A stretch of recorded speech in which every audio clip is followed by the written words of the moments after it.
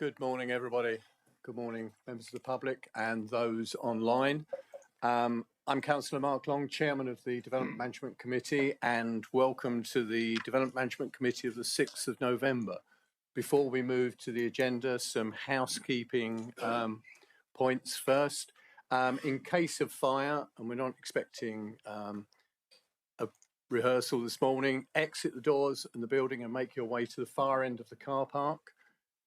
Toilets are outside the door on the left. Water is available outside the door on the right.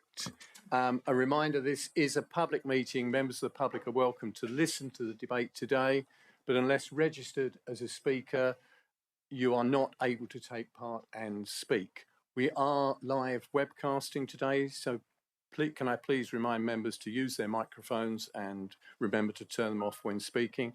And can I ask that so we don't have any interruptions, any mobile phones are switched off or silent, please. We don't wish to have any disruption during the meeting. Just for those who haven't attended before, in terms of how items are presented, the order for each application is follow. The planning case officer will present their report. Any objector will then speak, followed by any supporter who will speak. Any parish council representative will then speak. The ward member or members will then speak. Members of the committee are able to question each speaker on points of clarity. At the conclusion of the debate on each application, the members will vote and come to a decision. Can I, at this stage, as I've said, I'm Councillor Mark Long, Chairman of the committee. Could I ask the officers at the top table to introduce themselves, please? Thank you. Thank you, Chair. My name is Amelia Bolter. I'm the Senior Democratic Services Officer and Clerk to this committee. Thank you. Good morning. My name is Bernard Taylor. I'm Vice Chairman of this committee. Good morning, everyone. I'm David Fairbairn, Head of Legal Services and the Council's Monitoring Officer. Good morning, Pat Weimer, Head of Development Management. Adrian Noon, Case Officer for the first application on the agenda. Thank you, everybody. Now, on to the agenda. Apologies. Could I ask for any apologies for today's meeting, please? Thank you, Chair. We received apologies from Councillors Oram and Nix, and for Councillor Hodgson for this morning, and expecting her for the afternoon session. Thank you. Thank you. Move on to agenda item 1, the minutes. Members, you have all received the minutes of the meeting for the 2nd of October. Can I please have an indication of acceptance? So moved. So moved. Thank you. All those in favour? Thank you. Now move on to item 2, urgent business. There are no items of Chair's urgent business today. Item 3, division of the agenda. There's no reason to divide the agenda today.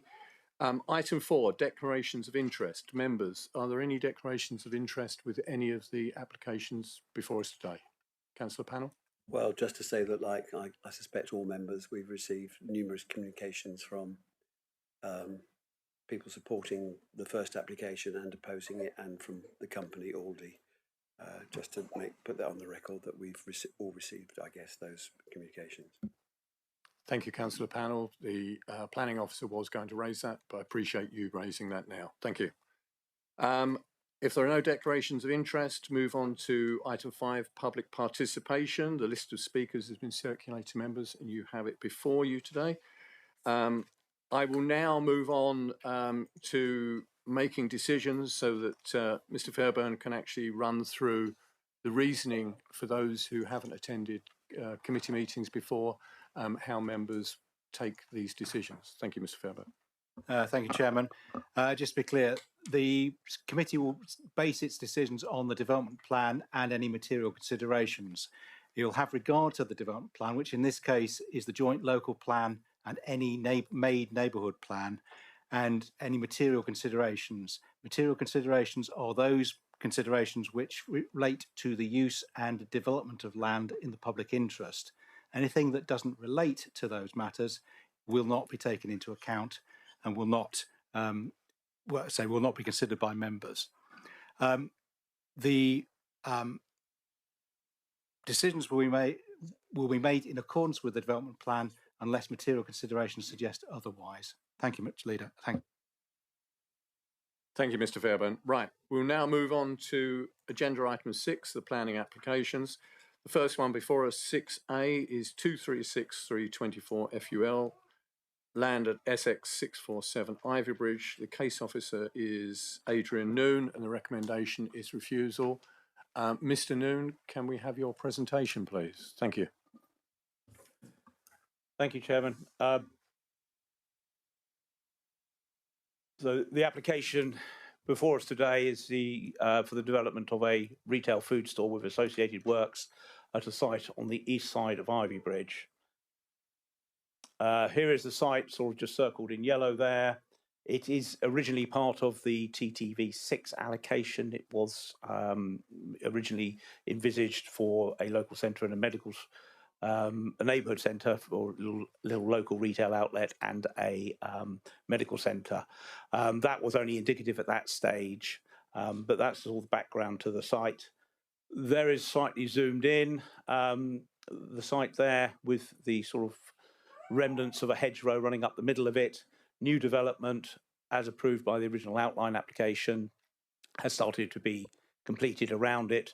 So you've got to the north is Hazel Lane, to the west is Elm Park, and then up to the right, just slightly off picture there, I think it's a development known as Saxon Gate. The site to the south side of the roundabout is where we currently have an application for an SEN school. That's sort of an application to agree the reserve matters on that one. For the purpose of the application, the red line shows a access on the off of Rutt Lane. So that's hence the odd shape of the red line there. I have quite a few updates, I'm afraid. Please bear with. The application generated a lot of local interest, including from agents on behalf of the two existing food outlets, the Co-op in Town Centre and Tesco's over at Lee Mill. Since the report was prepared, the agents on behalf of Tesco have reconfirmed their objections. It is their position that the INP2 site, that's the site in the town centre, allocated in the neighbourhood plan, where we had an application for a supermarket a couple of years ago that was refused. They maintain that that site remains available, is suitable, and is compliant with the neighbourhood plan. They sort of make the point that this development could frustrate the redevelopment of that site. They are of the view that the fact that we have concluded that the INP site is not available is unevidenced. Their view is that as the district council has an interest in the site, the council's position confirming that they no longer wish to pursue the application, we were the applicant at that application that was refused, should be specifically made in a council meeting. Now, I believe that in the background there has been such meeting. It would be before my time, but I think others at the top table here would be able to elaborate on that if need be. Their view is because we haven't gone for town centre first, there should be an additional reason for refusal in my recommendation. I don't agree with that point. I will come to that in a moment. Sequential test, they're saying, has not been complied with, and they're saying this store at this size would have a significant adverse impact on the vitality and viability of the town centre. That's sort of essentially reiterating a point previously made. We have sought advice on this representation from our advisors, Lambert Smith Hampton, who have commented on the retail impact assessment and all the representations being made about that. They maintain that the parties have robustly considered the INP2 site, and it has reasonably been discounted from the sequential test. There are no plans to progress that by the owners of the site. In fact, there are other plans for that site. That is underlined by the fact that the planning authority has refused a supermarket on that site. The applicant's agent has also sort of come back on these representations. They maintain that the due process has been followed. A retail impact assessment has been provided and independently reviewed. Policy officer has confirmed that there's no objection to the proposal on what was part of the TTV site, TTV6 site, subject to compliance with relevant local plans, which would include the need to pass the sequential test and the retail impact assessment. And they underline that BNG will be provided. It will be mostly off-site, but that is as allowed, and they will, aim to do that locally. So they make the point that that is being covered. We've also received some of these quite late. Ivy Bridge Town Council, who are disappointed not to be able to speak today, but they have provided an additional representation. I think that was circulated to members, but the essence of that is that their view is it won't impact on the town centre. There are significant benefits of the scheme, particularly to the east side of the town. The scheme addresses concerns that have been raised. They do sort of refer to the lowering, which I will show you in the drawings in a while. They did say that the whole thing had been lowered. That's not quite the case. Parts of the building have been lowered, and they maintain that there would be no adverse impacts. I think it's about 100 letters of support have been received, but I think in essence they're reiterating points that have already been made, picked up in my report, but emphasising the benefits arising from the increased choice that this proposal would bring to the town. A letter of objection from Hazel Lane has been received, again, largely reiterating points previously made with regard to increased traffic, impact on residential properties, noise and disturbance from comings and goings, and sort of underlining that in their view that it would be an impact on the town centre from an out-of-town retail store in this location. You've also received a number of representations direct from Aldi and their agents. I think they sort of underline what the points that they have made about the application. There's a little bit in there that they make some points about separation distances. I'll come to that in a moment. I think that is quite quickly sums up a lot of late representations. So going back to the application's details, this is the site survey drawing. You can see the trees in the middle, they would all be removed. Trees are at the point of access off Rut Lane would need to be removed, but elsewhere along Exeter Road and the northern end of Rut Lane, they would be retained. So here's site plan.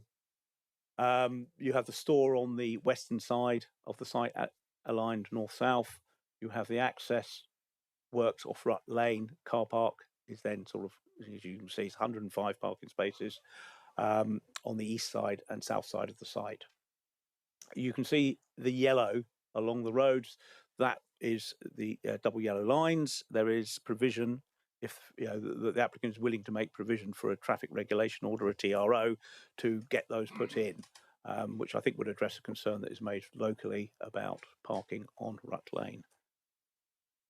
You can see just the little red bit down outside the site. That's there are bus stops there. There's a little bit of resurfacing of the pavement there would be included, and there's little cantilevered bus shelters, one either side of the road. The signage gets lifted as well, and wording added to the sign to say retail store here, turn left at the roundabout, or right if you're coming from the other direction. There's just a bit more detail. There's quite a few trees would have to be removed at the point of access, because you've got to create the visibility splays to bend it in and provide pavements. So that is the detail of that. The highways officers are happy with that. And then just looking in a little bit more detail, there's those bus stops, and the little bus shelters shown there as well. And then the roundabout signs would be altered. They've sort of indicated food store underneath Ivy Bridge. So that would sort of basically go with highways works off site if in the event of an approval. And then further to the east, west rather, just to the Godwell Lane junction is just off. I'll get the cursor if it can go. That's Godwell Lane there. You'll see a little red mark just there. That's the red mark in the top right-hand side of the drawing up over here. So this is just an extension of Exeter Road to the west of the site. And at this point, with the red markings there, that's a pedestrian crossing going in to facilitate pedestrian access to the store. But that is over to the west of the store, and the application site's just off this drawing. So the position of that, given junctions and other things, that's why it's a little bit over this way, because it couldn't be too close to the roundabout or too close to Godwell Lane junction. So it's over here. And then there's just the detail of that. So that would need to be secured through the appropriate agreements in the event of approval. This, just for your information, there is a provision for a contribution towards off-site cycle improvements. I think 16,000. That's what there would need to be that. The highways officers asked for that. This is just to the east of the roundabout, just where the county are looking to improve pedestrian and cycle lanes along the south side of the Exeter Road, and that contribution would go over towards that. The house builders who've done development on this side of town have also contributed to that, so it's building up a pot, and the amount has been subject to quite a lot of negotiation there. So there is just some overall landscaping details. We sought to increase the number of trees within the car park. There, the consequence of putting in more trees is loss of car parking space. The balance had to be struck at some point. So in terms of narrowing the areas of disagreement, we have sort of balance between the level of parking and the level of trees within the site. There is a net reduction in canopy cover, or would be. That would need to be addressed through negotiations with the tree officer to secure off-site tree planting to maintain canopy cover. Within the site, the number of trees actually increases because of the planting shown by the darker green dots in lieu of the trees that have been removed. But those trees would not necessarily be chosen for having a large size simply because of where they are. So the canopy cover would need to be sort of maintained through off-site planting. There's an elevation of the store. The top one is the one you would see from within the car park, the frontage. So there's a nod to sort of some local stone materials, but otherwise it is of its type, shall we say, in terms of the detailing and general proportions. The rear west elevation is sort of coloured green with some sort of grading of colour to try and mitigate the impact of that elevation. So it's sort of darker low down and it's lighter as you go up a bit.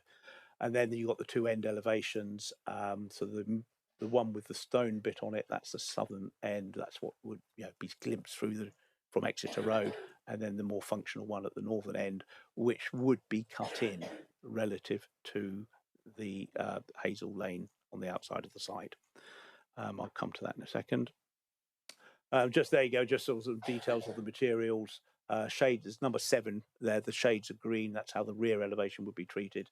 And then there's some examples of local stone that would be sort of introduced as a sort of a panel on the building.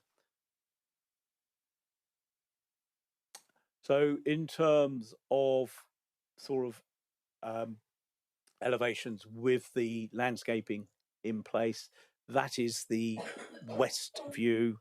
So you can see there the building would there would be attempted to provide some landscape planting at the rear of the building to screen it. And then you've sort of got roughly lined up with those dotted lines sort of transposed from the drawing below to sort of place the buildings in Elm Park. I think the ones that you've got on the far left, I think it's actually that property is, in fact, its address is Hazel Lane. So number 1, Elm Park is here. Well, cursor is, if you can see that. And then the numbers go 2, 3, 4, 5, the pair there, and then 6, 7, 8 as the 3, and 9, 10. So the closest ones here, 4, 5 there. I will come to some dimensions there in a moment. Other elevations there, top one that's the north elevation from Hazel Lane. The building on the left is I think a substation outside of the application site. That just is as is. And then you have the store. You see the top part of it because of the way it's going to be dug in. I've got a plan coming that shows you how the levels will be managed across the site, because they do slope from north east corner to southwest corner, a difference, I think, of about 5 or 6 meters. So floor plan of the store, entrance at the bottom there. You then have the sort of back of shop storage and what have you around this edge here, around bottom of the drawing and up the right hand side, and then you have the main part of the store in the remainder of it. The service yard is on the right hand side, so that's the northern edge, so that would sit between the northern end of the building and the site boundary, and then Hazel Lane above that. That is lowered, it's cut into the ground levels, is slightly lower than the floor level of the building. Again, I've got some dimensions coming. The roof plan there incorporating solar panels. And then there's just a little detail of that service yard. There's bits and bobs of equipment in there in terms of chillers, air source heat pumps. Those would be contained within an acoustic fence. The environmental health officer says, subject to appropriate conditions, the operation of those would not in themselves be a problem. And then just sectioned through the building, the greyed out area is the void, because of that bottom drawing. Because it's all one single span, there are no supporting structures within the shop floor. That void has to be quite big to take this structure that holds up the roof. So it cannot be lowered more than this. What you can see at the bottom drawing is the slight lowering of the very back. That's the western back of the store. That is lowered down to, I think it's about 3.75 meters above ground level. So that's it rises up to, I think, 6 meters at the front, and it's about 5 meters at the point where it steps up. So that was an attempt to reduce the impact. Just the boundary treatments there. The important ones there being the acoustic brown fence around the service yard, low timber post and rail fence, the pink around the perimeter of the site. There is the green one there at the bottom there, just a simple knee rail. Oddly, the site boundary, which is sort of this little green line here, is about a metre off the Devon Earth Bank at the back of these properties. There's a little bit of no man's land in between, which I think probably falls with the management company of the residential development. And at the top of the slope here, there's a 1.8 metre close boarded fence at the back of the store. So there's a little sort of service alley running behind that. And there's just the detail of the various fences that would go up around the site. Lighting, car park will be lit, front of the store will be lit. The contours that we have there, the blue one running around the outside of the site is what they're saying will be the 0.5 lux spill. So I think that's reasonably low level, well contained. I think in my experience, modern LED lighting is very directional and much reduces glare compared to the older sort of orangey sodium glare. And they're sort of showing a number of lights across the frontage of the building, which would have relatively limited light spill. And then obviously within the car park, there would be some overhead lighting. But again, they're showing the lighting from that all contained within the site. So landscape plan, the red is the trees that are removed. The sort of beige-ish grey khaki colour are the trees that are retained, and then the bright green stuff is all the new planting. So net increase in the number of trees planted, net decrease in canopy cover.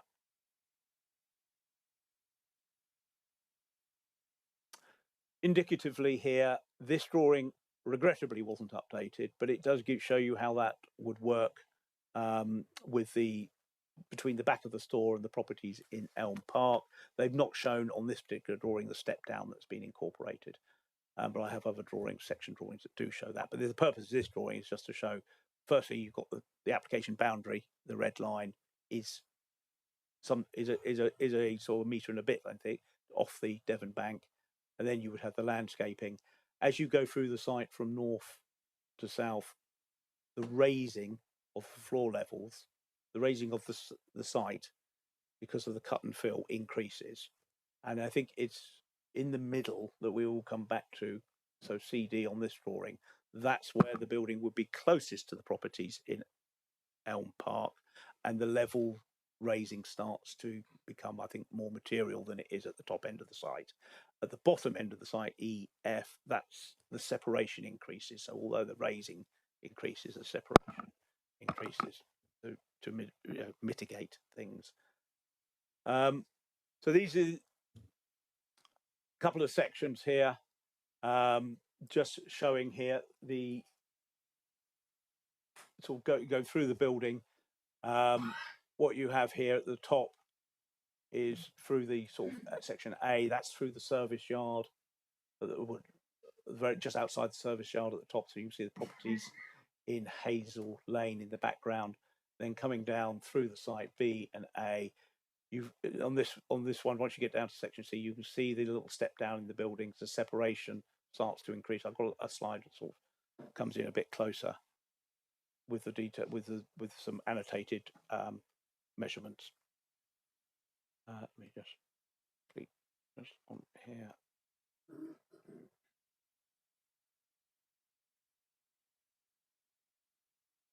Just want to bring up slide brought out. Hang on a moment. I'm just trying to bring up another slide just with some notes I've got on for the next couple of slides. I just need to bring that up. If I can. There we go. That's it.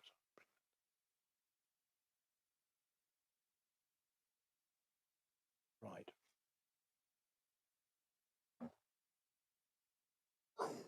Just get my two slides running together. Right. Okay. Apologies. So section at the bottom here. So just this is where the level increases get the greatest, but we've moved away. So this raising of the ground is further away from properties at the bottom end of Elm Park. There's just a couple of long sections through here. You can see at the left-hand end, the southern end, this is where you start to get quite a rise because of the cut and fill. And at the northern end, you've got that's where the cut is greatest to create essentially a large level site for the store and the car park. Just a couple of further sections there just to sort of show that. So as you go across the northern end of the site, the level of cut gets greater because the high point is in the northwest of the site. This is the existing ground levels at the top.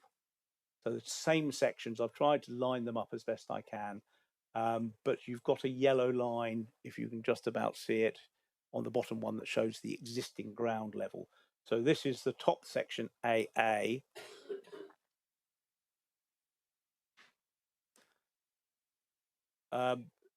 Here, the levels raising is not too great. Moving on through the site DD, this is the sort of where we get the closest to the properties in Elm Park. That's number 5 over here. They have a small sort of lowered patio area.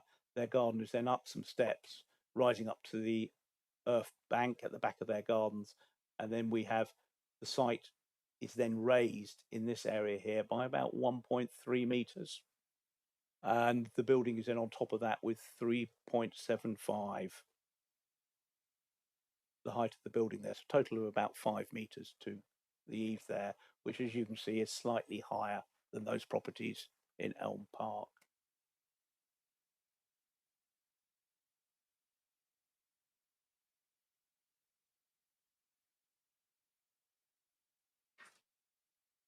And then just coming down to the bottom, GG, we now have the greatest level raising on the site, but 10 Elm Park, there is greater separation, and the sort of concerns for the relationship become are much less at this end of the site. And there's just the long sections, so you can just sort of see in here there's sort of quite a bit of raising at the southern end of the site. And there's just one across the frontage. So again, you can see that's the 100 one. So this one here, you can sort of see the ground level below this line here, and where it's come up to on this one here. So there is significant raising going on at the southern end of the site.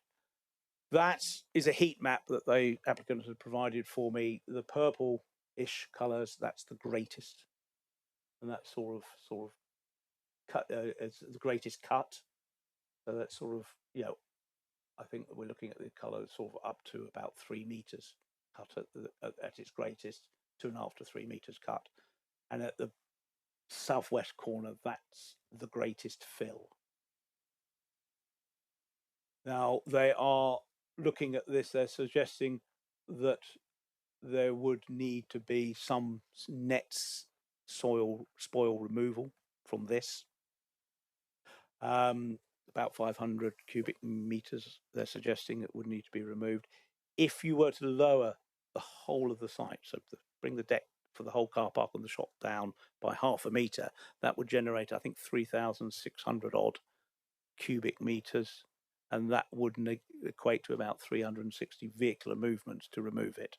That is not in the AE application supporting information in terms of highways impacts, and would require significantly larger, more robust retaining structures to deal with the cut at one end and to support the fill at the other, or the greater cut at one end. So that's not what was being come up with is a balance that the applicant feels addresses our concerns. Right, moving on to the photograph. Stood on the roundabout looking at the site. The tree planting is largely outside the site. That's on highways land. The red line is just on the inside. So Rut Lane going up to the right, Exeter Road going down to the left.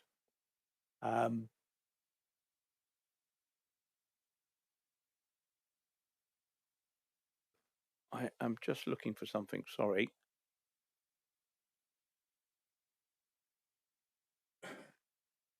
Yeah, that's it. Right, I'm just checking where I am in the presentation. So there's Exeter Road down there. So there will be the bus stops down there, roughly where those roadworks are. Then sort of slightly around the bend would be the crossing.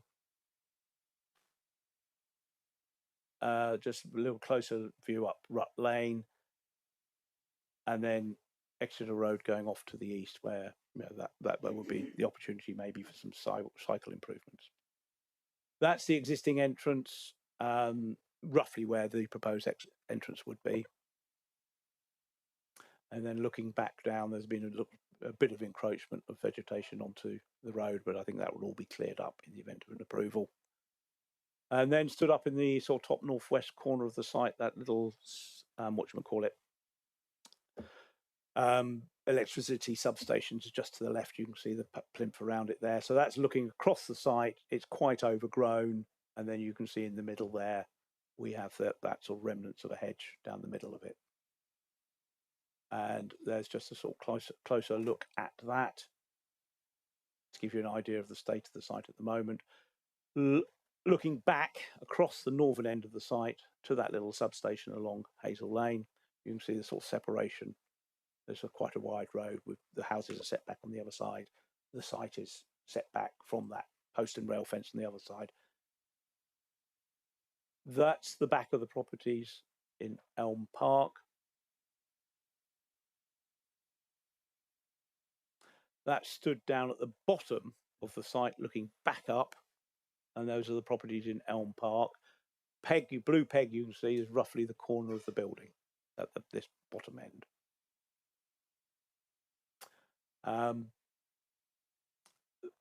That there's 2 pegs there because just at the bottom end there's a little sort of additional bit on the building that sort of steps back in on the peg on the right.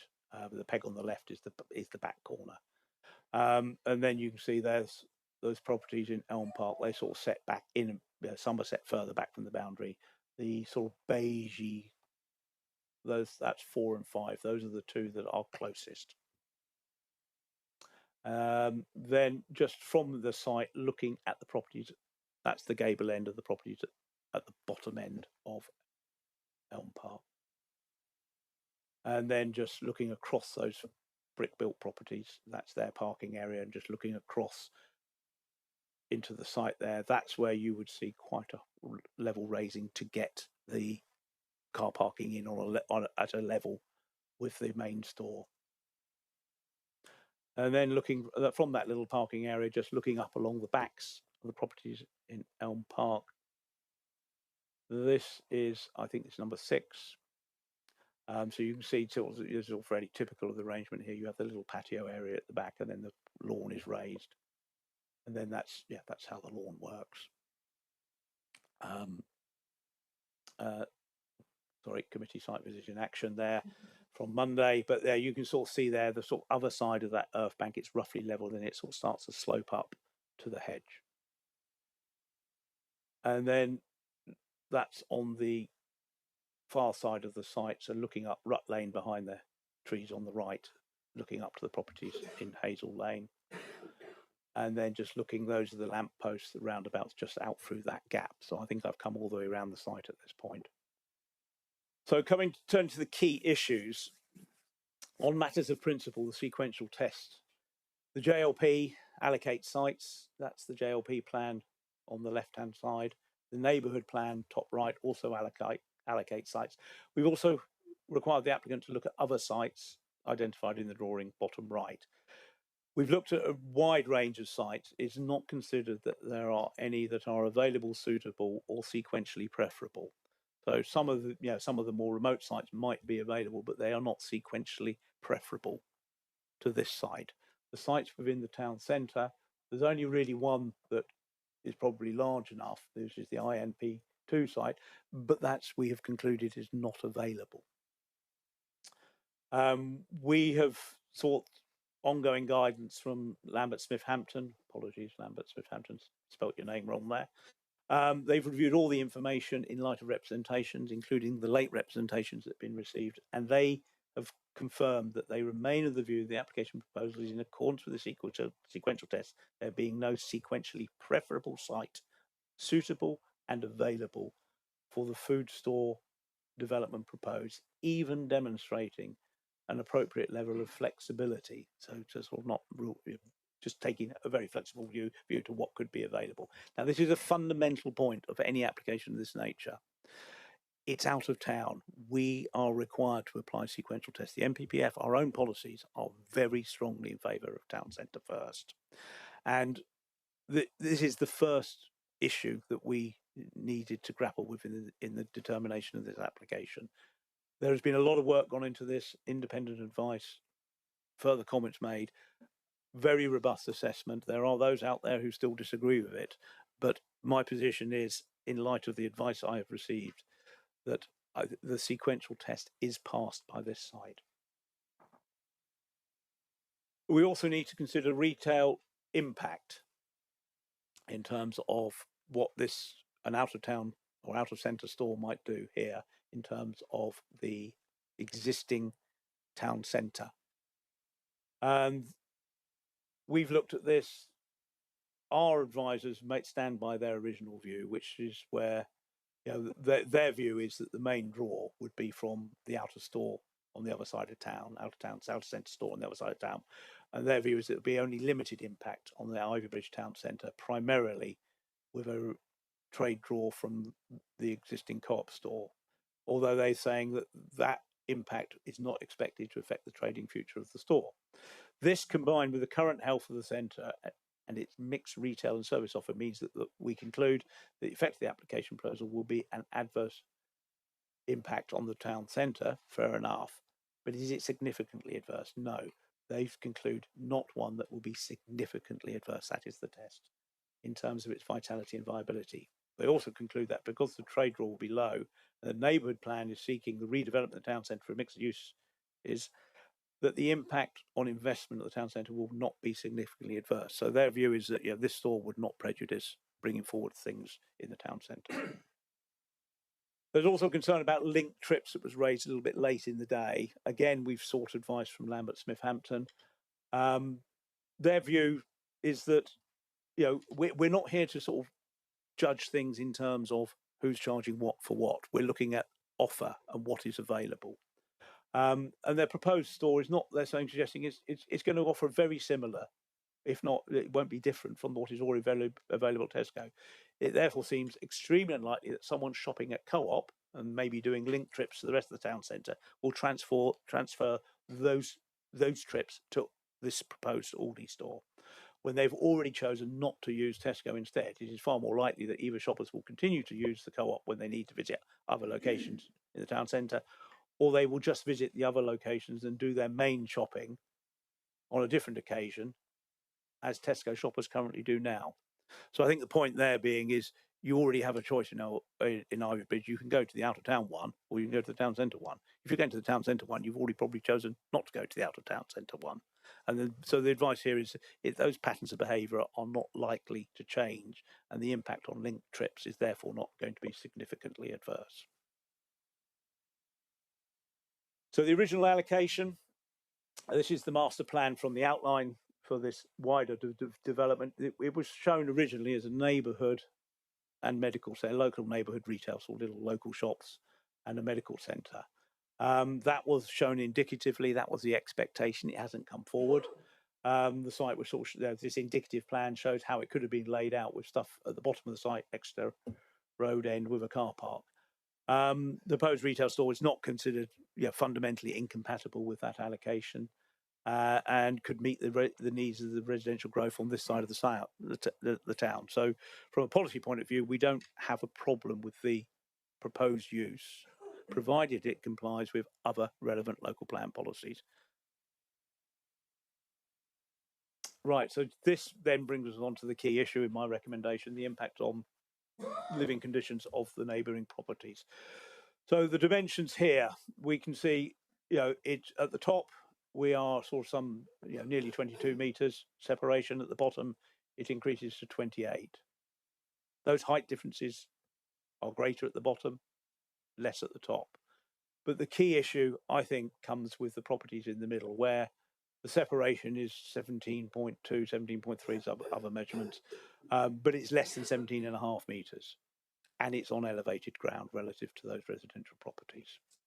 That is where my concern comes in, because we have a building 66 metres long. Now, there's been some comments from the applicant that, well, this complies with your own SPD. The SPD that they refer to is in relation to residential development, and it sort of suggests that a separation of 12 metres, which they have latched onto, is appropriate. Well, if you look at the SPD, that's 12 metres between a main elevation of a property and a gable end of a dwelling. So something that's probably about 8 metres wide, not 66 metres wide.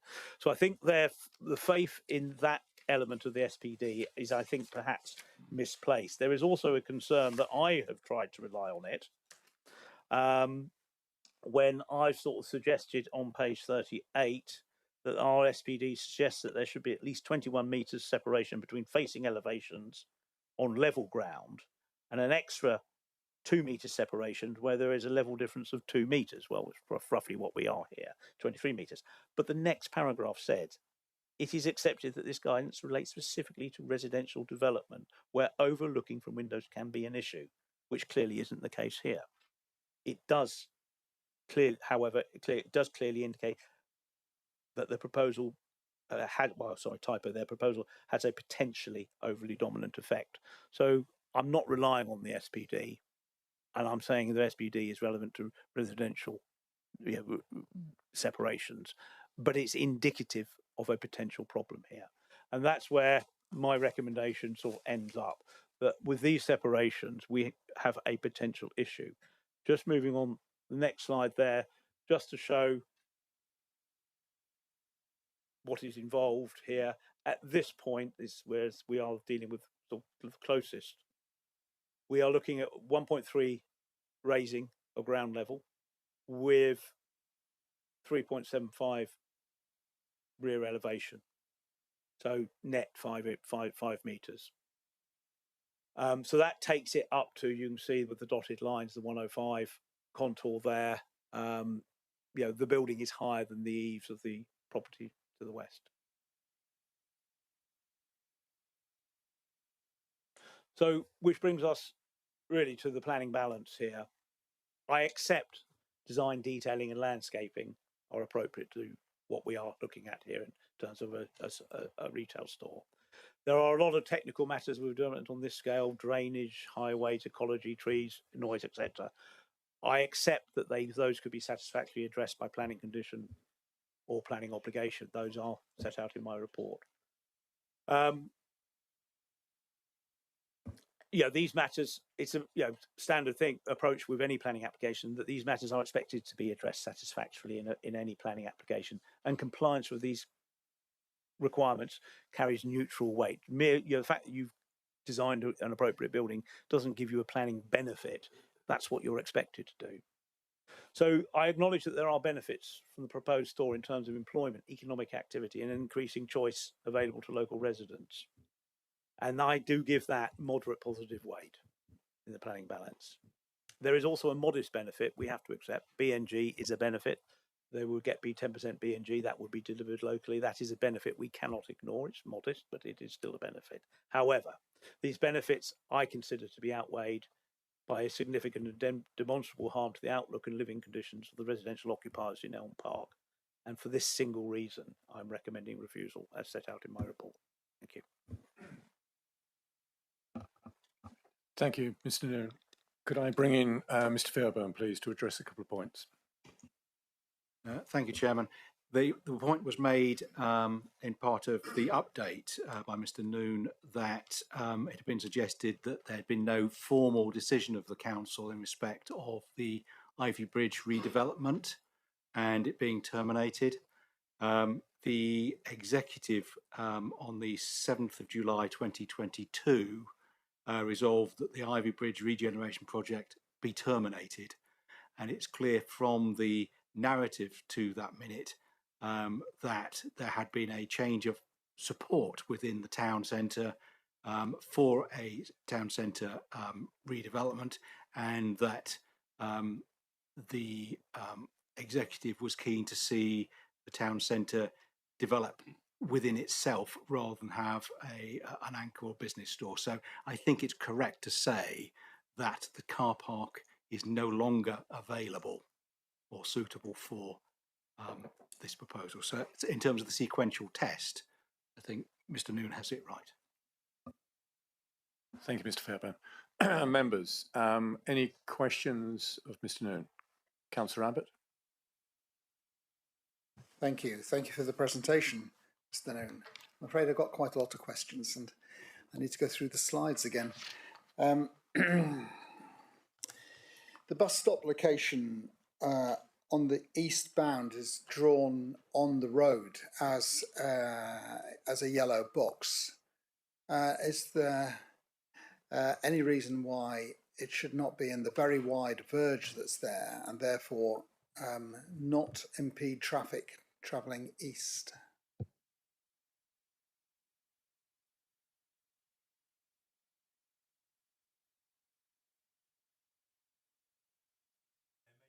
Sorry, there may be an issue with land ownership. It's what was proposed and what the Highway Authority accepted. Is there room for debate, do you think, by a relevant county councillor and the NHO? I think it could probably be a matter in the event of an approval that would be negotiated through other agreements. Assuming it is all on highways land, it's not within the red line, there would be flexibility for the Highway Authority to reposition that. It would still be an obligation on the developer to sort of contribute the funding for it, but how it would be done could be approached flexibly in the event of an approval, I think. Thank you. My second question is also a highways question, really. On the crossing, marked there in bright red, I presume, is that the location of the current stippled footpath crossing and the entrance into the southerly entrance into Elm Park?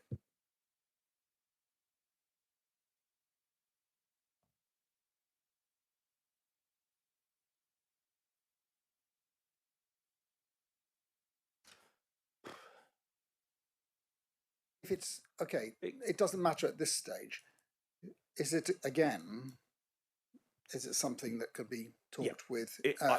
with the Highways Authority. I believe that wouldn't be a problem. As long as it is provided, it's off-site, not within the red line, the detail would be resolved through other highways agreements. Thanks. I probably ought to say that at the very beginning, my concept is that's all Saxon Gate. So there are two named roads on the west there, which we've been talking about, and one is very long. But I think it's all Saxon Gate in my understanding. But it's just a small point that came up at the beginning. Can we go back to the north view from Hazel Lane? The photograph, or A plan.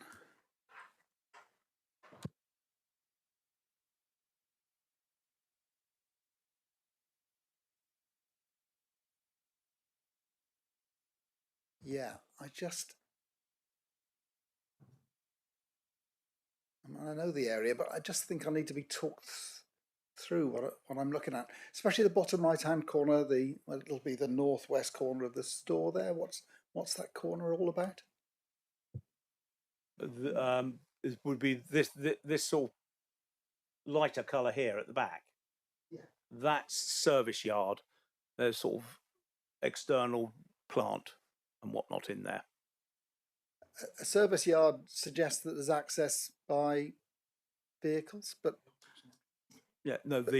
So the delivery area is where the lorry is indicated, the big long white thing. That would deliver directly into the store, and then this area is a sort of compounded area. But maybe service yard is slightly wrong. It's sort of a plant area, shall we say?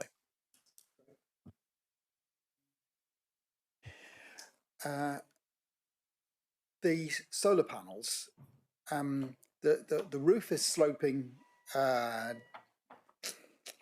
down towards the west.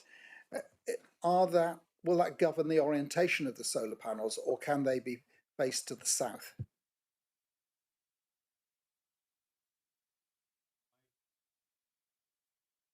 They're probably a technical matter for these solar panel installers. I would, on a essentially flat roof, slight pitch on it, sloping to the west, I suspect they would work if they were flat, but it wouldn't be optimal.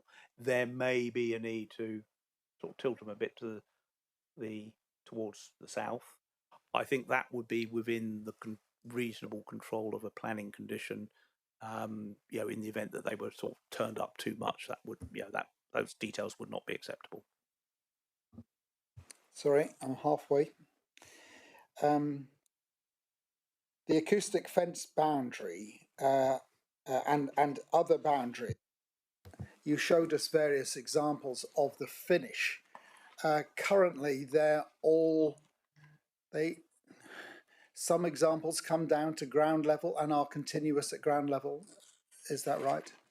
So number 1, I guess, number 2, and number 7, maybe 6 and 7, are all down to ground level.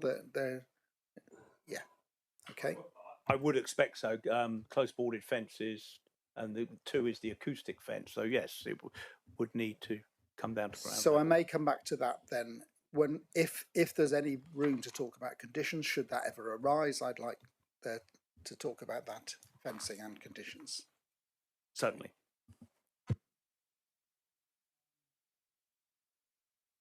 The lighting.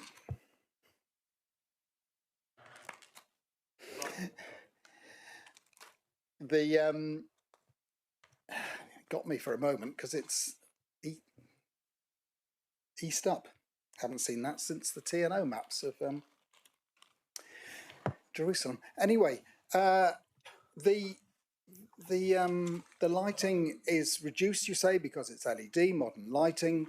But is it going to be on all night? Can it be off? Is a requirement for security lighting at night? Can it be lighting that comes on if it's, say, movement or actuated? Or does that just annoy people anyway with the lights coming on and off? Is that anything to do with planning? It would not be unreasonable to seek to control the external lighting through a condition that would agree its hours of operation. I suspect there is an operational requirement for a certain level of lighting 24/7. But I think the superfluous lighting, the car park and things, some and advertising and whatnot, some signs could reasonably be turned off outside of shop opening hours. But yeah, we can condition the hours of lighting being switched on, whilst accepting that may be a need for some that are on all the time or are at least on sensors. And now it's the last point, but it's on sections. And there's about, can we start with the sections? The first one was a simple one. You said it's out of date because the store is not lowered on its western edge, and it shows the houses, and I think they're, yes. So are those sections A, B, C, D, E, F exactly repeated when we look at the sections which follow? Yeah, with the exception of the fact these ones don't show that little step down. That's the rest of it's the same. Yeah. So the alignment of the sections is the same. So could you go on slowly, please, and I'll shout. So there. I don't understand what the black is. Fencing. So at this point, if we could zoom in on the top right hand corner, I should have made it larger. The top elevation AA, it's looking north. It's drawn beyond the building. So those bits there, that's essentially the fencing around the loading. Yeah. So this black bit here, that's essentially the fencing around the service yard delivery area. This one here, middle section, it goes through that little sticky out bit at the top there, which is the delivery bay for the lorries, where the lorries back up to. I need a red pointer. So if I just flick it's okay. I can. Unless Yeah, on that one there, on there. So it's that drawing there. Oh, that'll do. That section cuts through this little bit at the northern end of the building. Sorry. Yeah, I need a. You can get it, but I can't remember how. Yeah, because you've got it on different. So that's why you don't. That's the only white bit on that section, and then all the dark colours are fences. Yeah. And then the bottom section, you've got the white. It's the buildings, and then the fences in darker colours in the background. So the higher fence in front of the store is the sort of around the service yard. So that's the higher acoustic one, and then sort of lower stuff. There is a bit of retaining structure there as well on that northern edge, simply because you've cut in to get the level down. That's fine, thank you. Maybe could just go on through slide by slide.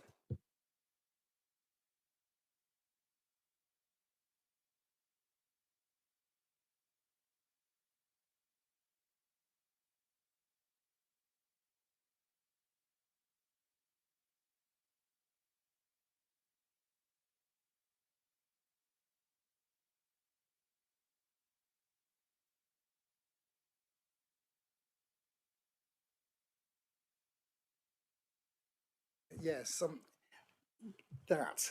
So Elm Park comes south, and then there's a hammerhead at the southern end, and there's a house in the southeast corner. And when we were standing on the car park, it looked as though the raised parking area within Aldi the proposed would be very high compared to where we were standing. But could you point out that house in the southeast corner and then the distance to the raised area, please? Sorry, number 10 Elm Park, which is the bottom left-hand drawing in the lower, the bottom left-hand house in the lower drawing. So that's its gable end there. And that, I think it's about 30 metres from the back of the store. The raising of levels there. I'm just trying to look for my notes on that, but for some reason, where are my notes gone? the level raising here is about sort of 2.5, 2 3/4 meters. So there's a little retaining wall there. Then it's sloped back down behind the earth bank. So this is sort of basically looking across that hammerhead turning parking area. 20 metres separation. 28, nearer 30. Nearly 30. Yeah. Sorry. Thank you. And I said 30, we agreed 30. And then please may we continue as far as the heat map. I might stop you beforehand. Yeah, well, there we are. What was I going to say? So the colour for no cut and fill, is that one of the yellows?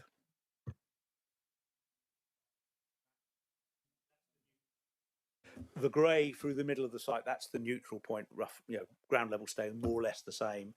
Green side, it's fill. Orange, pink, purple, it's cut. Thank you very much. Thank you. Councillor Allen? Thank you. I wanted to go back to the sequential test. You looked at the impact on the food store, on Co-op in the centre of town, but was it looked at the impact of the town centre, whereby people coming into the Co-op would presumably also potentially shop in the town centre? So losing the people going in could effectively impact the town centre. Was that looked at all? That was the bit about link trips. Sorry, I've pressed the wrong button here. There it is there.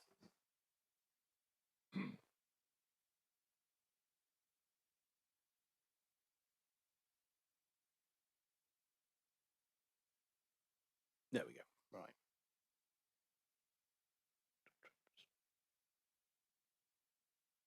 Yeah. So from the link trips point of view, oops. There we go. So that is an aspect of potential impact on the town centre. Our advisor's view is that people are already making the choice to either go to an out of town, out of centre food retailing.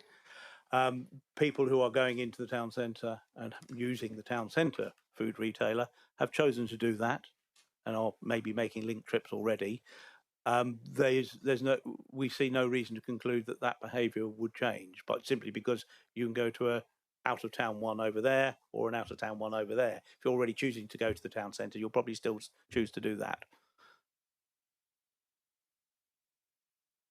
Just as a follow-up, thank you. And were the other shops in town around the Co-op consulted about this? Have you had representations from them? Not in any number. They weren't specifically consulted. In that our consultations are sort of site notice based. I cannot imagine there's any shop in town that is unaware of this proposal.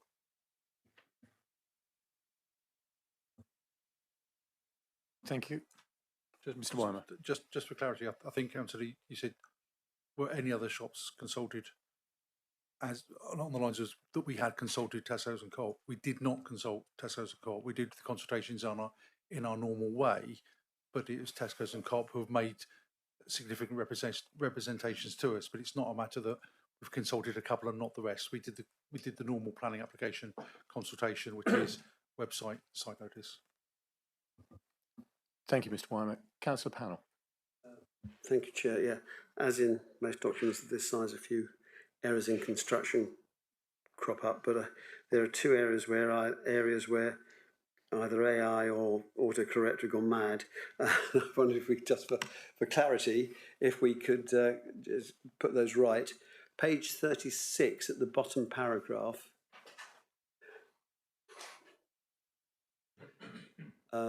The benefits of the development are considered to outweigh the lawsuit of the trees. I'm guessing that's loss, but if you could confirm that, that's fine. Apologies, yes, guilty, sorry. And on page 37, also doing with trees, it is paragraph 4, 1, 2, 3, 4. I think it's 4. Talks about parenting of trees, which is a nice concept, but I think it means planting. Is it paragraph 4? Just checking which paragraph it is. It talks about parenting of trees, if anyone can spot it.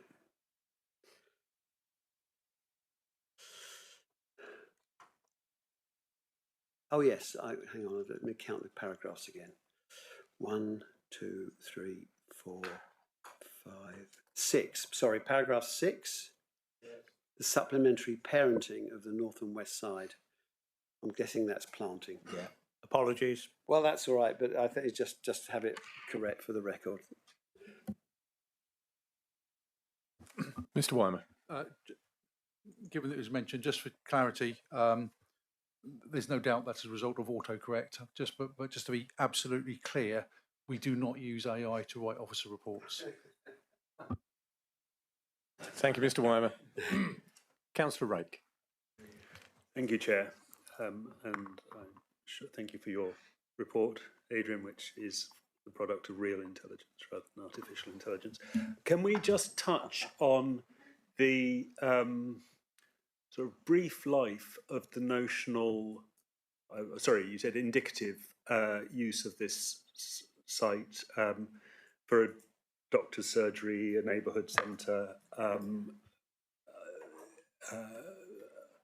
or, I mean, I'm concerned because we see this elsewhere, that when this is at the master planning stage, we put in these things, and everybody goes, "Oh, that would be nice. We could have a surgery there, and a fairy pond, and a mountain glade," and then actually what they get is something completely different. And I think this is particularly the case.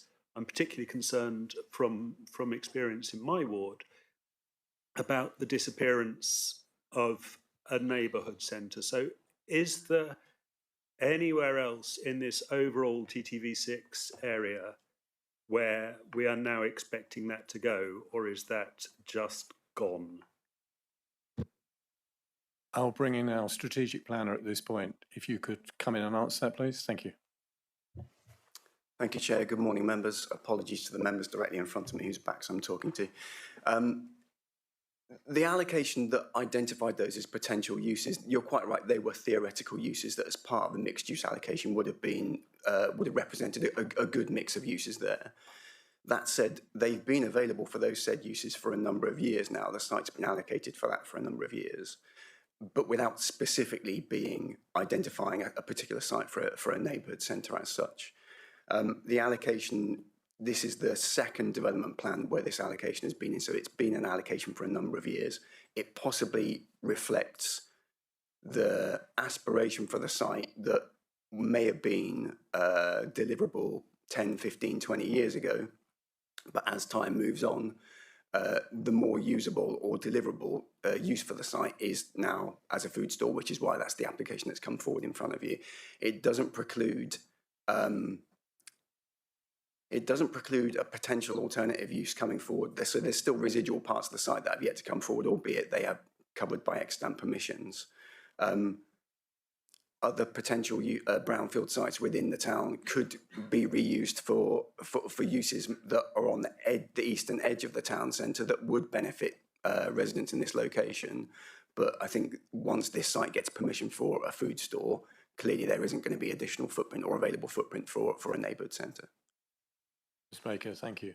Can I just follow up briefly, Chair? So, I mean, I suppose one of the structural issues here is that the neighbourhood centre would serve residents who don't yet exist because the full allocation has not yet been built out. And by the time those residents are there saying, "Oh, we need a neighbourhood centre because we're 540 homes and nowhere to have a children's party," it's too late. So, I mean, I suppose, is there any sort of standing guidance on how we should sort of envisage the future needs of those residents and protect that? So the nature and scale of the eastern extension to Ivybridge didn't guarantee a community centre as such. And in a lot of residential extensions to market towns like Ivybridge, there is not an inbuilt community facility because within a town like Ivybridge, there are already facilities that serve the town as a whole rather than a specific residential area. Part of the reason why facilities like this are so difficult to come forward is because it's a systemic flaw of the planning system whereby parcels of land get divvied up to house builders, and as they incrementally come forward, the burden of providing the wider sort of community facilities, it gets pushed onto the next parcel, but nobody actually ultimately has to take on that responsibility, which is why you're looking at the final parcel now coming forward as a food store that doesn't necessarily reflect what the original aspiration for the extension to the town was. Thank you, Mr. Baker. Content with that? Thank you. Councillor Bonham. Yeah, thank you, Chair, and thank you, Achim, for a very thorough report on a difficult subject. My first questions are sort of warm-up ones, I think, relating to relating to topics which may or may not be relevant depending on the decision later on relating to noise, sustainable travel, and ecology. Firstly on noise, I'm a bit worried that the acoustic fence is not sufficient to block all the noise from the site, especially in the north middle section and the southwest section. Can we just have a look at the proposed noise and where the lorry entrance would be in the bottom, in the north section? First of all, yeah, so that lorry turning, it's going to have reversing beepers when it's reversing into that space, but the acoustic fence doesn't go very far along as far as I can tell. Sorry, the picture's round. Wrong way. Oh yeah, I see. Where does the fence go? Where does the acoustic blockage go up till, please? It comes out along the northern side of the service area, roughly to a point level with the parking, this line of parking spaces here. If you bring that up to about there, so it does extend forward of the building line of the store along that northern edge. Now, that would be a matter for the conditions that the environmental health officer has requested. So we would expect to see the acoustic qualities and details of it. What we have here is just simply where it would go and roughly what it would look like. Technical detail, noise deadening qualities could be agreed by condition in the appropriate circumstances. And what about the bottom corner, please, where the car parking spaces get very close to the sort of T-junction end of the road? We don't have anything proposed there, do we? There's a 1.8, that blue line is a 1.8 timber fence. So from that point of view, there'll be a degree of sound. Oh, it is a fully boarded timber fence. Yeah, not an acoustic one. Okay. I mean, obviously, it's the quieter end of the car park in terms of the numbers of car parks there. It is adjoining a parking area that the residents are using. I accept that these parking spaces would be used more comings and goings than the residents' parking spaces, but I don't think this part of the parking is inherently incompatible with the adjoining properties. If we did approve this, could we ask for the acoustic fence at the top, the north side, to be extended if that was something the committee decided it wanted to ask for? I don't see why you couldn't. That would be a matter for condition, and that could be taken into account in the discharge of condition stages. Secondly, there's not a lot of information about sustainable travel. Now, a bus stop is good, and a cycle path. Where does the cycle path go to, and what other discussion has there been about sustainable travel? I mean, there's a footpath along the south of this main road. Where does that go to? I mean, what what sort of provision has there been made in this proposal for all of that? There are a number of cycle spaces, just as you would expect. At the store, there is also the provision of new bus stops. I think food shopping, bulk food shopping, is something maybe quite challenging to plan sustainably for, sustainable travel plans for, as evidenced by the number of car parking spaces. There is a travel plan lurking in the background of the supporting information, seeking to minimise, to promote alternatives to the private motor car. We would have to be pragmatic in how we, sort of dealt with that in terms of reflecting the reality of how people shop. I think this application does reasonably address the options not to use a private motor car. The off-site cycling, it's part of a wider scheme. I believe there is a cycle route going across the front of the site. It gets less user-friendly, shall we say, towards the east. There's a few gaps there. That obviously provides the opportunity to link in to the substantial houses building that's going on out there as part of TTVs. I think that's 7 out that way. So that is a sort of contribution to try and sort of build on the work that has already started with other developer contributions, just to provide the option for housing further to the east to have more convenient cycling to come back. So it's, as ever with these things, it's a question of trying to plug the gaps in the network when you have the opportunity to do so. Okay, thank you. On ecology, the applicant has said they don't want to put more trees in because that would take away some parking spaces. I mean,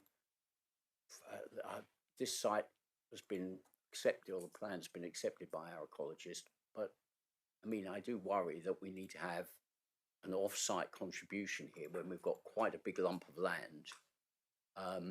Is there scope in conditions to vary that if we did approve it at a later point? Unfortunately not. Biodiversity net gain is dealt with by it's notionally a planning condition, but it's a nationally imposed one that we have no flexibility on. Applicants have basically 2 choices of how they address biodiversity. Now, it's got to be 10% improvement to what is currently there. So given that is, we're going to see the loss of the hedge up the middle, we're going to see the loss of that scrubby sort of covering of the site.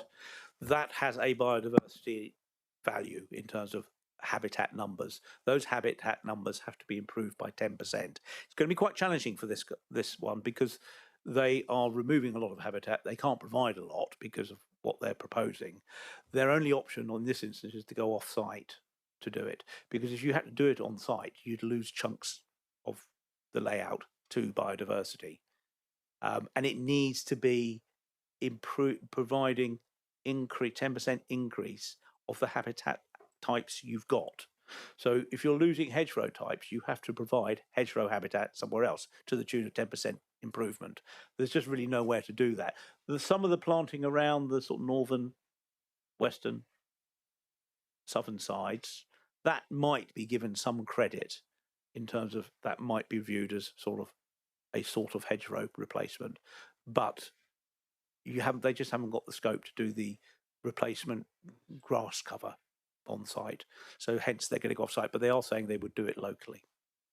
Okay, thank you for that. Let me move then to the main reason that you want to proposing refusal, which is the overbearing, particularly on house number 4 and 5. Can we go back? I know we have looked at it already, but I just want to really understand how you've concluded that there's overbearing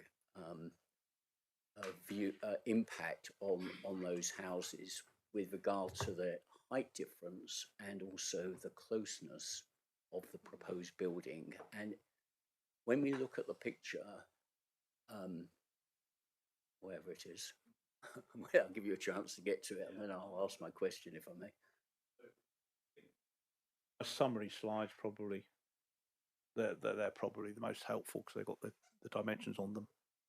Right, so the building is 17 and a bit meters, and the height difference from the ground floor of that house number 4 to the top of the nearest bit of the roof. I mean, basically, the roof goes above the ridge height, or the eaves height, I should say, but not quite as high as the ridge height, somewhere halfway up the roof, maybe.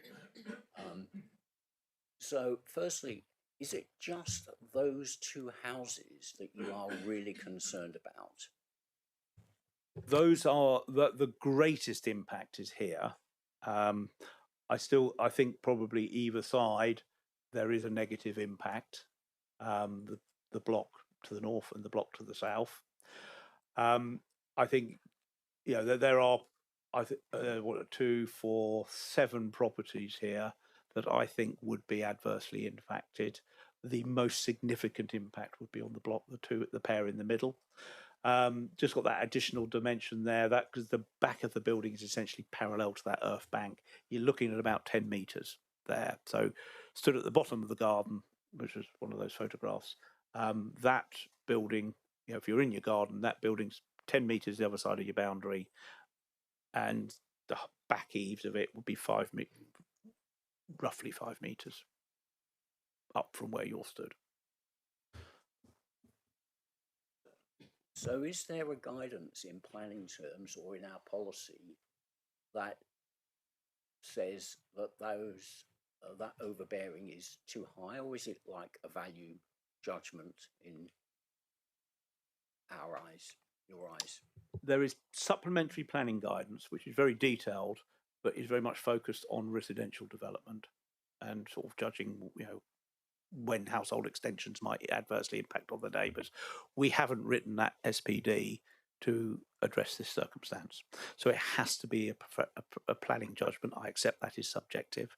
But I think in this case, my position all along and at pre-app, we've said all along that this is too tight. It's too big and too close. Okay, thank you. My last question then is to do with the potential benefits. I think you've said that the economic benefit, it's on that page, thank you. The employment, economic activity and choice available for local residents is acknowledged and given moderate positive weight. Why that? I mean, given that we've got over 1,000 people, I think that figure's correct, written in supporting this application, and 100 nearly written to each and every councillor on this committee, you're only all supporting this application, and obviously some are objecting, which is fair enough. You're only giving that moderate positive weight. Could you help me understand the thinking there, please? I mean, as ever with a planning application, it's not the numbers of representations that sway it about planning balance one way or the other. It's what is said. So in terms of the benefits and why I say those are modest, firstly, employment, it's 40-ish. I think they're quoting extra jobs, some of them part-time, some of them full-time. That is definitely a benefit. I think it's, at those numbers, I think moderate is the appropriate sort of level to pitch that weight at. If it were sort of hundreds of jobs, it would be significant. But I think we're, it's a modest benefit given the number, the 10, maybe the part-time, full-time balance, and sort of the level of jobs, the range of jobs. So I think that is appropriate in terms of employment. In terms of economic activity, there's a benefit here in that that it will keep the spend local to the extent of the point where it is made. Where the money goes after that, I suspect, is not that local. That spend is already here essentially, but it's going somewhere else at the moment, so spend would be here. So I think that economic activity stemming from the employment and the fact that people are spending money here, that is a modest benefit. I think if it were entirely new, let's say someone bringing in activity that doesn't already occur, that would be a greater weight. But this sort of spend is already happening. It's just happened somewhere else. And then I think increasing choice, well, that's just sort of essentially I'm looking at the number of places you could go to buy your food, no more than that. And given that there are 2 outlets plus major outlets already around, and many others of smaller sort of butcher, baker, etc., that sort of thing. Yes, it brings in additional choice, but it's not as though people have no choice at the moment. So I think that again is modest. I think is a reasonable level to pitch it. But others may disagree. I had to make a recommendation. I think modest is appropriate in this instance. Thank you for your answer. That's very helpful. Thank you. Councillor Donnet. Thank you. I had questions similar to Lee, Councillor Bonham, in the distance and height adjacent to the residential dwellings. Do you have a suggested distance that would be appropriate for this site? Is there a way, I'll leave the question at that. I think by sort of summing up too big and too close is probably where I sit on this one. If it weren't as big that way, and maybe not quite as high, it might be okay at this distance. You've got 3 factors here: the length of the building, the distance away, and the height of the building. Each one of those could be varied, and others could stay the same. If we were on a level site, I think my assessment of harm would be downgraded a lot. I think there would still be a harm at this separation, sort of 17.5 metres and 66 metres along, but it would not be as harmful if it were on the levels were the same. So you've got the sort of difference here of sort of 99.4 for the house's floor levels and 102.5. So that's 3 metres difference in finished floor levels. That's significant. And then the height of the building above that. So you're pulling at 3 different strings here.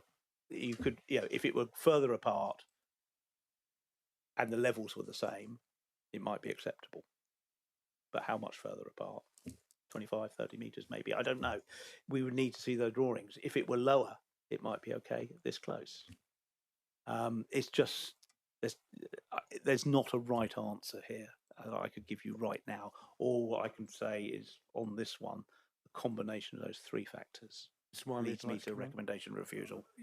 I think I agree with Mr. Noon, but I think there are 4 factors. To be clear, I think it's the width of the building or the length of the building, the height of the building, the distance of the properties, as he said, and as he's alluded to, actually the floor level of the building. I think that's the 4th strand, because if it changes to any one of those 4 things would make a difference.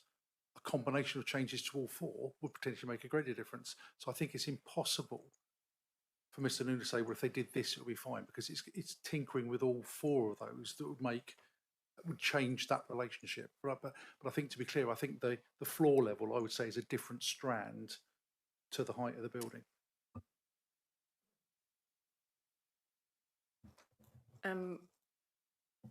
Did you want to come back on that? No. Okay. So I just wanted to also clarify the distance from the residential rear wall and what happens between that and the store. There's a gap. There is a bank, including trees, and then there is a wooded fence, and then there is a store that is graded green from ground ceiling. How high is the fence and how high will the trees be? The rear of the store. The rear of the store, starting on there, is 3.75 metres above ground level outside. Floor level slightly raised relative to ground level, but that's what you've got. The footpath at the back is probably sort of 1.5 metres, 1.8 metres wide. Then you've got the fence. Then you've got that fence, 1.8 close boarded fence. Then you've got a slope down to the edge of the site, so the red line on this drawing here. That's at the bottom of that slope. You've got the little knee rail type thing just to define the edge of the site. The trees that would be planted in that area are shown on all the drawings as not much higher than growing to not much higher than the roof height. I think The roof of the building that's a store. I think you would need to be very careful with the choice of planting in that area. You wouldn't want to be putting in trees that are going to become so high that they become a problem for the neighbours. You need them to be a small to medium specimens that would sort of top out at about 4, maybe 5 metres tops height. So I think you could choose those carefully, and landscape officers been involved in those choices. But that's on the sloping site, coming down sort of between the two for the knee rail and the 1.8 close boarded fence. The little bit then the other side of the boundary between that and the Devon Bank, as I said earlier, I think that's probably in the management company of the house, of the residential development site. We would need to look into that. It's a bit of an oddity that it's the boundary isn't the earth bank. Is it an oddity that needs to be addressed? Do they need to be able to access that? Will they No. be able to access it? At the moment, I don't think the residents have access to it. There's no gaps in that earth bank, so it falls outside. I don't know why it is the way it is. I would need to deep into that outline permission and have a look at see what went to the management company. I suspect the answer is in there, but it wouldn't be responsibility of the store operator. It's not in the ownership of the houses. I scratch my head at that point. It's probably management company from the residential side of things. Thank you. I was just trying to get my head around what the visual would be from the residential's rear gardens. Mr. Noon, would it be helpful to have the section showing rather than the flat image we've got there, but the section through the middle point where you can see the footpath and the fencing?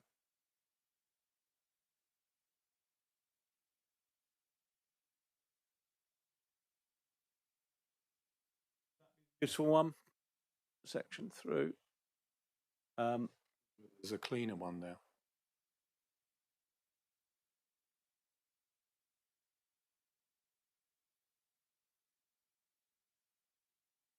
Oh, that may be. Yeah. That gives you a good idea of the intended height of the trees, where they are on the site. You can see the only thing you can't see on that is the little knee rail, which is sort of on the red line boundary. Is the knee rail similar height to the Devon Bank? No. I think it's 400 or so thereabouts. Just find that. There it is. There, I think top right. But if we just go to the drawing there, 0.45 high timber knee rail, the lighter green line. Okay, so barely visible from the rear. Yeah, Thank very, you. very, very minor structure.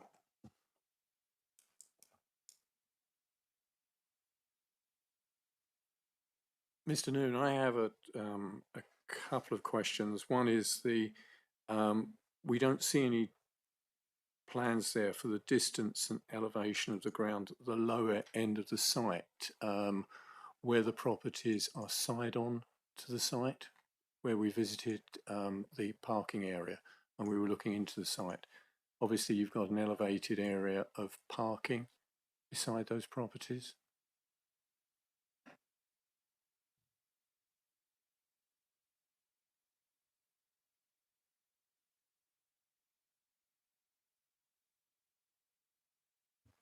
I think this probably is the best section.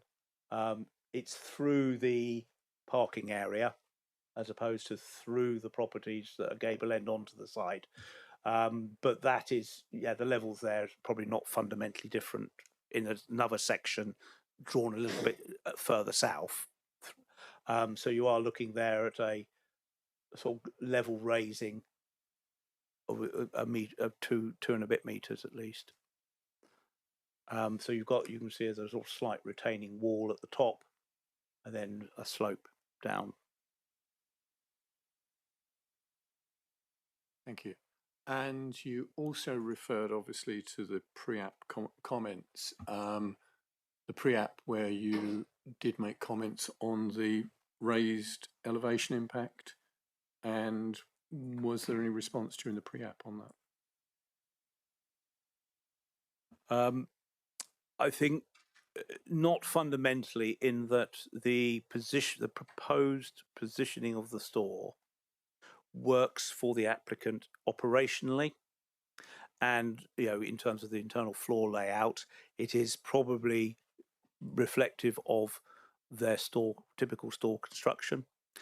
The suggestion that has been made consistently is it be rotated 90 degrees and put on the northern end of the site, such as the low rear is to the Hazel Lane end, and the store then faces south across a car park. That option has not been taken forward. I think there are sort of operational reasons why they are not prepared to look at that, or would rather us consider this. And to be fair to them, they don't agree with me on my recommendation. It is maintained that the impact would be tolerable on the properties to the west. Thank you. They haven't felt the need to do so. Apologies, Ms. Noon. Most would be a question more for the applicant. Thank you. Members, any further questions of Mr. Noon? If not, thank you. We have been going for an hour and a half now. I will give everybody the opportunity for a 10-minute break before we move on to the speakers who will be covering their point. So we'll adjourn for 10 minutes. Thank you.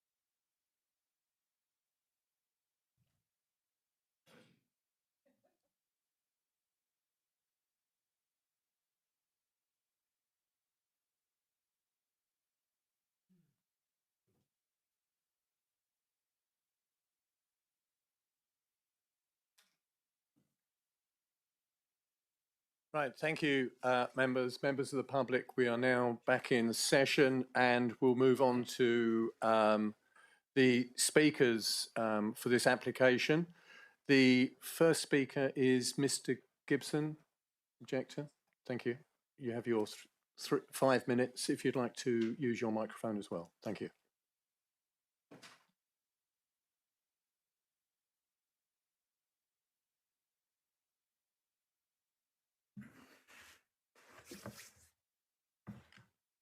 Good morning, members of the committee. I do appreciate the opportunity to be here today. I am speaking on behalf of the residents neighbouring the proposed site for the Aldi store on Rutt Lane. We as a community formally object to this planning application and strongly support our case officer's recommendation for refusal. To begin, most notably, the store's height, length, proximity and raised platform would be overbearing and harm Elm Park residents' living conditions, contrary to DEV policy DEV1 of the Plymouth and Southwest Devon Joint Local Plan 2014 to 2034. The case officer's assessment confirms that in places, the finished floor level would be up to 3 meters higher than the existing ground level. This means that the car park would sit almost level with the first floor windows on Elm Park. Again, the car park would sit almost floor level with this first floor windows of Elm Park. With the store roof rising a further 4 to 5 meters above, creating 8 and above meter high structure just within an arm's reach of our home. Something that some shrubbery would just not hide. Simply put, this will cause a loss of privacy, daylight and sunlight, and create an unacceptably dominant visual impact, contrary to policies DEV1, DEV20, DEV23, and paragraphs 130 to 135 of the National Planning Policy Framework. Next, the servicing bay and chillers sit extremely close to homes, causing much concern about noise and late night disturbances.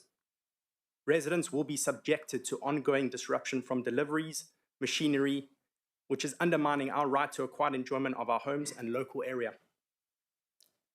This development fails to meet the requirements, the required planning standards for amenity and environmental protection in terms of noise, disturbance, and pollution, contrary to policies DEV1 and DEV2. The National Planning Policy Framework requires that new retail proposals follow a town centre first approach. Out of centre sites may only be considered if there are no suitable town centre or edge of centre locations are available, and only if the applicant demonstrates flexibility in format and scale. Aldi's fixed format design shows that there is no such flexibility, and therefore fails to satisfy Section 7 of this framework and policy DEV16. Furthermore, the retail impact on Ivy Bridge Town Centre has been questioned by many local businesses. For example, the Co-op, which is the town's main convenience store, has raised serious concerns that the applicant's retail impact assessment has been improperly considered and significantly underestimated the store's actual turnover. The Co-op's evidence indicates that the applicant's figures for 2024 are almost half that stated, meaning the predicted 15 to 20% trade diversion would, in reality, be much higher and could prejudice the future viability of this key town centre anchor store. Next, traffic access to the site would be through Exeter Road, Rutt Lane roundabout, already constrained and soon to be also serving a special educational needs school. Additional HGVs and customer traffic will increase congestion and create real safety risks. This is not safe or a suitable access point, conflicting with paragraph 115 of the NPPF and policy DEV29 on highway safety. Finally, this proposal would also remove mature trees and hedgerows, reducing wildlife habitat and biodiversity, while the extensive raising and paving of the site risks worsening surface water drainage and flooding in nearby properties. These are not marginal concerns. Section 38, subsection 6 of the Planning and Compulsory Purchase Act requires decisions to be made in accordance with a development plan unless material considerations indicate otherwise. While we recognize the potential benefits of jobs and shopping choice, these are not sufficient to outweigh the significant harm this scheme would cause to residents, our landscape, and policy compliance. This is an oversized, car-dependent, out-of-centre development that would dominate neighbouring homes, undermine Ivy Bridge town centre, and simply overload our local roads. We therefore believe the proposal is contrary to the joint local plan, the Ivy Bridge neighbouring plan and national planning policy framework, particularly policy DEV1. It is for these reasons that we would respectfully ask members to refuse this application. Thank you. Thank you, Mr. Gibson. That was perfectly on time. So thank you for that. Members, any questions? Councillor Taylor. Yeah. Well, it's just good morning, isn't it? Time's rolling on. Yeah. Were you made aware of a development on this site when you were actually purchasing the houses or all your residents? Thank you. Thank you for the question, Councillor. We were one of the first houses to buy on Elm Park. We specifically, my wife and I asked this question. We were told that it was earmarked for small, commercial, doctor surgeries, that kind of thing, and not much more was made of it. We were not informed that it would be of something of the scale or the size that it could be. Thank you. Members, any further questions? Councillor Bonham. Yeah, thank you for your presentation and your talk. Just to go back to one of the pictures, you've got road problems there on event days. Could you just, because presumably the station car park's full, what's an event day and how often does that happen and what's the impact, please? Sure. So obviously adjacent to our housing estate, there is a rugby field as you look up that road. No, sorry, in the below picture. There is a rugby field that is part of Ivy Bridge Rugby Club, which is then across the road, next to the proposed educational school. So event days generally would be any days that the rugby club is holding events, things like that. This happens, although it is seasonal on most weekends during rugby season, and then any additional events that are happening at the rugby club, which is quite often throughout the year. Obviously, this road is basically used as an overflow car park. As residents, it does give us great concern. Getting in and out is a problem, but then if there's large amounts of footfall, emergencies, it's almost impossible to navigate through. Does that answer the question? Thank you, Mr. Gibson. Members, any further questions? Councillor Dommett. I have questions that were prompted by Mr. Gibson's presentation, but not towards him. Shall I ask those now or later? Is it directed towards the officer? Yeah. Primarily? Yeah. If we can take that now. The differing impact assessments from the Audi Group versus the Co-op, how has that been handled and navigated?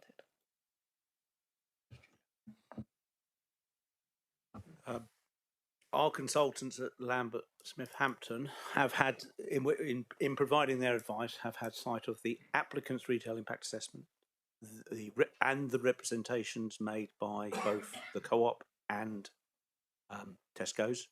They've also had sight of additional information provided by the applicant in response to issues raised.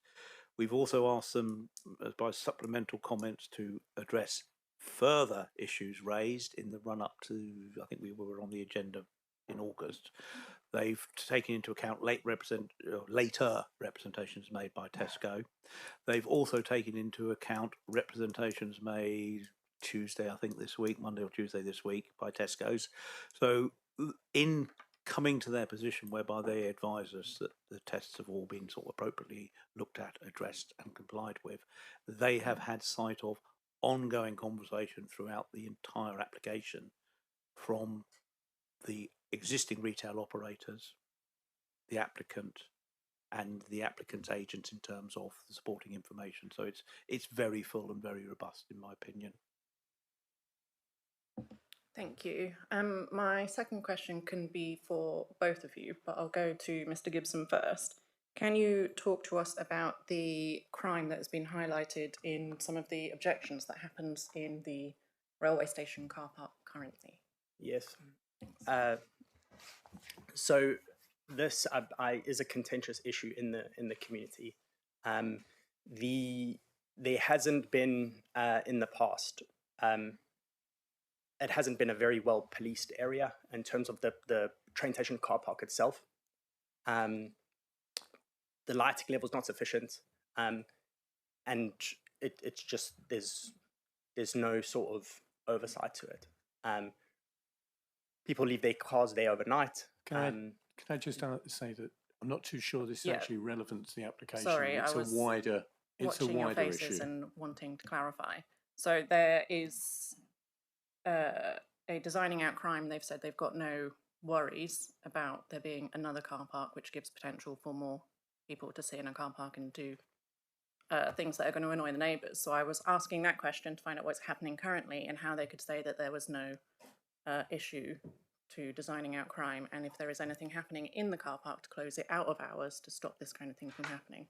So that was my thought process. That you're asking for activities in the proposed car park, not the existing station car park. Well, I'm saying there's already existing things happening around the site, so there would be a presumption that this might happen on site also. So are we doing anything in this process to prevent that from happening? Yeah, I think that is a question to the applicant who will be speaking, because it's their site as such. So I think there's a sort of issue I've flagged up on in other issues. The police architectural liaison officer did comment on the application, and essentially the operator being on site as opposed to the railway car park, which probably hasn't got someone there with it all the time. The store would be, so it would police their own car park. It's not in their interest to allow this sort of thing. And they are suggesting that retractable bollards would be used to give the store control over their car park. So I would imagine outside of shopping hours, the car park would be secured. Thank you. Councillor Allen. Thank you. Just this is actually also hopefully a question for Mr. Noon, but referring to your point about air quality, decrease in air quality, has thought been given to the potential SEND school? Because obviously people go to SEND schools that often have protected characteristics. So if there is a decrease in air quality in the roads, when it might have a particularly adverse impact on pupils of a SEND school, has that been looked into at all? Yes, protected characteristics was raised in objection. There is a section at the end of my report where I pick up on how I feel that has been addressed. The SEND school is known about when the application is made, because outline permission already exists for it. And although the Reserve Matters application now with us, it has been factored in. Everyone was aware of it, certainly in terms of highways assessment. My understanding in terms of air quality, we are not got an air quality monitoring area. I think it's been withdrawn. There might have been one a while ago in Ivy Bridge, but I think that's now gone due to sort of improvements that have been made. So absent an evidenced issue that there is an air quality issue here, then I think the view is taken that there is, this store, given its likely levels of traffic movement, would not result in an air quality issue arising. That is something that in the supporting information is picked up. Thank you, Mr. Noon. Mr. Weimer? From previous applications, particularly on residential development at the other end of the town, there certainly was an air quality management area along Western Road. My recollection, I'd have to double check my recollection, is that was to some extent resolved when the old fire station was knocked down to provide car parking, and then double yellow lines was put down Western Road, because the problem was there was very little free flow of traffic with the parking on Western Road. It meant there was a lot of vehicles stationary, idling, and that's what was causing the issue. So once Western Road got a little bit more freed up with the double yellow lines and the provision of residence parking where the old, well, I'm sure it was the old fire station was, I think that's when that was to resolve that current air quality management area. And if there was an issue, it's something I would have expected Environment Health to pick up and to advise us. Thank you, Mr. Weimer. I think we've got a separate question from that, because I think you've got a question to Ms. Gibson. Thank you. Just regarding the slide that's currently on the screen about Rut Lane being busy just during event days, is there, it's on the proposal that it would be double yellow lines, right? And as residents, are you happy that that, subject to whatever, are you happy that that would negate that problem? No, essentially not.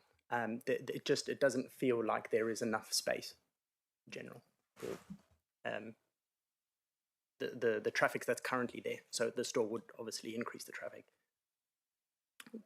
Thank you, Mr. Gibson. Right, members, any further questions of Mr. Gibson? If not, thank you for your presentation and your time. Thank you. We will now move on to Mr. Saunders.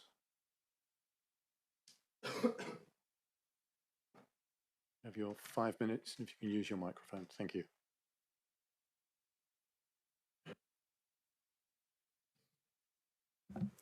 Good morning, Chairman, members. Thank you for the opportunity to speak. I'm Elliot Saunders, the Real Estate Director at Aldi.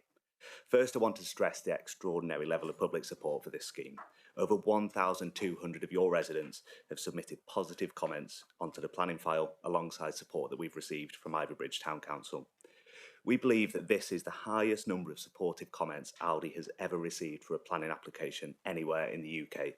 This is a clear and powerful message from the community. Ivybridge wants and needs an Aldi store. We've seen emails from people in Ivybridge, Ugborough and surrounding villages. We've seen emails from people with young families and those who have lived locally for over 60 years. You'll have heard from many people saying it will save them from driving into Plympton or Lee Mill every single week, and others welcoming the idea that Aldi will attract shoppers into the town from surrounding villages.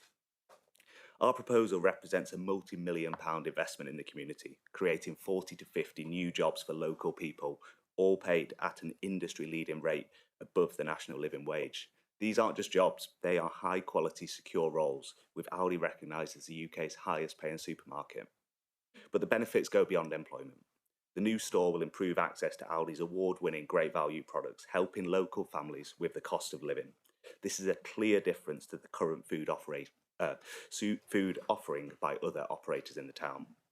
The scheme also delivers significant infrastructure improvements, new bus stops, a toucan crossing, cycle paths and highways upgrades, which will benefit the whole community. We're also delivering a 10% biodiversity net gain, with 72 new trees and improved landscaping, and a highly sustainable building featuring solar panels, heat recovery and 100% LED lighting. If you just go on to the first slide for me, please. The one before that? Yeah. So I want to address the recommendation for refusal, which is based solely on the perceived amenity impact on several properties along Elm Park. It's important to note that your officer agrees that the application is fully acceptable in every other respect, with no objections from any technical consultees. Since submitting the application in July last year, we've listened carefully to officers and the community and made substantial changes to the scheme.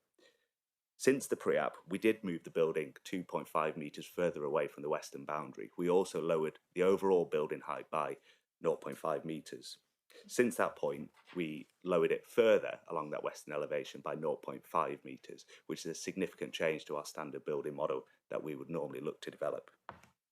We've also added a robust landscape buffer using carefully selected trees to provide screening without creating an overbearing presence. The separation distances between the store and the neighbours exceeds the requirements set out in your local plan SPD. We've explored every reasonable alternative for the store's orientation and size.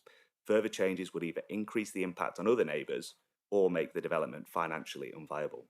We've done everything possible to minimise the impact while maximising the benefits for the wider community. Policy Dev 1 requires the impact of development on amenity to be judged against the level of amenity in a local area. This site is already allocated in your local plan for development with outline consent granted for a local centre, meaning changes to neighbour outlook are inevitable with any development on this site.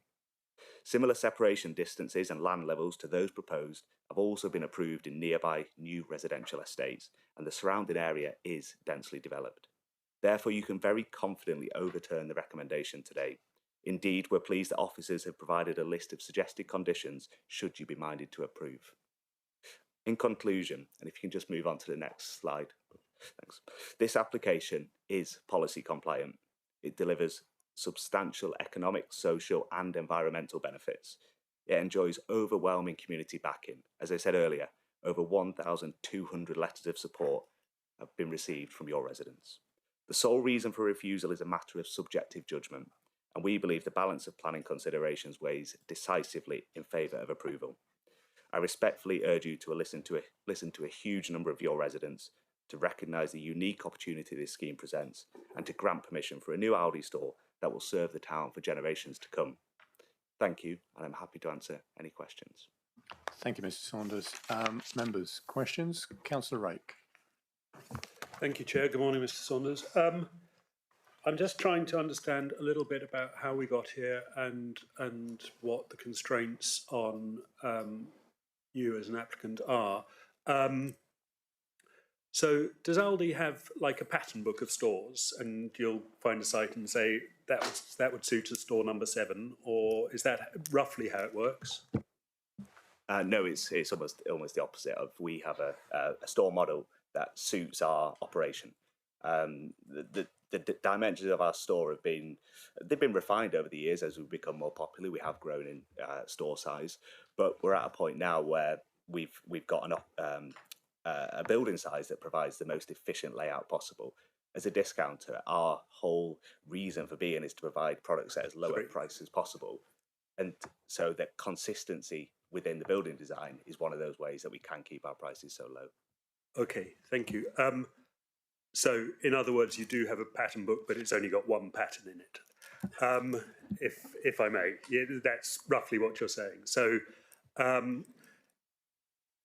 with that in mind, I mean, other than kind of details like cladding and whatever it might be, how much wiggle room does that? Do we say wiggle room or wriggle room? Whichever. You get my drift. How much wiggle room do you have when you're offering up your single pattern, we now know, to a site and seeing how it fits? Can you say the officer mentioned that the roof truss needs to, there is obviously certain fixed bits, but what are your parameters of adjustment? So I'd say our fixed area is the floor plate. That's absolutely crucial for us. And when I talk about the operational efficiency, that's the element of the building which I'm talking about. Those dimensions, the vertical dimensions have a bit more flexibility, which we've tried to accommodate here. So by dropping that roof height by in total 1.5 meters against our original proposals, it is about as low as we can go, or it is as low as we can go in that area. In a roof space, in the roof void, which looks like a void on those drawings, you have your mechanical heating systems, for example, you have your refrigeration pipe work, your CCTV systems, they all have to be held somewhere, and it's within that roof void that those are held. Thank you. That's it for the time being. Thank you, Chair. Councillor Bonham. Yeah, thank you very much, Chair, and thank you, Mr Saunders, for coming to see us. I appreciate that you've had some flexibility in the position and the roof height. I want to drill down on the question my colleague asked about the standard size. So what is the average size of a store in the UK for your company? I wouldn't have that detail to hand, unfortunately. You don't know the size? Not the average size across close to 1,200 stores. It's not a figure I have to hand. But if you have a standard template, surely there's a size for the standard template. The standard template is the one being proposed here, but as I said to Councillor Rake, that has evolved over the years. We've been in the UK now for over 30 years, starting as a very small company, growing from one store in the Midlands up to close to 1,200 now. And our popularity has increased. We hold around 11% of the UK supermarket market share at the moment. We've grown in terms of our business and the products that we offer. So our model has changed, but the option being proposed here is the one that we've been utilising for the last few years.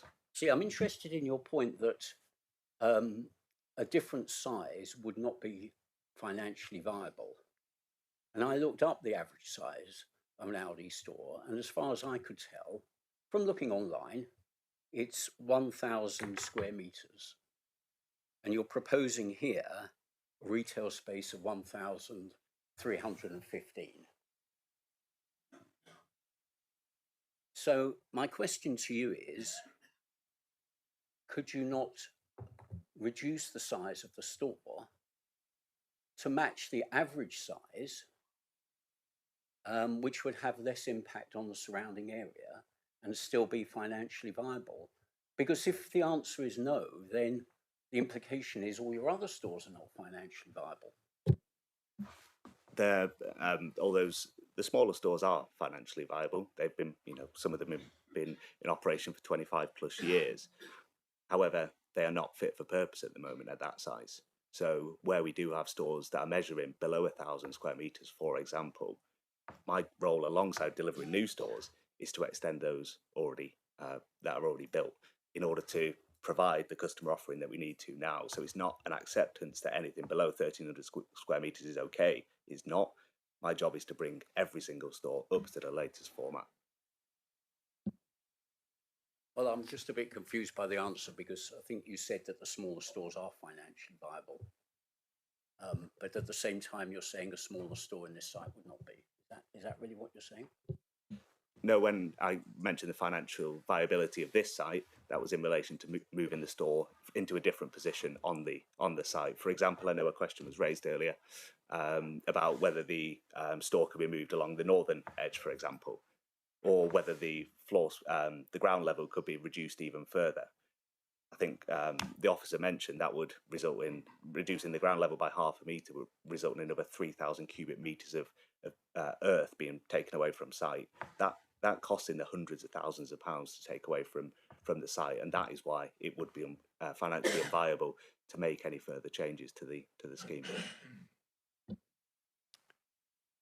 Thank you, Mr. Saunders. Members, any further questions of Mr. Saunders? Councillor Rake? A couple more, if I may, Chair. You obviously have poured through this document, our local plan, because you quoted dev numbers and the like at us. So you'll be familiar then with Dev 20, which plays shaping the quality of the built environment, and which point 4 says we should aim to deliver locally distinctive design. Bearing in mind our earlier conversation, how do you think you meet that criterion? I think your officer agrees that we do meet that criteria. I think we've got to refer back to the one point that is up for really a reason for refusal here, which is the amenity on the neighbours. We've passed every other test from the technical consultees. I think the decision that's left is whether there's an amenity impact on the neighbours or not. Sorry, I wasn't asking what our officer thought, because you're asking us to go against our officer's recommendation and therefore set aside some of what he thinks. How do you think you meet the locally distinctive design element? Well, we've introduced a local stone. I think there was an elevation in the main presentation, so there's a local stone in elements of the building, which is it will blend in with the Devon banks that are currently surrounding the site. So we'll make sure we utilise that. We've obviously amended the cladding colour on the western elevation, or proposed western elevation, to try and blend in and become less overbearing, rather than our standard feature, which would be a solid grey cladding elevation on there. There's also some more local stone on the main frontage elevation as well. Thank you. And in terms of, so you raise it, and let's go there. The one point of disagreement, and I agree with you, having read the report. I mean, essentially, it does boil down to this. And you say it's all fine, and you've heard the officer's explanation for his feeling in that, and that the various SPDs are essentially intended to regulate residential development, and where neighbours look into each other's bathroom windows and the like. So, in essence, you're putting, something very different to a residential house. It's 60 metres long. You can kind of look round a residential house. This you won't be able to. you bring us this oblique view. We're not looking sort of computer rendering. We're not looking straight out of the back windows at this wall. Do you accept that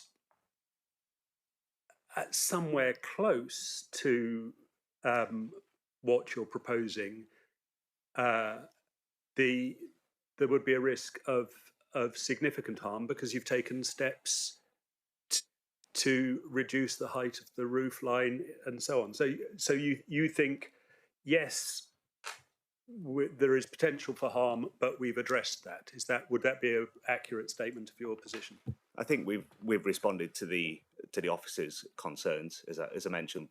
He raised, and he's been consistent on this point, that there is a risk, or he perceives there to be a risk of harm to the residential amenity. But from the pre-app, as I say, we moved the building further away from that boundary to an extra 2.5 metres. We've lowered the building height, as we've also touched on. But I think one point to note is there isn't any policy guidance here. And as has been clear, the officer hasn't been able to provide any real clarity on exactly what we need to do. I appreciate his nuance. There might be 4 different factors within that. But at no point has it been, you need to do this in order to get his approval. So we've had to try and guess in some ways and offer mitigation measures that we hope would appease the opinion. But we're at a point now where we don't believe we can do any more on this site.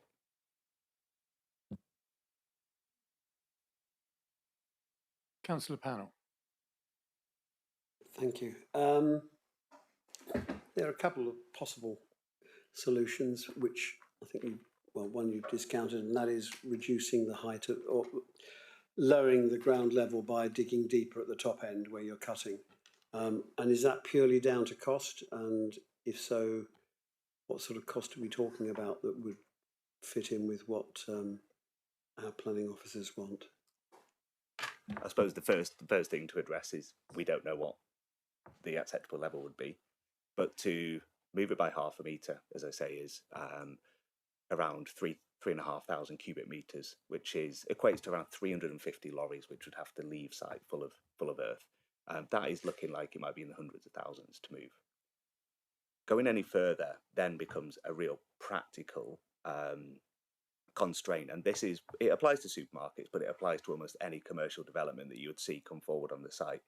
A key element of a commercial development is the entrance of the site, which in this case is almost fixed in terms of where you can put it up Rut Lane, can only fall a certain distance or go up a certain distance to the main entrance to wherever it was, a doctor's surgery, local centre, a convenience shop, whatever's on that site. For it to be accessible to wheelchair users, to cyclists, to pedestrians, it has to almost be level. So if you were to drop much further, say you wanted to go even further, a metre further, the ramping from the entrance down to the building entrance, the car park entrance to the building entrance, just becomes operationally unsuitable. And that, as I say, that's not just for a supermarket, that's for any commercial operation on the site. And I've got experience of elsewhere where a large organisation that wanted to gain planning permission to expand actually bought neighbouring houses to clear the problem of neighbours' objections. Have you considered doing that? You could clear a couple of houses and reduce the impact on the existing on the remaining neighbours. No, that isn't in our considerations. No. I think that's an unfair question to put at this time. Councillor Pannell, have you concluded your questions? Right, thank you. Councillor Dommett. Thank you. We've had a couple of suggestions and specifics asked throughout the discussion so far, so I just wanted to put those to you. There is a bus stop proposed on the highways. Is it possible to have that off-road so that it's not stopping traffic? Councillor Dommett, that's already been that would be a question, a sort of a discussion between the Highways Authority and the landowner. I think the funding for it would come, but actually I believe the operational input would come from the highways and the landowner. I can go some way to explaining why we ended up with the drawing that we have. We responded to the highways officer and the planning officer's request really to improve the sustainable transport links through providing those 2 bus stops that are shown on the drawing. But also, as the officer says, if we were to be granted approval, we then have to get into the technical discussions about the best way that they're going to function. And if that does mean and can be facilitated by producing a full lay-by there, if it's within the highways land, for example, then that's something that the Highways Authority would be requesting of us. Thanks. So I'm going to say the other things that have been covered, and then you can tell me or shake your head at me as to whether they're allowed to be asked. Solar panels and whether or not they're going to need to be tilted. The lighting and when that gets turned off and how dramatic that is throughout the 24 hours. Being able to extend the noise reduction fence and the security of the car park and how that's going to be dealt with. They're all questions, they're all valid questions that were under the remit of the applicant. Let's go through them one by one then. Yeah, so lighting first. We would turn off all car park lighting as soon as the last customer's left. So generally that's 10:15 p.m. So our normal operating hours, opening hours are 8 a.m. till 10 p.m. Car park lighting's turned off as soon as possible afterwards, and our store lighting, the internal store lighting, goes off as soon as the last staff member leaves, which won't be much after the final customer generally. So 10:15, all the store lighting goes off. In terms of noise, as has been covered already, we would have to go for a full noise assessment to make sure the acoustic fencing that we're providing would be suitable to mitigate that noise. But this is something that we often do. We have a different types of plant that are available to us to use. Something that goes down to ultra low noise, which is 30 decibels at 10 meters, which is conversational type levels of noise, and then we'll be mitigating that further through the acoustic treatment. So we're comfortable that noise won't be an issue on this site. And the final one was security. So the design and out crime officer has requested, or the police liaison officer has requested bollards at our site entrance, which we had commit to. There was one final one about the solar panels and if there would need to be any extra height added to the building to tilt them. They would, be detailed designed at a further point, but they do sit almost flush on the roof line normally. Thank you. Councillor Bonham. Yeah, thank you, Chair. Just following up a little bit. Would you accept a condition on the opening hours to be restricted from 8 a.m. to 10 p.m? Is that part of the proposal? Monday to Saturday would be 8 till 10. We're happy for that to be conditioned, and Sundays would be 10 till 4. Okay, and perhaps thank you. Perhaps I can go back to the main point about the reason for refusal. Did you consider the idea of moving some of the car park spaces to the rear of the building, adjacent to Elm Park, so that you kept the same number of car park spaces but moved the physical building away from Elm Park by maybe another 8 or so, 10 metres, to reduce the problem and allow this whole thing to be moved forward? Our problem with moving the building any further east from where it's currently positioned is the manoeuvrability of the HGV. In order to dock itself into our store building, it has to be able to utilise a U-turn, which it can just about do in the site as it's laid out at the moment. But any further movement east would prevent that from being able to happen. So as much as we'd like to have pulled that building further away, we haven't been able to. We'll bring the layout up if we can.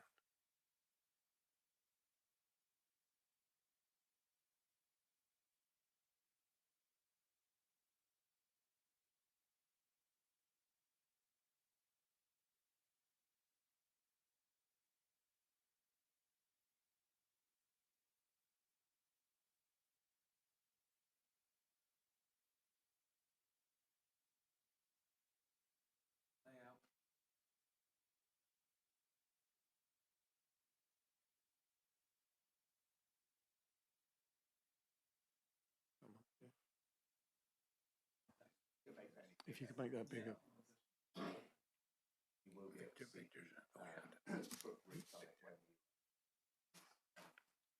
you'll be able to see the truck route on it when it's enlarged. It's very, very faint, but essentially it comes in, the truck will come in through the vehicle entrance, turn right along the edge of the store, and then it performs a very tight U-turn into what is currently shown as a hatched area before reversing onto the bay.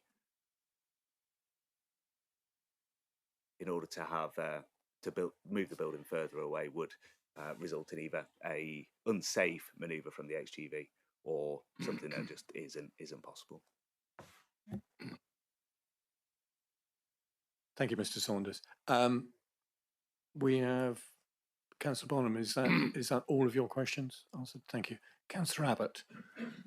Thank you. You've restated the opening hours. Can you restate the delivery programme, please? I'll start with the restrictions that I think we've proposed would be there'll be no deliveries to site before 7 a.m. and I think the proposal you might need to confirm is no deliveries after 11 p.m. So what's traditionally classed as nighttime hours. We'd expect 2 to 3 HGVs per day into store. 2 of those controlled by Aldi completely, so they come from our distribution centre. We determine exactly when they'll turn up at site. 1 would be from the milk supplier. So even though the store has closed at 10 and the lights are off by 15:15, actually there could be a delivery up to an hour later. There could be, but if we were minded to, if you were minded to approve the application and wanted to condition something a little bit tighter, say till 10 p.m, that's something we'd be happy with.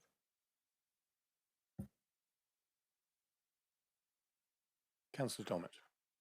So, Councillor Abbott, had you concluded? Yeah. Councillor Dommett. Councillor Abbott came back on my query. It was about having all the staff having left it by 10:15. How is there still going to be deliveries but until 11 p.m? That was what's been. I think you've had the response there. That well, a little bit, but who takes those deliveries if they're coming in at 11 p.m. and there's no staff there? The driver unloads, so yeah, technically there'll be 1 member of staff on site, but in a windowless area, so the delivery vehicle arrives right up into the building, docks almost within the building to minimise any noise, takes them straight off the trailer and into the store warehouse, so there won't be any noise escaping, nor will there be any light pollution. I think it was earlier on mentioned about reversing horns and the like. As part of, if there were an approval, we'd have a delivery management plan on site to ensure that, if required, we could we would remove any need to have delivery or reversing horns, and we'd have banksmen on site guiding in during operational hours. Thank you, Mr. Saunders. Councillor Abbott, 1 more question. So, sorry, there's an implication from that then that there's possible lone working on site, or if there's going to be a banksman, the banksman will be there to protect the delivery man because he's dealing with wheeled heavy units coming in, opening and shutting the store, working from one level to another, from the store level to the lorry. Is this standard practice? Do you have? So the banksman role would only be during operational hours where there's customers in the car park, which, as we've established, would potentially be at different time. In terms of lone working, we do have drivers in other less sensitive noise locations delivering on their own throughout the night, but there isn't a levels difference. Our loading ramp slants downwards so that our lorries dock at the building height. Thank you, Mr. Saunders. Any more questions? If not, Mr. Saunders, thank you for responding and thank you for your presentation. Thank you. Can we now move on to Councillor May from Ugborough Parish Council? Thank you, Councillor May. So I'm Councillor John May, Vice Chair of Ugborough Parish Council, and I'd like to thank you for the opportunity to give the views of the parish to the committee. Ugborough Parish Council agreed at its June meeting to support the proposal, subject to 7 conditions. And we met again last night, an extraordinary meeting, to review this position in the light of the revised proposal. Since then, the planning officer's report, and especially the site visit, which I attended on the 3rd of November. 2 of the conditions we had proposed in June have been met by the revised proposal, but 5 have not. So Aldi are unwilling to consider rotating the store. There's no mention of a bus service to the store from the eastern parts of our parish. There's no change to the housing of the external plant to reduce noise. The tree screening to the west is not anticipated to be high enough to screen the whole height of the building. There's no mention of biodiversity net gain provision for Ugborough parish. We recognise the benefits to the wider area of this development in terms of increased employment and the convenience of having a large food store close at hand. It's clear that there is support for the proposal from people in Ivybridge, countered by opposition from people who live in Ugborough parish close to the proposed site, particularly those in Elm Park. The majority of the council felt that the scale of the proposed development would not be in line with the health centre and local shops envisaged in the neighbourhood plan, and agreed with the planning officer's assessment of the intrusive nature of the development on the residents of Elm Park. And the majority of council agreed to ask the committee to support the planning officer's recommendation. Thank you, Councillor May. Members, any questions of Councillor May? Councillor Bonham. Yeah, thank you, Chair and Council. Thank you, Councillor May, for coming to see us and explaining the position. I take your points very seriously on board that a number of your requests have not been met, but I wonder if some of them could be met by condition, and I also wonder whether some of them are outside the scope of the applicant's power. For example, the bus route, I'm not sure is going to be controlled by Aldi. The trees potentially could be. The biodiversity net gain, I'm not sure, potentially could be. The other points, maybe you could help us understand if you think there's some room to cope with the questions you raised by condition or other matters. Certainly. I'm mindful of the fact that I'm speaking for the council here rather than personally, and that we were going by the documents that we had, which did make comments about some of the amelioration of the development through conditions such as the bus stops, the crossing, planting of trees in Ivybridge as opposed to in Ugborough. And so our conditions that we made in June were intended to inform that decision, and nothing that we saw indicated that they had been taken on board as part of the discussions. So that's my status. Thank you. Members, any further questions? Councillor Taylor. Yeah, good afternoon. Now, we heard earlier on that there was no room on site to replant trees. And they were talking about Ivybridge, but it is Ugborough parish, as we know. Would you have a site that you would like the trees to put on within Ugborough? Ugborough is a very large parish, which stretches up to Red Lake.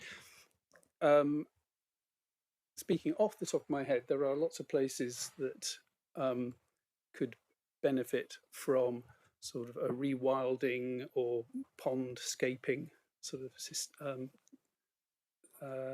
proposal. So yes, I do, but I'm not sure it would be appropriate to sort of go through the entire parish in my head. Thank you, Councillor May.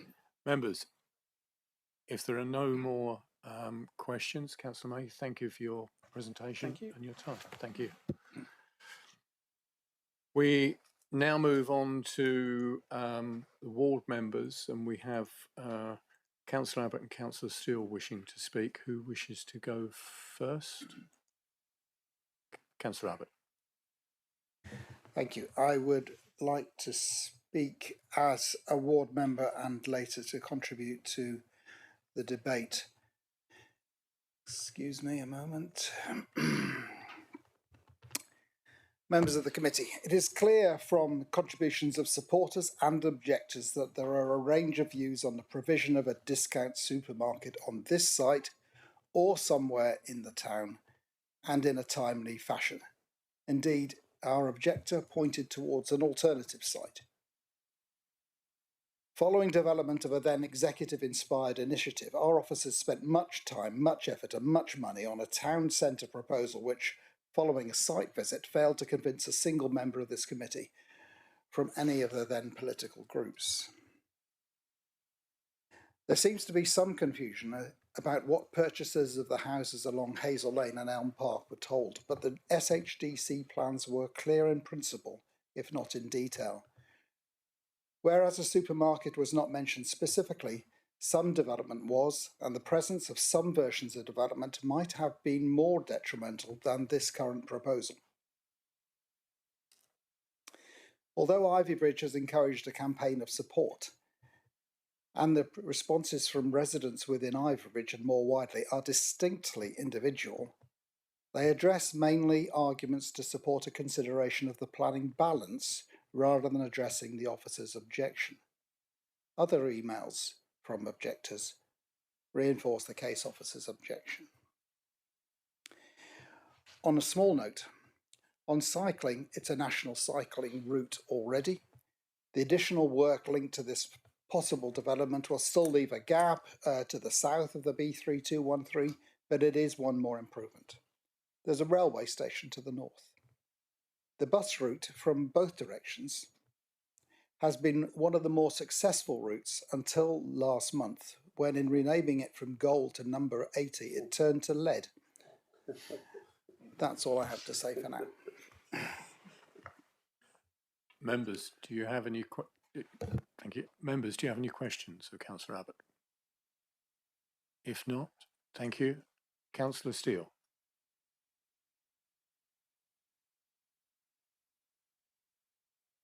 A different side of the table today. Councillor Steele for Ivybridge East, together with Vic. I should also say I'm a member of the Town Council and a chair of the Chamber of Commerce, so have received input from various different sides. I'd like to commend the residents of Saxon Gate for an extended campaign, which I feel has helped hold Aldi to account and to make the overall proposal much better than it was at the beginning. We've already seen how the roof has been lowered, the site has been moved slightly. So I would commend those residents.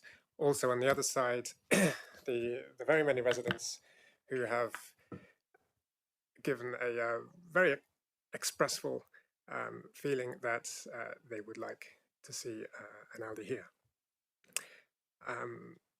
You have, I believe, received the communication from the Town Council yesterday in support of the proposal. I could perhaps address one or two points mentioned today. Councillor Allen was asking about the Chamber of Commerce or businesses. Have there been objections from other businesses apart from Co-op? I would say that there have not been any negative comments received. I think there was overall relief that it's not going to be in the town centre anymore, that the car park is protected, and that if residents are shopping out of town, they're already going to Tesco or to the garden centre, and that there wouldn't be any very large material difference having an Aldi. It is quite ironic that Tesco, as the out of town centre, has objected. I wonder if Ensley has also objected. They've already had their pick of trying to gut Ivybridge. I don't think we can go much further. Ultimately, I think this comes down to the balance of benefits, which officers and councillors have raised. And where does that balance sit? We've talked about the economic benefit. 40 jobs, I would say that's not insignificant for a little place like Ivybridge. It is a benefit, and we've seen the transport contributions, the choice of shopping for Ivybridge, and then that goes, how do we balance that against the overbearing nature of people's houses? This is where people live. I can see Aldi have been trying to address that as best they can, and maybe this is as far as those efforts can go. Perhaps I would say if it were refused, then what? If something is going to go there, it is there is it is within the local plan. So if not a supermarket, perhaps it could be something worse that we would have less interaction with the developers. So I'd say Aldi have certainly engaged with residents as best as they can, and it comes down to that balance. And I feel that perhaps we should look at that balance in a slightly different way to the officer's recommendation. Thank you. Thank you, Councillor Steele. Members, any questions of Councillor Steele? Councillor Taylor. Yeah. Thank you, Councillor. My question really is, you're a businessman with on the high street, having a shop.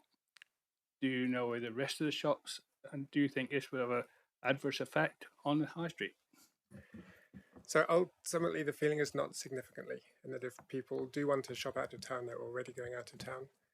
And those who shop into the town, they come for the convenience, the services, which will still be there. So the balance of draw into the town would not expect to be significantly changed. Councillor Bonham. Thank you, Chair. Just on your last point, Councillor Steele, you suggest at the very end of your thought that we should weigh the balance a bit differently to the officer's recommendation, which means either you think that the impact on the houses is less than stated, or the benefits somehow to the community is more than stated. Could you help us? Yes. Your view on that? Thank you. So I would feel that, yes, there is detriment to those houses, but there is also, I would say, a significant benefit to the community. We've seen from all of the expressions of support received in terms of, we talked about economics, the choice for residents. There could all be transport benefits, fewer people travelling through the town to get to other out-of-town locations.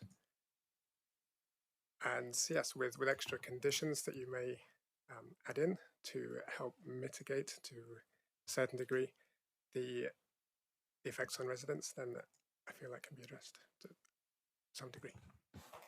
Thank you. Councillor Rake. Thanks, Chair. Just for clarification, you seemed to suggest, and forgive me if I misunderstood this, that you thought that somehow approving this application protects the car park. Well, let me speak for a second. Well, I think, as is what I said, the car park has been identified as not viable for a supermarket or development in this way, that sequentially it's not seen as the primary location. Of course, yes, other things can happen. And as we saw a couple of years ago, the Chamber is willing to vigorously defend the car park, and no doubt we will do it again, should we be required to. Thank you. Thank you, Councillor Steele. Councillor Allen. Thank you. I'm a little confused at this idea that it's either the supermarket or nothing. I mean, it's an available space. Can you not see in the future that there might be other buildings coming through? That was actually my point, that yes, yeah. If not the supermarket, then what? Something would... There's still a potential. It's still land that's open for employment. Yes, so there potentially could be something which wouldn't have a harmful effect on the neighbours, but could actually act positively for the community, something where people can shop, so it wouldn't take away the shopping element, something which would support the new houses coming through the SEND school, something which would be less detrimental to air quality or any of the other things that have been mentioned by objectors. Can you not see a way that that could actually be a positive by saying no to this? Thank you. There's risk either way, I would say. I would say there's risk either way. It could be better, it could be worse. That's a complete unknown. But I think we need to bear in mind it's not going to stay as a field forever. Thank you, Councillor Steele. Any other questions? If not, Councillor Steele, thank you very much. Thank you. Members, we will now move into the debate on this. Can I just say that with the complexity of this and the interest on it, can I ask members to resist making a request for a move for recommendation until we've heard all of the debate? So can I ask that until when it's concluded, there is a move for one way or the other? But now can I open the debate? Councillor Rake was quicker than Councillor Abbott. So Councillor Rake, then Councillor Abbott. Thank you, Chair. I'm a shocking old pedant, as you know, and one of the things that really irks me nowadays is when people use the term begs the question to mean raises the question. It doesn't. It means the question that we're assuming the answer to the question.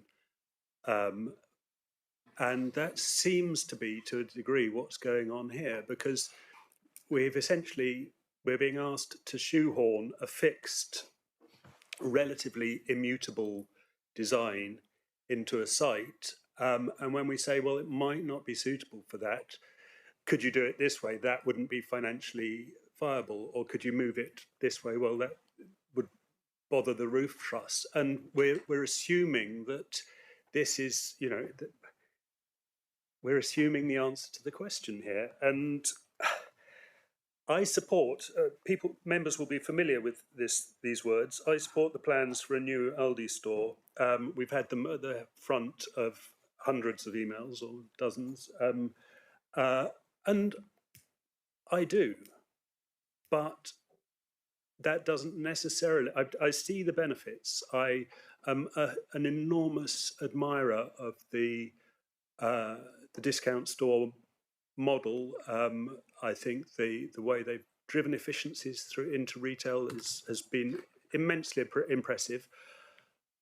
But that doesn't mean I support this Aldi store. And I think what we're seeing is the answer being shoehorned in, presupposed, and then being told that no mitigations can happen because they don't support the answer that we've already assumed. So on that basis, I have a queasy feeling about this one. Let's leave it at that. And then in terms of the harms, I hope, showing that I'm sensitive to the benefits. In terms of the harms, I think the bank of earth surmounted by a 60-metre long, I forget, 3.75 metre high wall is a significant harm. And even for the more relatively distant properties that we see to the north and south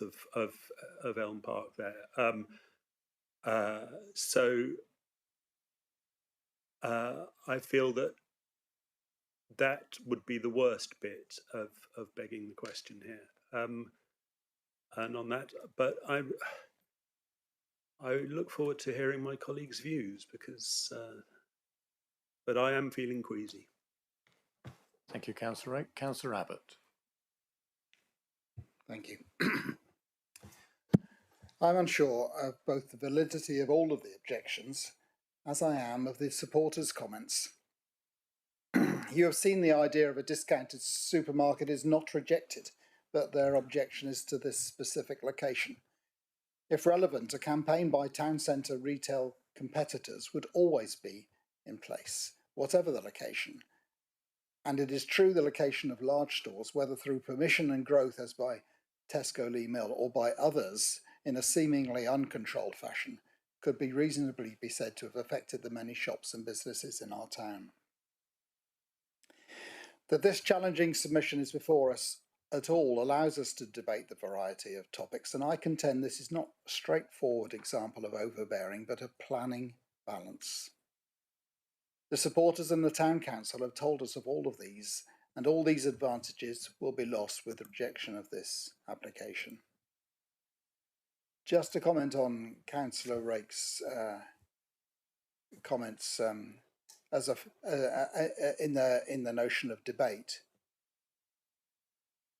it is slightly unfair to say of Aldi that they're presenting a fait accompli when they have made changes and the result of the changes are here amongst us, and this changed proposal is what they're asking to be accepted or not.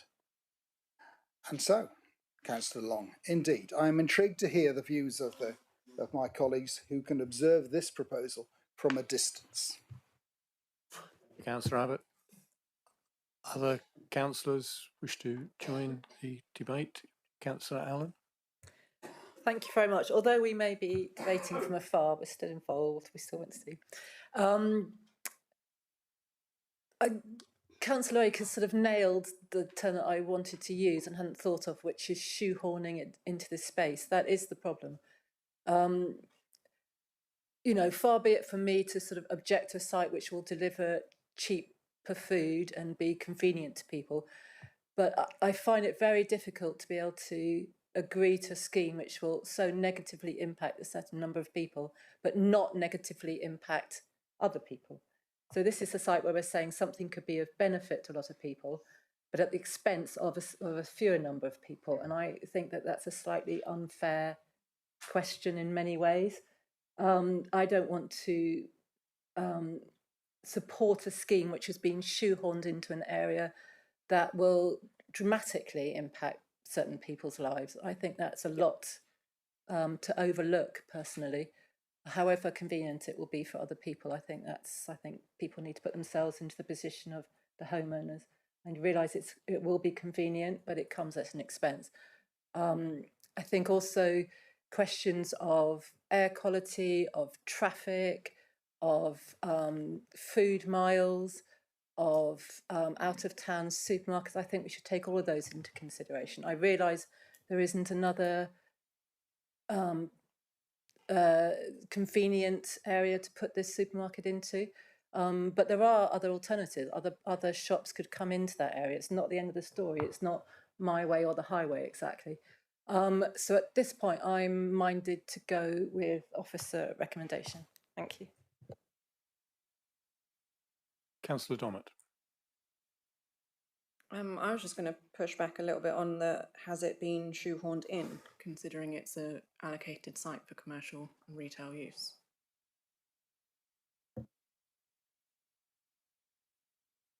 Councillor Rake. Well, I mean, it's. I'm not saying that that any retail development here would be shoehorned in. I'm saying that this one, which has so many fixed parameters about the size of the development, the position of the loading bay, the layout of the store, etc., is being shoehorned in. So it's you know, if it's perfectly conceivable that Macro or Lidl or something might have a different pattern for their store that would plump right down very nicely. So that's the shoehorning. I fear that whatever supermarket or option or whatever comes next, to level that site is still going to be a similar amount of money, which is going to make it difficult for anybody to put forward an option. Councillor Bonham. Can I take Councillor Bonham first? Thank you. Yeah, thank you, Chair. I mean, I think we've got quite a difficult decision here, quite honestly, because while there aren't loads of different factors, it's actually quite hard to weigh up the two main issues, which is what is the economic or financial benefit and the choice benefit to the residents versus the negative impact on a fairly small number of houses.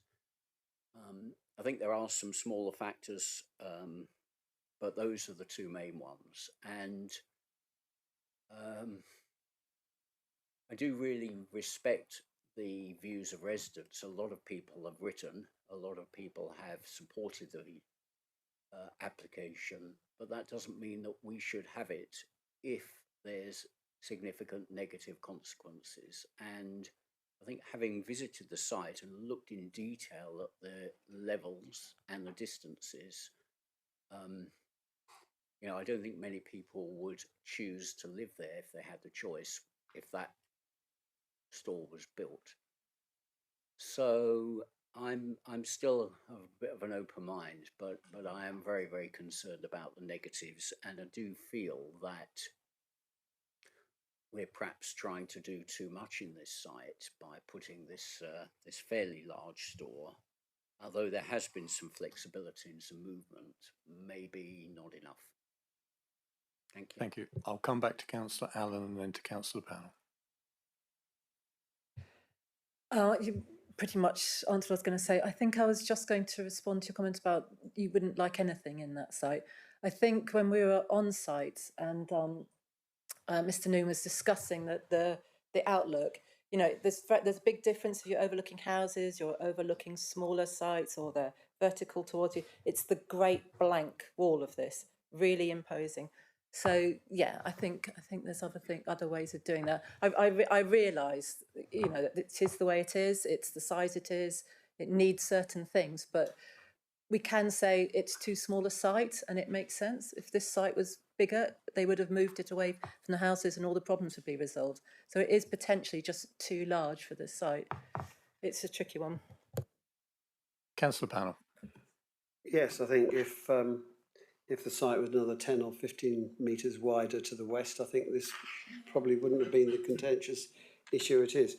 I very much understand all those who've written supporting an Aldi or any other supermarket in that area of Ivorybridge, and I totally agree with them. I think that would be a useful use for this particular site. It's got good transport links. It's got a railway station, for heaven's sake, which not many of our locations in the South Hams has. It's got a lot of advantages of being on that site, and I thoroughly support the idea. If we were to, it could be levelled, you know, without taking much material off site, and other layouts for other buildings could be found that would ameliorate that. It's the size of that wall so close to the houses that's a problem. Not if that was purely the ground level near the houses, it wouldn't be so bad, but that wall is huge. So I think I'm inclined to also understand the officer's recommendation because of the impact on the houses. And like Councillor Rake, wonder if some other solution, design solution, can be found that would satisfy all parties. Councillor Rake, you wanted to come back in?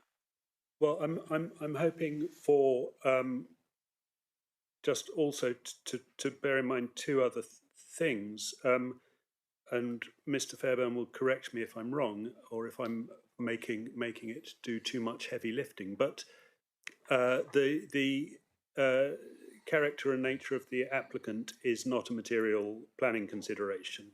So we're actually giving permission, with regard to the many emails of support that we've had, we're giving permission for this store to be built. The vagaries of life might mean that Aldi decides not to proceed, but then there would be an extant permission that Waitrose could take up, for instance, which would not be the sort of retail offering, perhaps, I don't know. I try and avoid supermarkets as much as I can. Not shopping in them, but looking at them. Yeah, so that's the first thing. We're not giving permission, although we would technically be giving permission to Aldi because they're the applicant. We're not permitting, you know, only a certain type of retailer. And Mr. Weimer will tell me that the limitations of conditioning that we might put on to determine what type of retailer we could, if that is possible. But we can't, in broad terms, Mr. Weimer, we can't say a budget retailer or a premium retailer. No, thank you.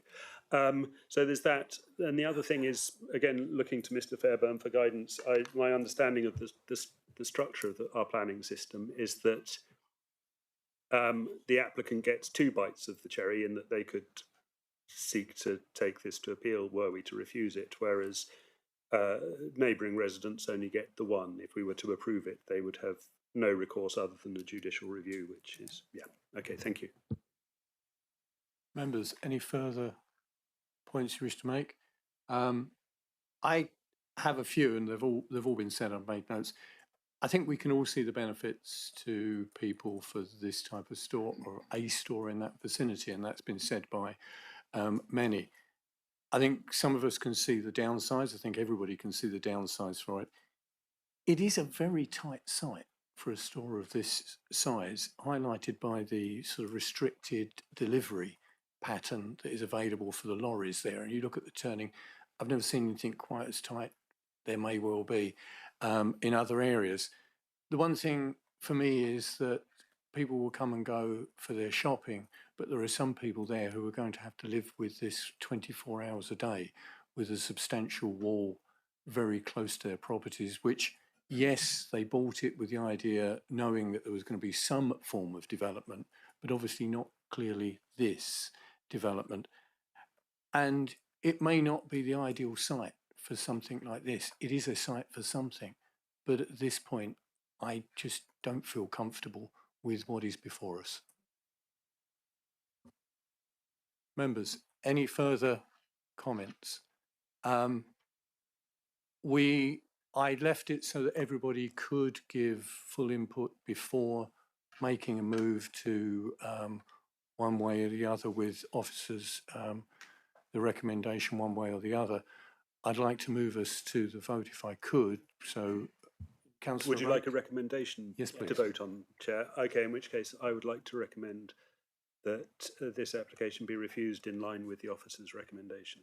Thank you. And I will second that.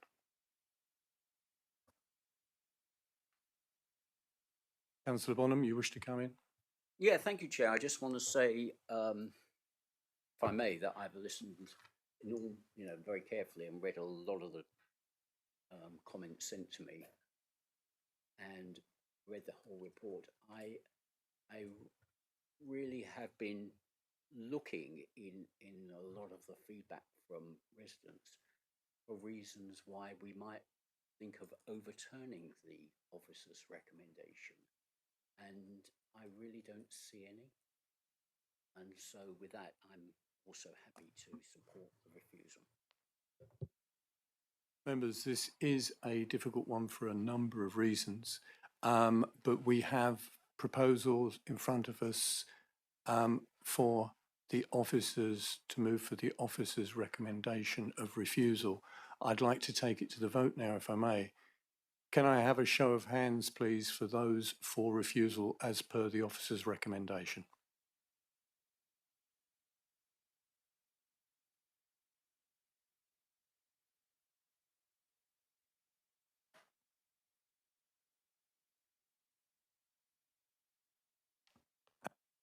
And those against?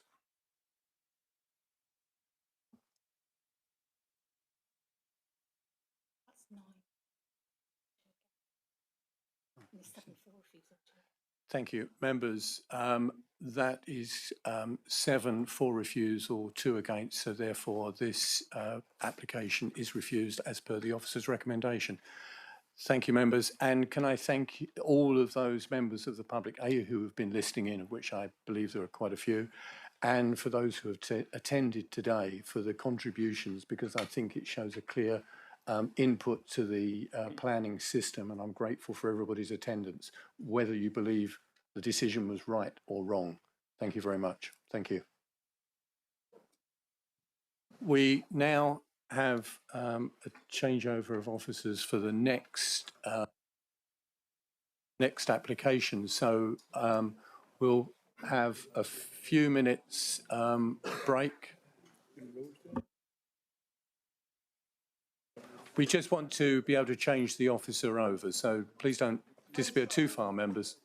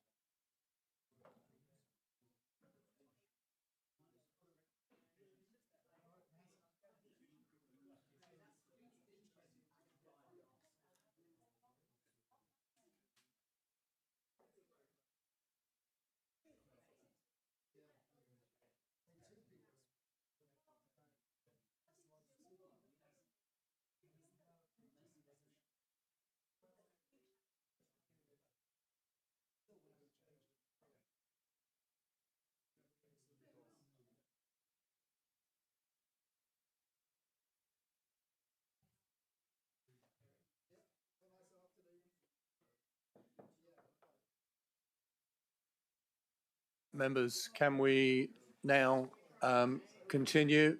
Please, members. Nadine. Please. We'll now move on to agenda item 6B, which is 244525 FUL Skate Park at the Key Car Park, Kingsbridge. The case officer is Rose Dugard. The recommendation is conditional approval. Ms Dugard, can you have your presentation, please? Thank you. Good afternoon, councillors. We have an application in front of us for 4 6-metre column solar powered lights at Kingsbridge Skate Park. The application is in front of you at committee because Southampton District Council own the land that it's on.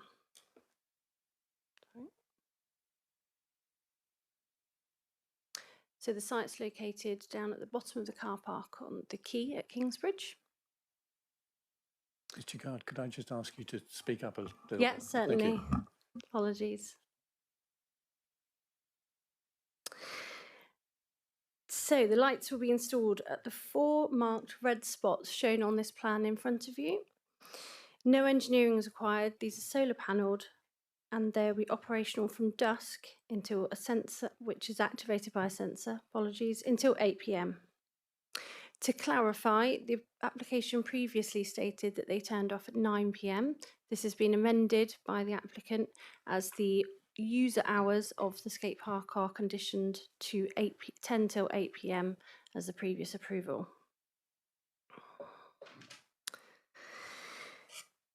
The site has been visited by our head of planning last week at approximately 6 p.m.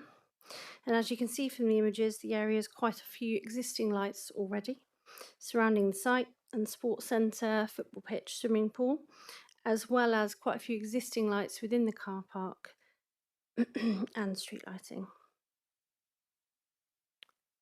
Oh, apologies.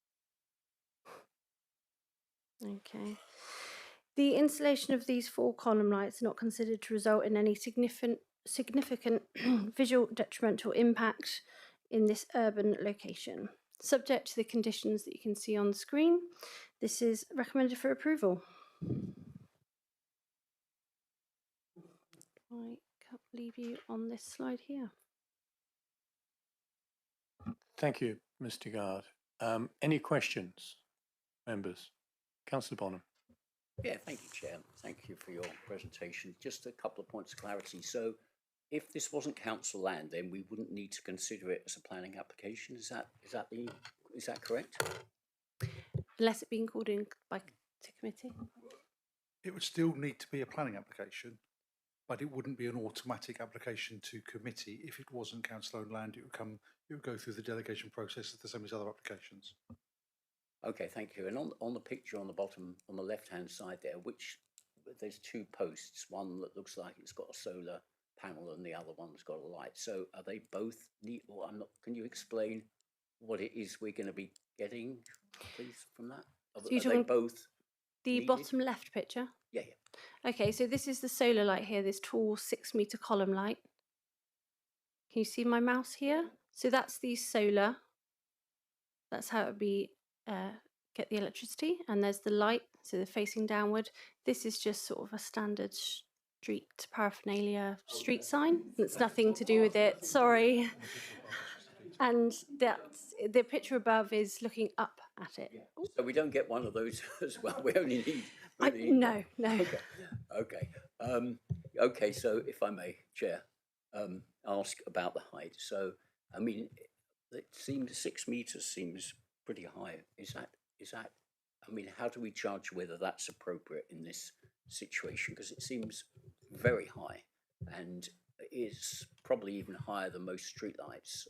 When we're talking of a skate park where the activity is like right on the ground level. Well, if you can jump high, Mr. I Weimer. mean, I defer to my colleague who's a skate park jumper. Mr. Weimer. Councillor, it's potentially a question for the support who's going to speak in a minute. I would guess that if they were lower, you would need a higher number of lights, because the lower they go, the less area they cover. So I suspect it is that height to cover the entirety of the space, And as I said, yes, I went and looked at it last week, week before. If you're outside the site looking towards it, I think they could be 16 metres high. You still would lose them with the lit swimming pool behind. Thank you, Mr. Weimer. Councillor Powell. Can we, just for clarity, look at that photograph from across the river again with all the lights? Yeah, I mean, there's a heck of a lot of. Is that a community college sports field at the top? Because that's a huge amount of light there, and obviously that's got permission. And then we've got our own sports centre, a leisure centre, which has got a lot of light. So I just wanted to contrast, as it were, with what's already there. Thank you. I'm sure members can picture where it is because we had a site visit for the cabins close. So from there, it's right in front of the sports centre swimming pool.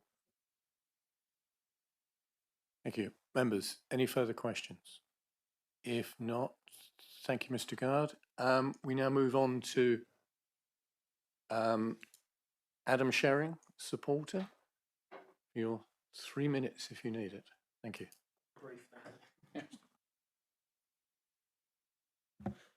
Good afternoon. My name is Adam Sherring. I'm the chair of the Kingsbridge Skate Park Committee and applicant. A bit of background first. I'm not sure if this is relevant for discussion, but I'll quickly go through it. After discussions with the community, we began fundraising in November 2024, and we crowdfunded £5,000 through local business and public donations. Kingsbridge Town Council echoed the community support by committing to 20% of the installation cost. This buy-in encouraged Sport England to grant £13,000 with a further £4,500 pledged by the Norman and Gibbons Family Trust. This combined support will cover all project costs. We want the additional floodlights to be considerate to the community's needs, so happy with the 8 PM turn-off in line with the original planning conditions. Similarly, we fully understand the importance of reducing the light temperature to 2,700 Kelvin to mitigate any impact on protected species. The area is already well lit, so with these measures in place, we believe the floodlights will blend in well with the existing conditions. Skate park use has been strong since its opening in March 2024. With your approval, we can add a further 28 hours of weekly use during the darkest months of the year. That period we're looking for from dusk until 8 is probably the busiest part of its use. It's after school. And we've got quite a broad demographic of user, so people finishing work can use it at that point as well. We would also be the only free-to-use facility with floodlighting in Kingsbridge, meaning your decision will have a significant impact on our community's ability to be active. That's all I'm going. Thank you. Thank you, Mr. Sherring. Any questions? There's stunned silence. Do you want me to talk about the height of the poles? Yeah. If you can cover that, yeah. Yeah, so you were right in what you're saying, but also the higher it is, the less of a shadow it will cast. When you're dealing with many obstacles, it's safer for the user, the less shadows that they are. Good point of clarification. Councillor Dommett. Do we know what time the leisure centre turn their lights off? Not sure every day, but on the weeknights it's 9:30, the sports centre, so it's quite a lot later. So do we have to reduce the hours to 8 PM? It's in the planning permission granted. Thank you. Any other questions, Mr. Sherring? If not, thank you. Thanks. We'll now move on to Councillor Wingate, Kingsbridge Town Council. Thank you. Thank you, Julia Wingate, Kingsbridge Town Council. I'll be very brief. It's been an interesting discussion morning. The Town Council fully support the proposal for the installation of floodlights on the town skate park.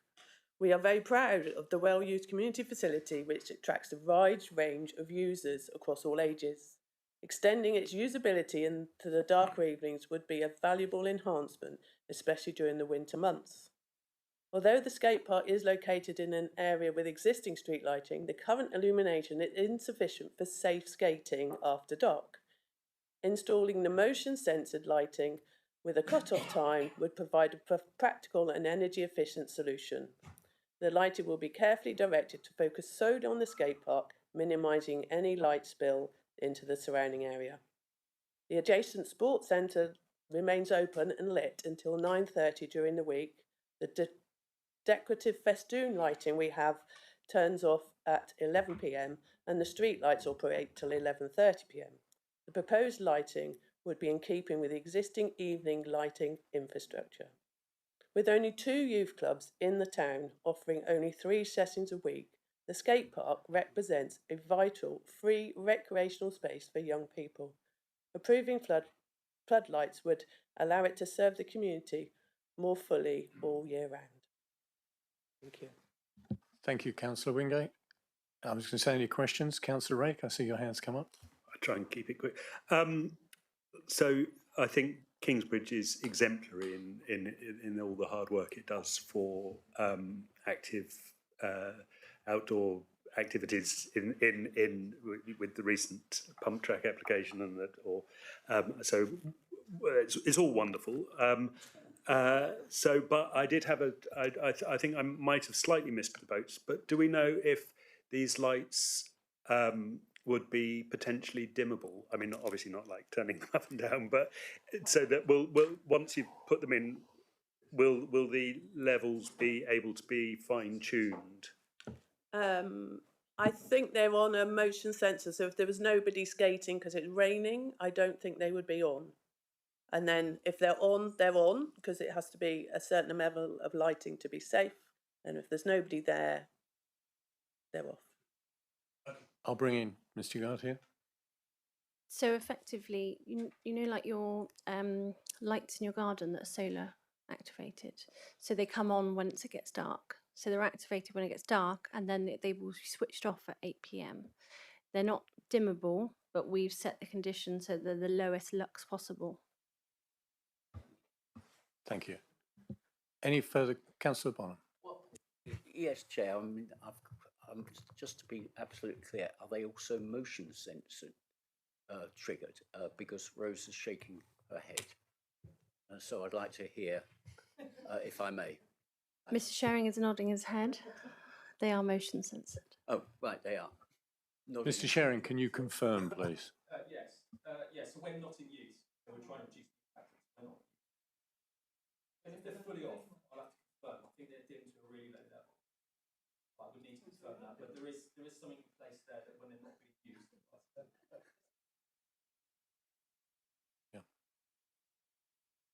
Yeah, I think my understanding is if there's no one skating, they are either off or at a dimmer level.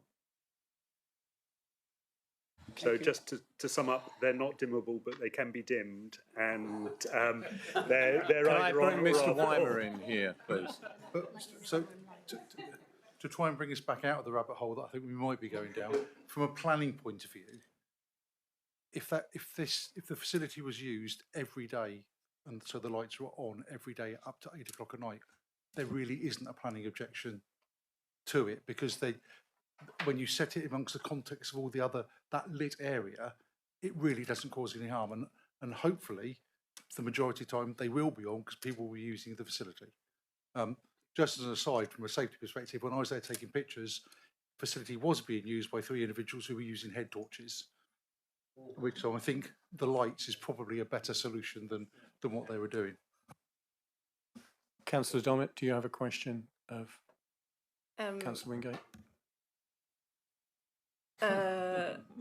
Yes, but only because I didn't really understand that answer before. Why is it 8 o'clock if the other lights surrounding it are Mr. Weimer. later? Because the planning permission for the skate park itself limited its use to up to 8 o'clock at night. So if they wanted to go beyond 8 o'clock at night with the lights, then they would need to make an application to vary the condition on the primary consent for the skate park. It's the permission for the skate park itself that limit it to 8 o'clock at night. Gotcha, understood, thanks. Any further questions of Councillor Wingate? If not, thank you. Thank you. Members, we'll move into the debate on... Oh, apologies, yes, we have a statement from Councillor O'Callaghan. Thank you, Chair. As ward member, I'd just like to say the skate park is widely supported and well run, and I note it's now proposed to turn the lights off at 8 p.m. earlier than originally stated. The landscape officer and DCC ecology team have not objected, nor has Kingsbridge Town Council. Many thanks, Councillor O'Callaghan. Thank you. Right, thank you for that. Now, we'll move into the debate on this. Councillor Taylor, please. Thank you. Yes, I don't know as much to debate on this one, to be perfectly honest, because there's lots of lighting that's around that park already. This is not going to exaggerate that. And I think it's needed to keep this park where it got to go and to keep it open for until 8 o'clock. So I would straight away propose that we approve. Thank you. Seconded. Councillor Panel. I've been called to speak before you, Councillor.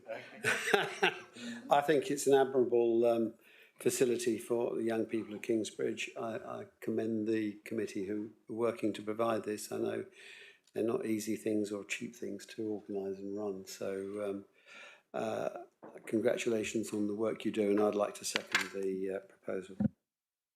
Thank you. Members, any further comments in the debate? I'm not seeing any comments there. We have a proposer and seconder for the officer's recommendation of conditional approval. I'm going to take it to the vote. Could I have a show of hands, please, for officer's recommendation of conditional approval? And that is unanimous. Thank you. That application is approved. Come back at 2:30. And we now conclude this morning's business, and we will recommence at 2:30.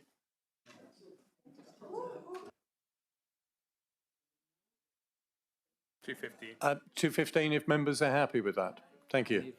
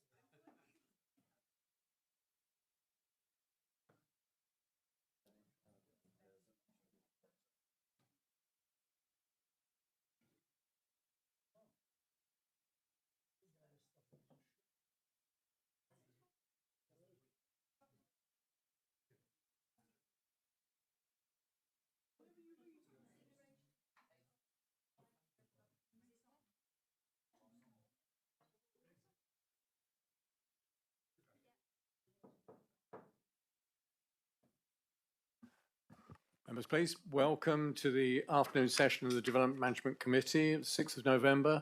I'm Councillor Mark Long, Chairman of the committee. If I can just take you through some housekeeping before we commence. In case of a fire alarm, exit the doors and the building and make your way to the far end of the car park. Toilets are outside the door on the left. Water is available outside the door on the right. This is a public meeting. Members of the public are welcome to listen to the debate, but unless registered as a speaker, are not able to take part and speak. We are live webcasting today, so can I please remind members to use their microphones and remember to turn them off when not speaking. Also, can I ask that all mobile phones are either switched off or silenced so we don't have any disturbance during the meeting. For those who have not been present before, in terms of how items are presented, the order for each application is as follows. The planning case officer will present their report. The objector will then speak, followed by the supporter will speak. Any parish council representative will then speak, and the ward or ward members will speak after that. Council committee members will be able to question each speaker on points of clarity. At the conclusion of the debate on each application, the members will vote and come to a decision. As I said, I'm Councillor Mark Long, Chairman of the committee. I would now like to ask the officers at the top table to introduce themselves. Thank you. Thank you, Chair. My name is Amelia Bolter. I'm the Senior Democratic Services Officer and Clerk to this committee. Thank you. Good afternoon. My name is Bernard Taylor. I'm a Vice Chair of this committee. Good afternoon. I'm David Fairbairn. I'm Head of Legal Services and the Council's Monitoring Officer. Good afternoon. Pat Weimer, Head of Development Management. Adrian Noon, Case Officer for the first application this afternoon. Thank you, everybody. We'll now move on to agenda item 6C, which is 088925 VAR, Turkamona, Warren Road, Bigbury-on-Sea. Case officers Adrian Noon. The recommendation is conditional approval. Mr. Noon, could we have your presentation, please? Thank you. Thank you. Yes, this application is a variation of a previous permission which has been granted on the site. The original permission, I think it's 2018 or thereabouts, was for the demolition of a single bungalow that is on site and the erection of 2 replacement dwellings. Or 1 replacement dwelling and 1 additional dwelling. That application varied a couple of times, and this is now an application for a 3rd variation. It only seeks a variation of the house on plot 2. The originally approved house on plot 1 is still part of this application. So, to go through there, just to sort of locate ourselves, we're in the yellow circle. The island just off there to the southwest, and we are sort of within the group of buildings that make up Bigbury-on-Sea. Zoomed in a bit more closely, we can see the existing house just on the sort of, you know, the sort of northwest edge of the circle. You've got Marine Drive to the front, Warren Road going up the side. The properties around, which I've got a photograph of, sort of, they're a mix of architectural styles, mostly bungalows along the frontage here. The building with the car park on the east side of the circle, that's 2-storey. There are other 2 stories around, but predominantly single story, frequently with rooms in the roof. There, for the purposes of site location, brought through from an original application, this is the red line for the site. At the time the application was first made, then there was a sort of the access is off Warren Road. There was at that point a garage on the part of the site that is now plot 2. That garage has gone. The work started to lower the levels. I've got some photographs of that from the time. The permission was implemented and remains live. So, the proposal here, because we are varying the original approval, it is still for the demolition of the original house. The replacement on plot 1, you can see there on the left-hand side, and an additional dwelling on plot 2, you can see on the right-hand side. The changes are to plot 2. The other feature of this is that obviously there is a new access off Marine Drive to serve plot 1. There is the house on plot 1, as previously approved, and is repeated in this application. So absolutely no changes there to that house on plot 1. You can see top left-hand corner most prominently, hopefully, there is a red line floating above the house. That is showing the height of the existing house. So there always was the intention that you get something a little bit lower. The red line also goes on the right-hand side of that drawing there. You can see that's all the current side. So that building comes over, the red line, the existing building comes over closer to the boundary than the proposed replacement. So the house on plot 2, this is the one that variations are sought to. So bottom right-hand drawing, that shows the front elevation of that house. The rather heavy feature running left to right above the house is the fence. That is to be provided at the back boundary to separate this plot 2 from the house to the rear, which I think is Cleveland. We did see a fence on site. There are photographs of that. That is not the fence that is proposed. That is merely up for the purposes of delineating the site at the moment. It is not at the right height. It will be a little bit higher. What we see here, that fence there, I think it is just over 2 meters, 2.3 meters high. That's what is shown on the approved on the drawings that we are being asked to approve today. So that fence you saw on site would be removed and this one would be put up. That may have explained some discrepancies we felt there might have been on site with heights. So the changes are that to the house on plot 2 solely that the floor level is raised by, I think it's 517 millimeters. That is knocked on effect is obviously the ridge goes up by the same amount. No other changes are proposed to the sort of position within the plot or essentially to the design. It's fundamentally the same house, but just a little bit higher. That is higher than the original approval, but it still remains lower than the house on plot 1. Either the existing bungalow, should it be retained, or the replacement house on plot 1. So we achieve a stepping down in heights, which is always was envisaged. The little drawing with the red and green bits on it, the blue and green bits on it, that shows us in blue the original approval of the roof on this property, plot 2. So that had a ridge line running basically east to west, left to right across the site. That is now was changed in a previous Section 73 variation for the sort of basic valley roof with the ridge, 2 ridges running front to back on the site. So although the height at its highest point of each little ridge is higher than the originally approved house, the overall bulk of roof that is above the originally approved house is really small. There is, in fact, less roof up there than there was. If you look at the bit between the 2 green ridges, that blue bit there is no longer going to be seen. So from that point of view, there is less roof structure up there. There are other angles which I'll come to with the ridges running slightly offset relative to the property to the rear. So you wouldn't look straight down the tunnel of the valley. You would sort of look a little bit offset. But that is the point of that little drawing in blue and green, just to show you how much roof there is up above the eaves level. Just zoomed in on that then a little bit more closely. Top drawing there is the front elevation. You can see the pink is the previously approved house on the 517 millimeter lower plinth. You can see how that goes up.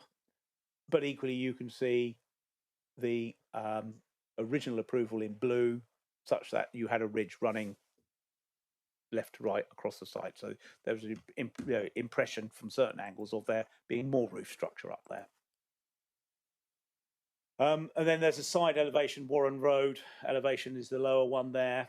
As you can see there, there's the ridge running front to back at the same height as the fence just next to the little green bush, which is in the neighbour's garden. So it is at this. It is. I think it's 2 centimetres lower than the fence that they're applying for there. So, and there's the other elevations of the house on plot 2. So at the back is the top one that you would see from behind. And there's the other side elevation that would face plot 1. There is just sort of what, you know, in street scene again. You can see there just sort of the house over on the left-hand side at the top, that's slightly higher. The proposed house on plot 1, it steps down a bit, and then this one steps down on plot 2, steps down a bit more. So that sort of gradual dropping of ridge lines as you go sort of along Marine Drive from the northwest down to towards the southeast, you get a general lowering. The house on the other side of Warren Road is even lower. And then that's just the bottom drawing is the rear elevation. So you can, again, just to emphasise, you can see the red line outline of the existing house and how much lower the proposed house would be should that existing bungalow be retained.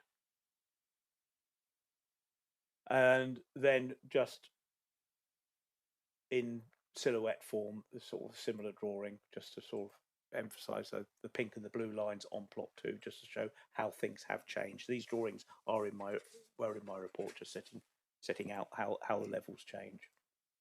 And just zoomed in a bit more closely there, we have a ridge level of the proposed house on plot 2, 36.15.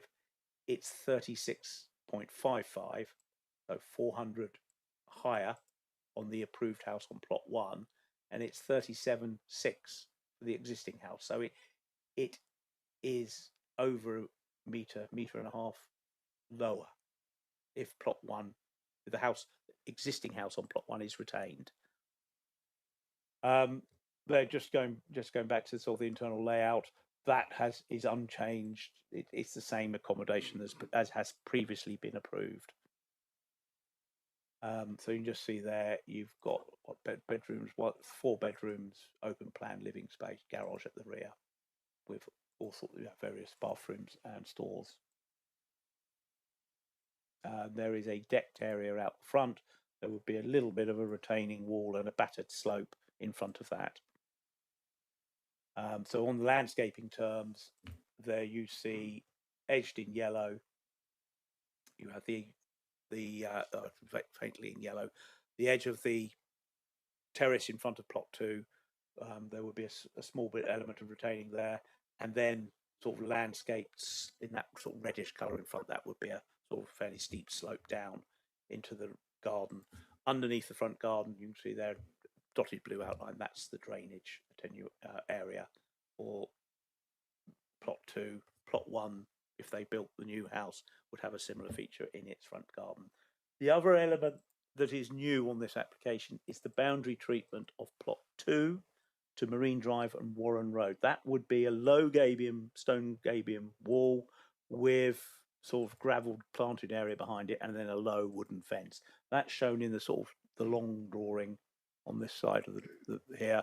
I'm suggesting a condition would be necessary just to agree the detail of that, because obviously it could be any sort of stone, it could be any sort of coursing, the planting, the fence, etc. We want to see the detail of that. But in principle, there is wide variety of boundary treatments in this area, so I don't think that would be out of character.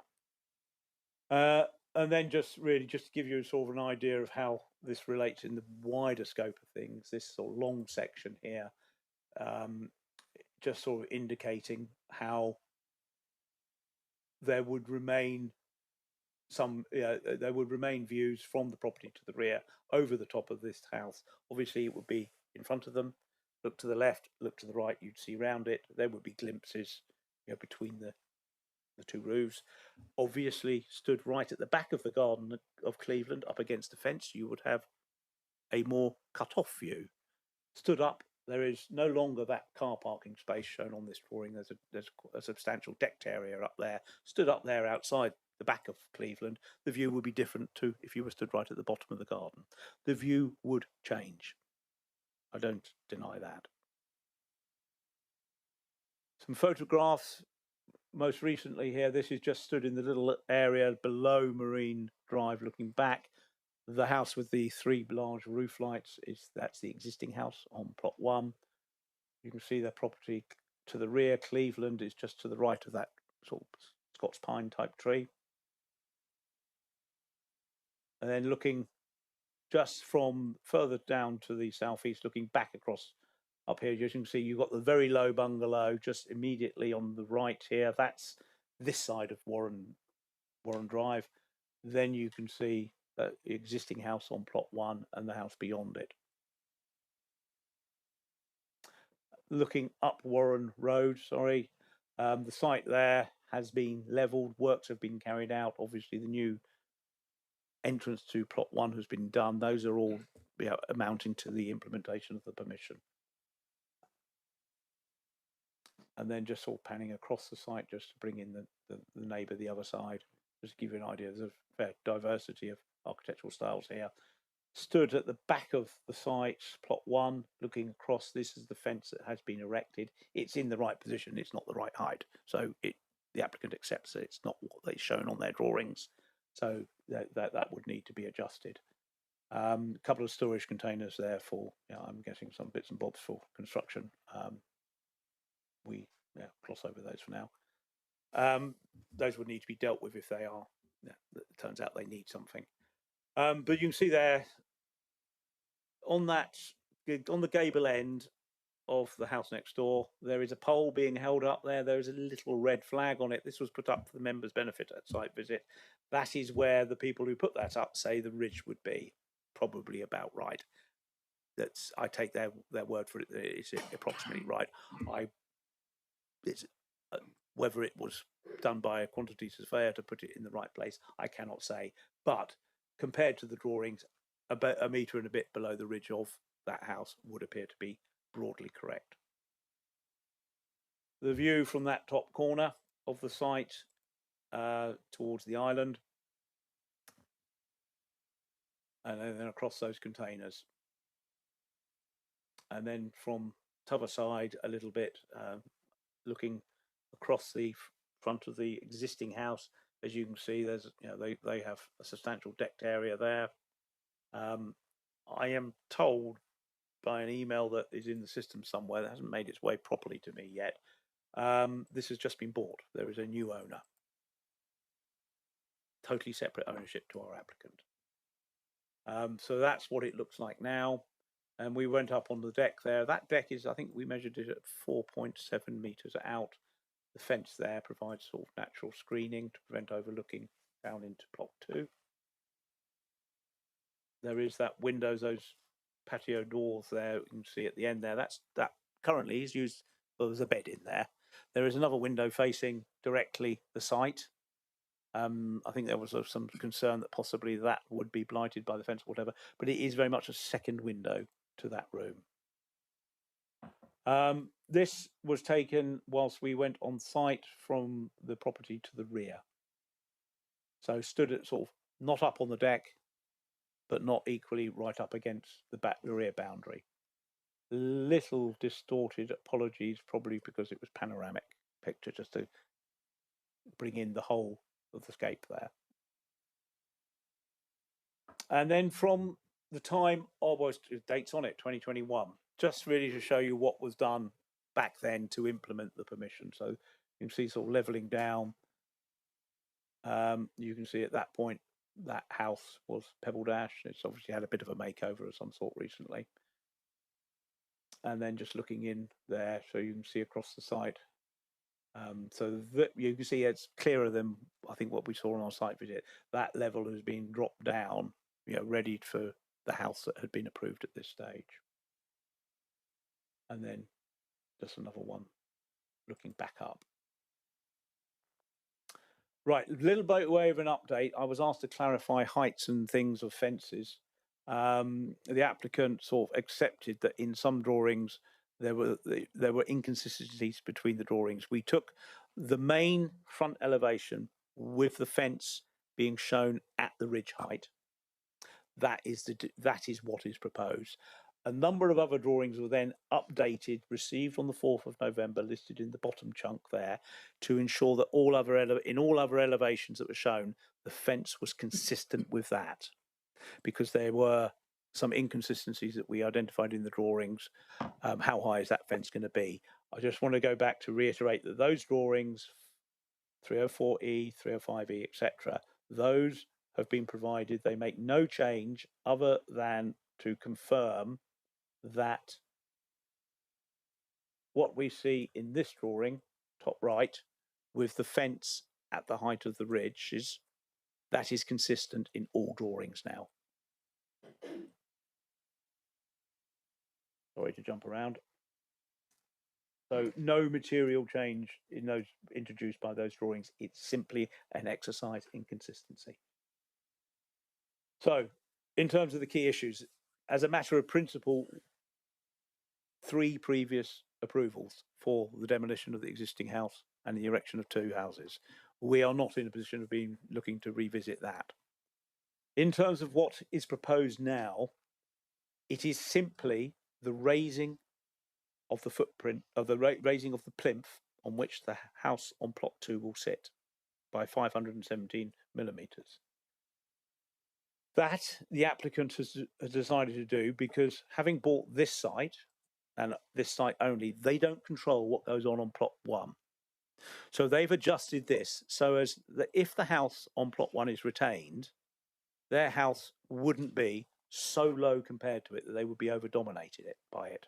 They have brought it up enough to reduce that impact to what they feel is an acceptable level, but without compromising the original sort of master plan for the site in that sense, in that it would always be the house, whatever is on plot 1 will be higher than whatever is on plot 2, which will be higher than whatever is on the other side of the road of Warren Road. So they've come up enough to make the outlook and the sort of living conditions of plot 1 acceptable, but without sort of interrupting that street scene that we've always wanted to see gently cascading down of roof heights.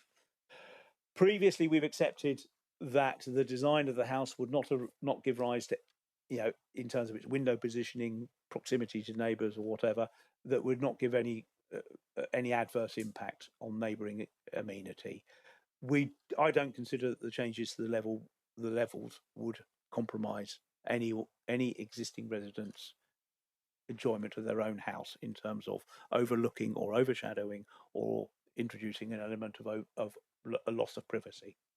Within the site, there is a good relationship between the two proposed houses. We must remember this application is for demolition of 1 house, erection of 2. That is what we should be looking at.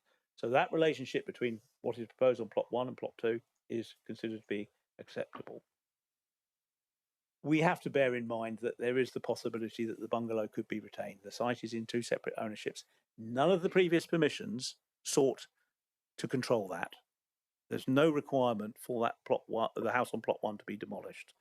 We can't introduce that now because the applicant does. There are 2 different owners. They have no control over it. All we can say is that if you implement the permission in its entirety, you have to accord with the drawings we're now looking at. But my view is that the changes that are provided for now would create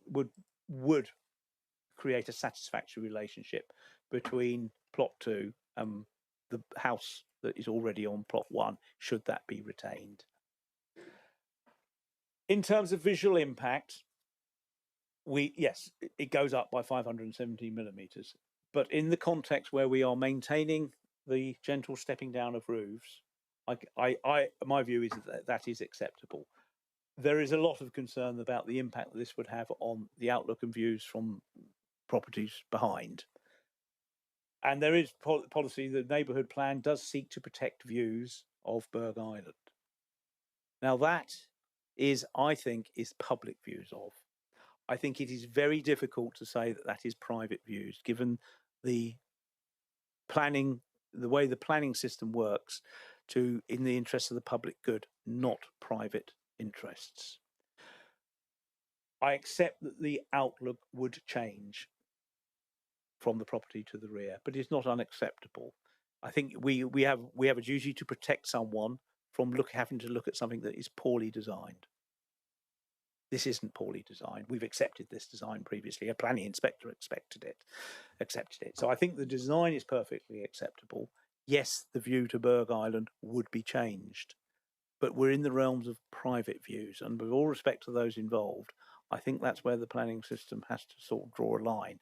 If we were dealing with a view from a public place, let's say a park with benches where people go and sit, and someone's come in with a proposal to plonk something right in front of that, those sort of public views, I think, are a matter of planning interest.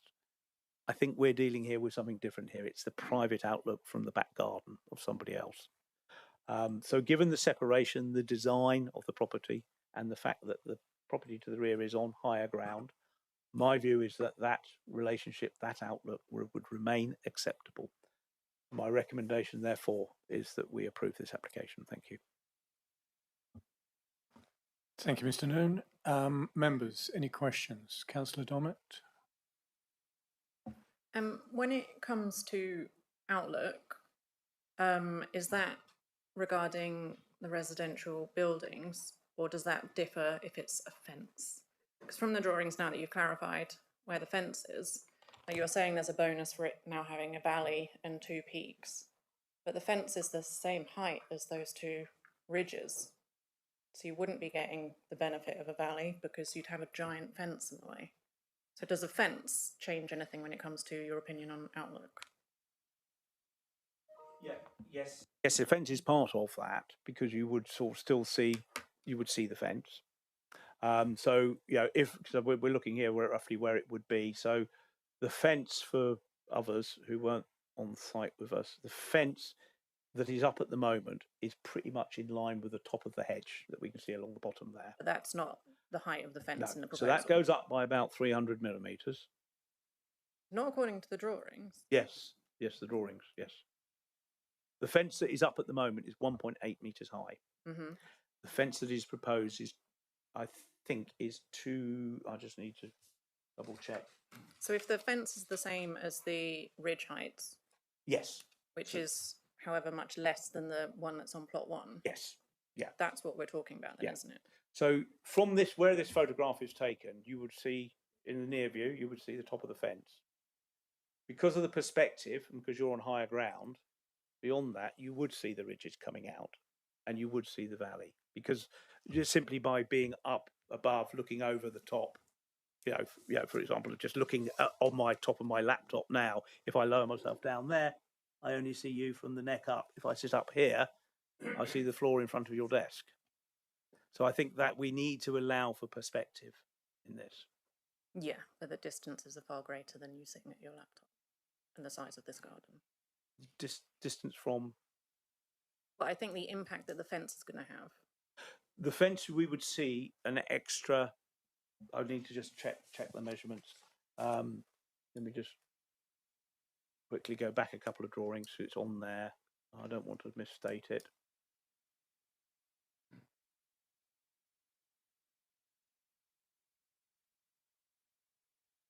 There, right.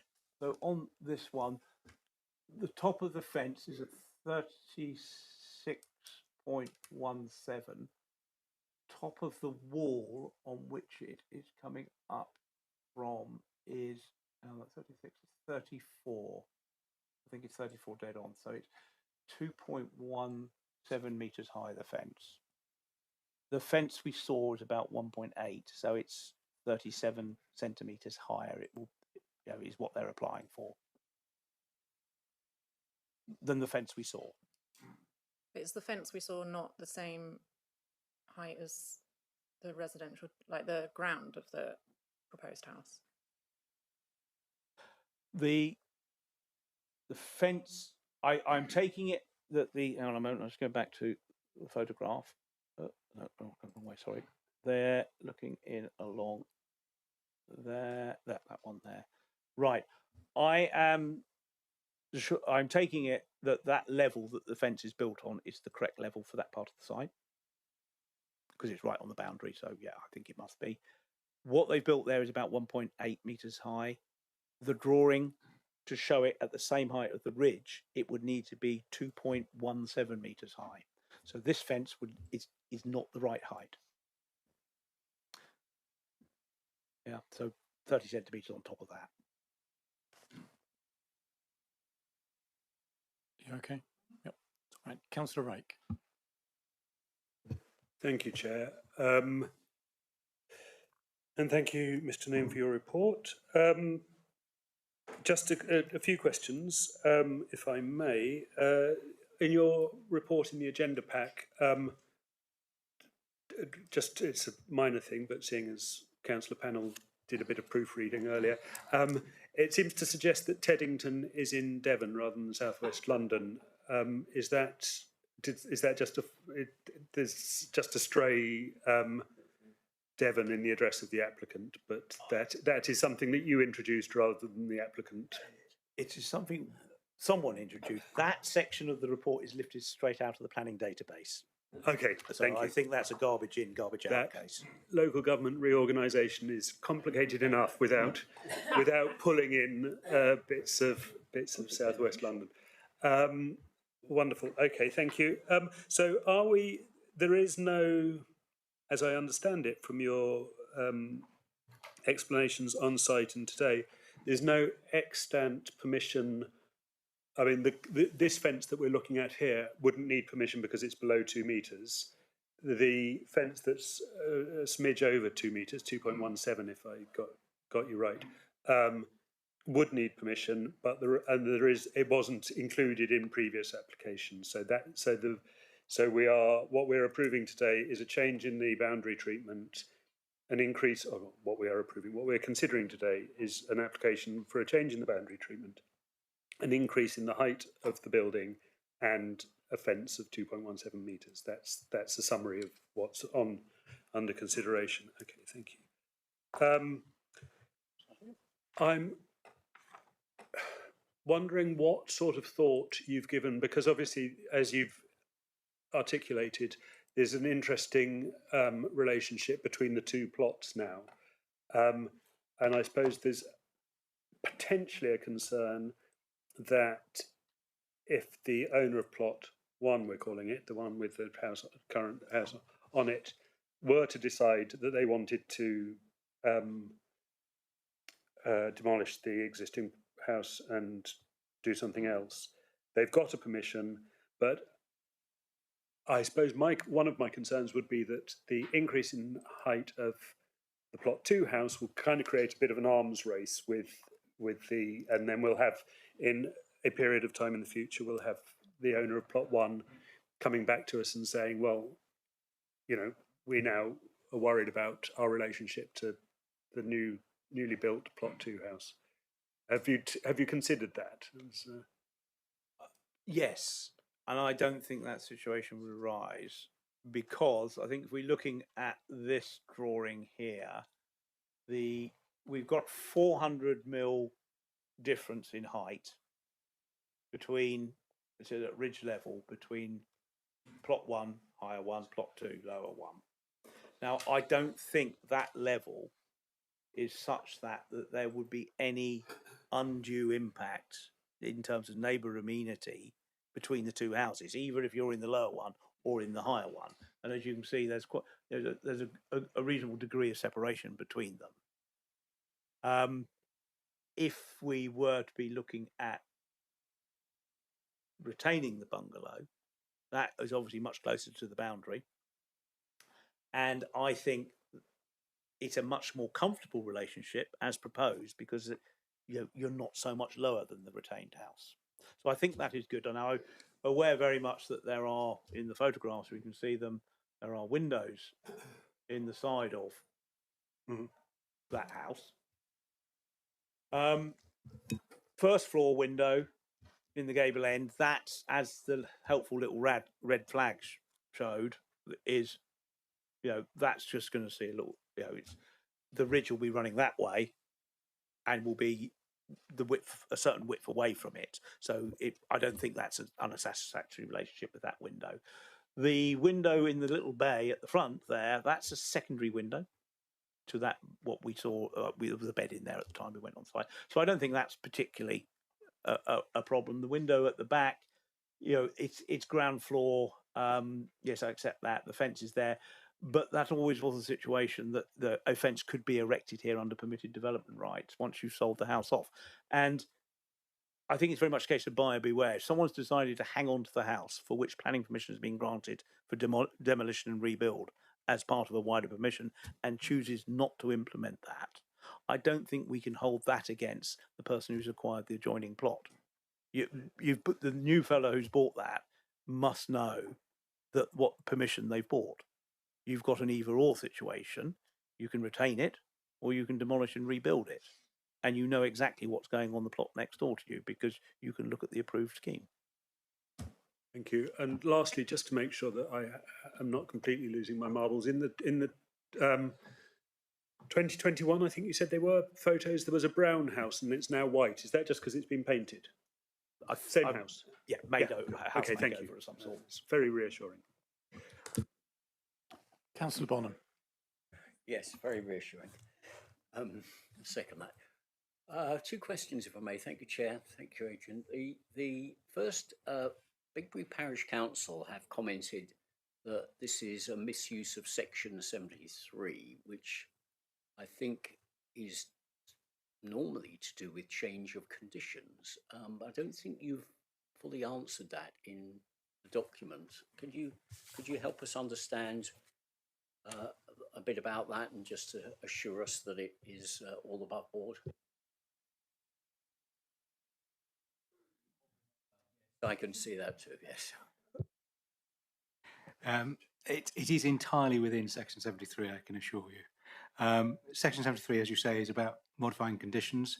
One of the conditions is the drawings condition, conditions 2, and you can replace the drawings with it. You can seek to amend condition 2 by replacing the drawings with other drawings, providing you don't do anything which is contrary to the description of the development. And therefore, providing what you're proposing is within the scheme, within the description of the development, the operative wording of the planning permission, you can use Section 73 to amend the conditions. Sounds good, thank you. Okay, second question then relates to the plan. So we didn't dwell too much on the plan.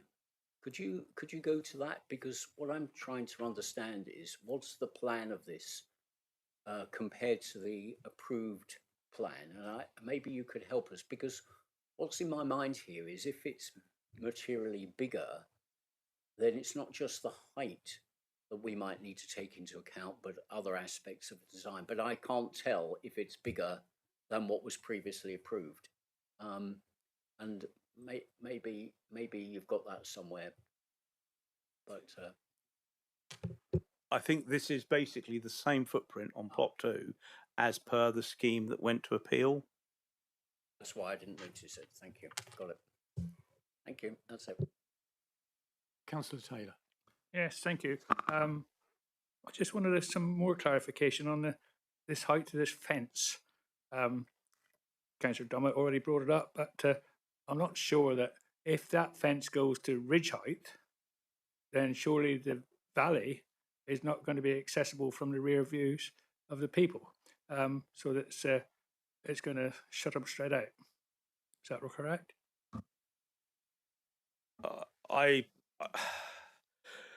In part, yes. I think also it depends how close to the fence you stand. If you stand back, given that the ridges are, let's have where's the best plan to see it on there. So I'm guessing, just looking at the marker 5, it's probably sort of 12, maybe 15 meters long, front to back. So if your fence is there at a certain level in your vision, anything immediately behind it, if you're higher than the fence, you won't be able to see, but anything 15 meters away, you probably will be able to see. It's just perspective. So I think certainly stood outside on the decking of Cleveland, looking down, you won't see the near part of the roof because the fence will screen it. The far end of the roof, I think you will certainly see. And at some point in between, the cutoff will be depending on how tall you are. Can I come back? Okay. I'm still not quite clear, because in my mind, why should you have to stand on a plinth to be able to look over a fence? It's a visual thing, and I think that within the neighbourhood plan, you got every right to have a good outlook from the neighbours, and that's going to shut that straight out. So, and that's my opinion, and just if you could qualify that, that's great. I think it all heights of fences, depths of gardens, ground levels. We're looking at sort of three ways things could be varied here that will affect the outcome. Now, obviously, you've got, I'm guessing probably 15-ish to maybe 20 metres depth of garden in Cleveland before you get to the fence. The fence is the low point of the bottom of the fence, that is the low point of their garden, and their decked area is considerably higher than that. The fence is tall, it's taller than normal, but in this sort of sloping situation, given the distances, I don't think that fence in its own right is objectionable. If it were lower, you'd see the apex, top part of the apex of those ridges popping up above it. I mean, I don't think that would be harmful either. I think it's an either or. If members felt this fence was too high, and that was what is making an issue here, you could say, okay, fine, we're happy to approve this, but we, notwithstanding what's shown on the drawings, we want to see a smaller fence there. I'm sure the applicant would be more than happy to do that. The consequence of that is the person in the behind will see roof, the near end of the roof. I don't think that's harmful. It's just this is what we're presented with today. Thank you, Mr. Noon. Councillor Dommett. Thanks. I wanted to go back to what Mr. Fairbairn was saying about section 73. The changes need to relate to the original ask, or not be too different from the original ask. The original ask was to demolish the one house, which we can still see, and make two smaller ones. Are these two smaller ones than the one we can see?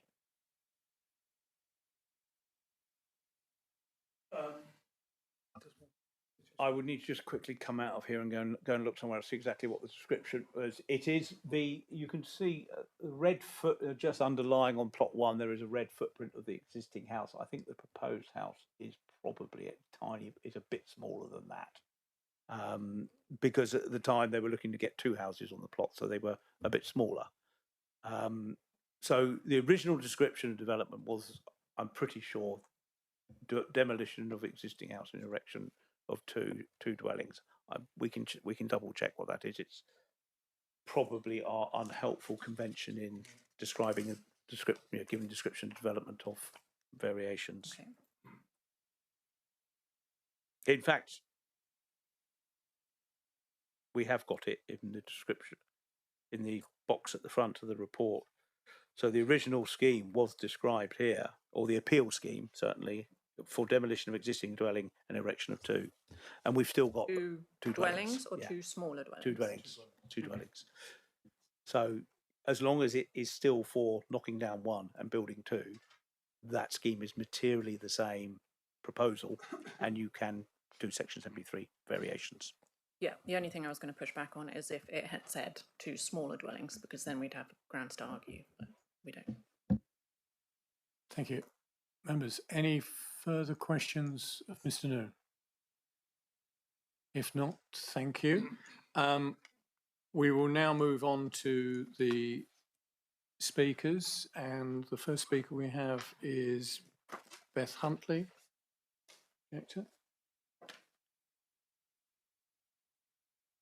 If you'd like to. Was you waiting for something? No, no. Where do you want me, here or here? There, so, Yeah, this one? so everybody can see you. Thank you. Right. Hello.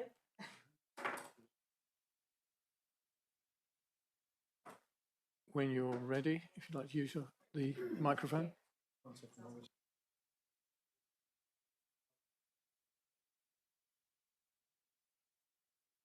I think you've got some slides to be used. Yes. Could you put up slide 4, please? You need the microphone. Put up slide 4, please, Mr. Noon. No, of my slides. These are no. Slide. Got it. Thank you. Right, thank you. I know the answers to some of the questions that you've asked. Do you, like Nadine asked a question which Mr. Noon wasn't sure about, the houses that were proposed, both of them are much, much smaller than either of these two. Do you want to know that sort of information before I start my speech? You can do your presentation. Okay, and then fair we'll enough, right. True story. Before Councillor Taylor, I had this job as District Councillor and met with Duncan Smith, the senior officer in charge of neighbourhood plans at Follerton. On visiting Bigbury, he realised people only bought here because of the outlook onto the island. He said, Councillor Huntley, in your neighbourhood plan, you must insist this view is protected because it affects the whole village. I know normally planning ignores views, but the view of the island and the sea around it are of huge importance to all residents. Protect it, write it into your neighbourhood plan. So we did. Contrary to Mr. Noon's opinion just now, our neighbourhood plan protects private views from homes as well as public views. Another shot, please. Proposals should present. What do I do? There's no shot. Thank you. The one before, please. Sorry, I hope you can stop the clock. Right, thank you. Proposals should protect the residential amenity of occupiers of neighbouring properties by reason of loss of outlook, loss of important views, including views of the sea. This council and the inspectorate praised our plan highly, and so it exists in its entirety, a directive for the District Council to uphold. Gov.uk, another shot, clarifies its legitimacy. A neighbourhood plan attains the same legal status as a local plan once it has been approved at a referendum. Applications for planning permission must be determined in accordance with the development plan. It is not for anyone in this room to cherry-pick the parts of the plan they uphold and those they discard. This policy came straight from the mouth of a South Hams officer while he was on the spot and so understood the unusual situation our residents find themselves facing. This council and officers are good at observing our plan, but the policy on which you fail, most of all, is this one, protecting views. The inspector of a contentious application recently rejected opposition to Barbie Lodge, you'll remember it, because the views in question were secondary ones, therefore implying, had they been important views, this inspector would have upheld the objection. Our views are important ones. Another photo, please. In Bigbury-on-Sea, visual amenity is everything for all residents, not just us. It's why the village was originally built. It's why our outlook is protected. This council is legally obliged to properly apply this policy. This frontline application, the lady over there, raises the built horizon by ½ a metre, adding almost a metre over 2 creeping recent applications. Perspective leads to unacceptable blocking. Near the photograph. No sea visible in front of the island. The land, wrong photograph. Next one, thank you. No. Yes. No sea visible in front of the island. The land growing out of the roof of this application, see for yourselves. This is exactly why the neighbourhood plan was drafted as it is, to stop this. If not protected, village-wide visual amenity will be lost to large developments on the front row, hogging 180-degree views to themselves, so denying their neighbours behind the outlook they've treasured for decades. The reason for the village's existence will be extinguished by the lack of action of this council. As residents, we simply request our council respect the legality of our neighbourhood plan and actively enforce it as was intended when adopted. Are you going to conclude? With 82, 3 more words.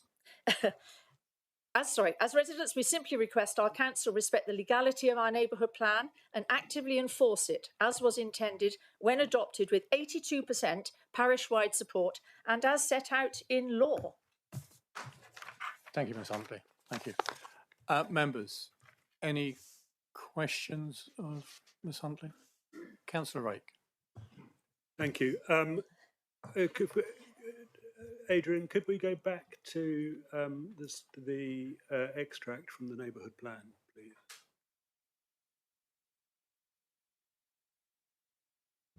I mean,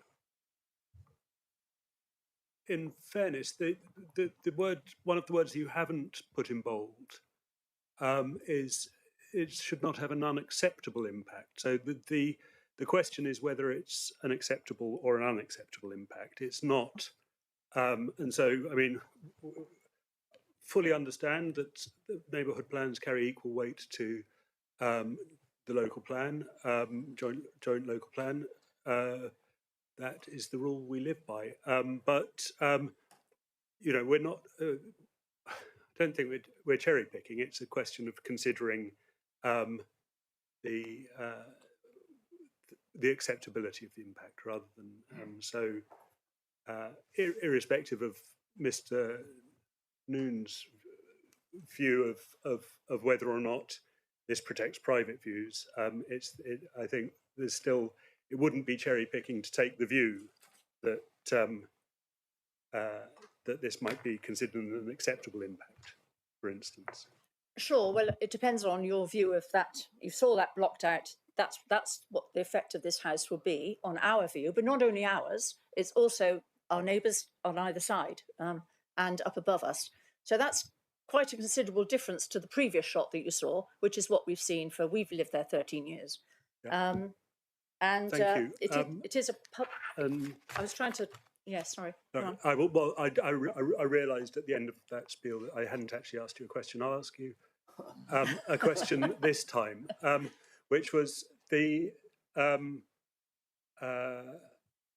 application for the existing application that was passed at appeal. Did you make representations on that one? Yes. Okay. To save me the trouble of looking them up on Southam's dreaded planning portal, were they in support or objection? Oh, they would have been an objection. No one in the village supports this. The only letter of support has been created by someone who doesn't actually exist in real life. There is no such person as William McLean, and he certainly doesn't live next door in Seafront. Ms. Huntley, we don't need that commentary. Please Okay. respond to Councillor. No, well, Rake. I think I've heard my response. Thank you. Thank you. Right, Councillor Bonham. Yeah, thank you, Chair. Well, it's actually a question, if I may, for the planning team and maybe the lawyer, because I did hear earlier that private views were not protected and relevant, and maybe we could just clarify that in the light of what we've heard from neighbourhood plan. Will let Mr. Fairburn come in on that? Yeah, thank you, Chairman. It's a question of judging the moment as to when I came in. So the first thing to know is that the right, it's an established principle of English law, according to my good friends here, that was recorded in 1610, that a landowner cannot protect the view that they have from their land. There is no right to a view, to a private view, and as such, the local plan could, or the neighbourhood plan couldn't protect or can't protect a view, that a right that doesn't exist in law. In essence, but Councillor Rake has hit the nail on the head. The key wording in here is unacceptable impact, and there might be a loss of a view, but I suspect that the views that were contemplated when the advice was given were the general public views, and that is what the planning system seeks to protect. The planning system is not there to protect private views. Nevertheless, I recognise that the neighbourhood plan does include a reference to private views. For whatever reason, it does. But what I would say to you is that the development plan comprises the joint local plan and the neighbourhood plan. And your decision is to be made in accordance with the development plan unless material considerations suggest otherwise. And as I would have said previously, whether something complies with the development plan is a question of looking at the development plan as a whole. So the fact that this particular development might be acceptable, unacceptable in in terms of its impact in this one policy doesn't mean to say that it is unacceptable as a whole and should be refused. That's a matter of planning judgment as to whether or not the non-compliance with this particular policy is such to outweigh the harm or outweigh the benefits of the development in respect of other policies. But certainly there is no right to review, and planning does not exist to protect that right. It exists to protect an outlook, because everybody's entitled to have a reasonable outlook from their property. But that only means being able to look out of the property and for a reasonable distance. It doesn't mean you've got a right to review. There's a distinction. Thank you, Jim. Thank you, Mr. Fairbairn. Councillor Bonham, you wish to come back? Well, not for the first time. I'm confused by that answer. Let me try and simplify it in my mind. If case law or historic law suggests that there is no right to review, then does that mean that this neighbourhood plan is not valid? In which case, why has it been approved and adopted? Or does it mean that this neighbourhood plan should be read in conjunction with case law, in which case there's a conflict? Or how should we interpret? Because, I mean, in my simple mind, this should be taken into account. Whether we agree or disagree with the unacceptable impact is a latter consideration, a secondary consideration. The first consideration to think about is this clause relevant or not? And that I'd like some clarity on, because I sort of heard multiple answers. Mr. Fairbairn? It is a policy within the development plan, except that what I'm saying to you is that as a matter of law, it potentially is something that as a planning policy, it shouldn't necessarily be there, because as planning does not protect the right to a private view. And I think what's happened is that the policy's got outlook and view conflated, so that except that the planning system can protect protect outlook, but it can't protect a private view. And I think that's the policy is seeking to do something that it can't, as a matter of law, do. It's there, but I'm saying to you that doesn't make the neighbourhood plan invalid. It's simply it's a consideration that you take into account, and you weigh whether or not it can be protected as a material consideration. You weigh it's all something that goes into the balance. I'm sorry, that's a rather rambling answer in the end, more rambling than the original answer. I'm sorry. Thank you, Mr. Fairbairn. It's not. But no but. Councillor Taylor. Yes, I'll make you ramble on a bit more, because all the neighbourhood plans. Yes, it is. Yeah, it's neighbourhood plans were made. Took some 5 years, and I think that obviously the parish council were involved in this. Took some 5 years to make. It came back to us, and we made it and accepted it as a legal document, and this was then included. So I don't think we can possibly exclude it at our whim, and that's my view on that one. And I think that Mrs. Huntley would agree with that. Yeah, well, it was a South Hams officer who told me to put it in the first place. And he was the head of neighbourhood plans at the time. Patrick will remember him. He was working here, Duncan Smith. We went to Bigbury-on-Sea, turned round, sat on the island, looked out at the whole of the village is spread out across the slope of the land opposite the island. So it's the only reason the village is there is because of this amazing view, which you saw a little bit of earlier. You saw it, didn't you, the other day?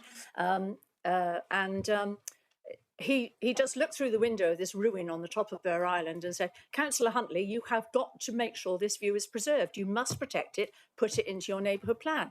And he acknowledged that, it wasn't typical of the development plan, but he just said, this is exceptional place. This is unique. And that village only exists because of this outlook. So if you don't have this outlook, this village wouldn't exist. Thank you, Ms. Huntley. Members, any further questions? Councillor Dommett. And just to understand that, so he was on the island looking back at Yes. Bigbury and saying that view needs to be protected. Yeah. and it's spread out all over But the one across that the we've slope got of in the heath. question is Bigbury looking out to the island, so that's the opposite. No, well, yes.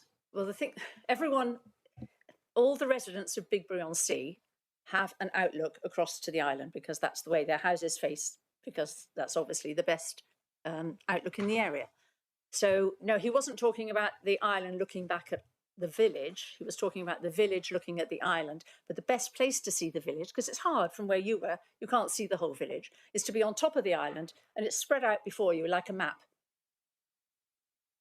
And everyone in that village is affected by the loss of their outlook. You know, everyone has only bought there in order to see the island. And when that is removed, or the sea around the island is removed, or whatever, it's absolutely not why they bought their house there in the first place. Thank you, Ms. Huntley. Councillor Rake, you indicated? No, I think it was essentially the same question as Councillor Domitz. I'm confused. Okay, thank you. If are there any other questions of Councillor Huntley? If not, thank you very much. Thank you.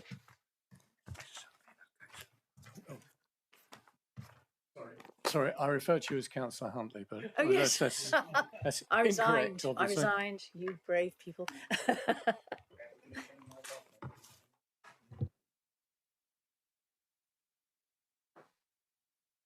Thank you. Now we'll move on to Councillor Molesworth, Bigbury Parish Council.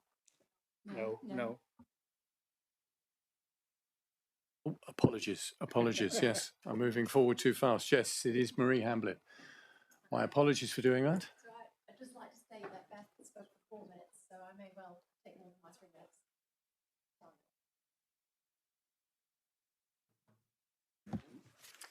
Permission for a 4-bedroom house on this site already exists. Under consideration today is a minor variation of 2 conditions. There's no design or scale changes, as Adrian said. This is a refinement of an already approved Ed Appeal scheme. This process has been far more labour than anyone could have imagined, and to be honest, we regret having purchased a site with such a checkered planning history, which has undoubtedly contributed to the level of scrutiny and delay and caused undue personal stress on our family. What should have been an 8-week determination has now been with South Hams for 9 months. It's been through pre-app, it's had a legal review, and it's had 2 planning officers, both Amy and Adrian, look at it. The outcome is that it's fully compliant with Section 73 and no material planning matters have been identified. We believe the reason we're here today at committee is because of the number of objections. And looking closely at these, the concerns of widespread community concern are just not accurate. Of the 32 objections cited in Adrian's report, a third come from just 2 households. And after re-advertisement, only 12 objections were made and 60% of those came from 3 households. A principal objector has actively lobbied neighbours and councillors, creating an inflated sense of opposition. They've circulated vastly inaccurate sketches misrepresenting the proposal at various coffee meetings. These comments have no planning merit.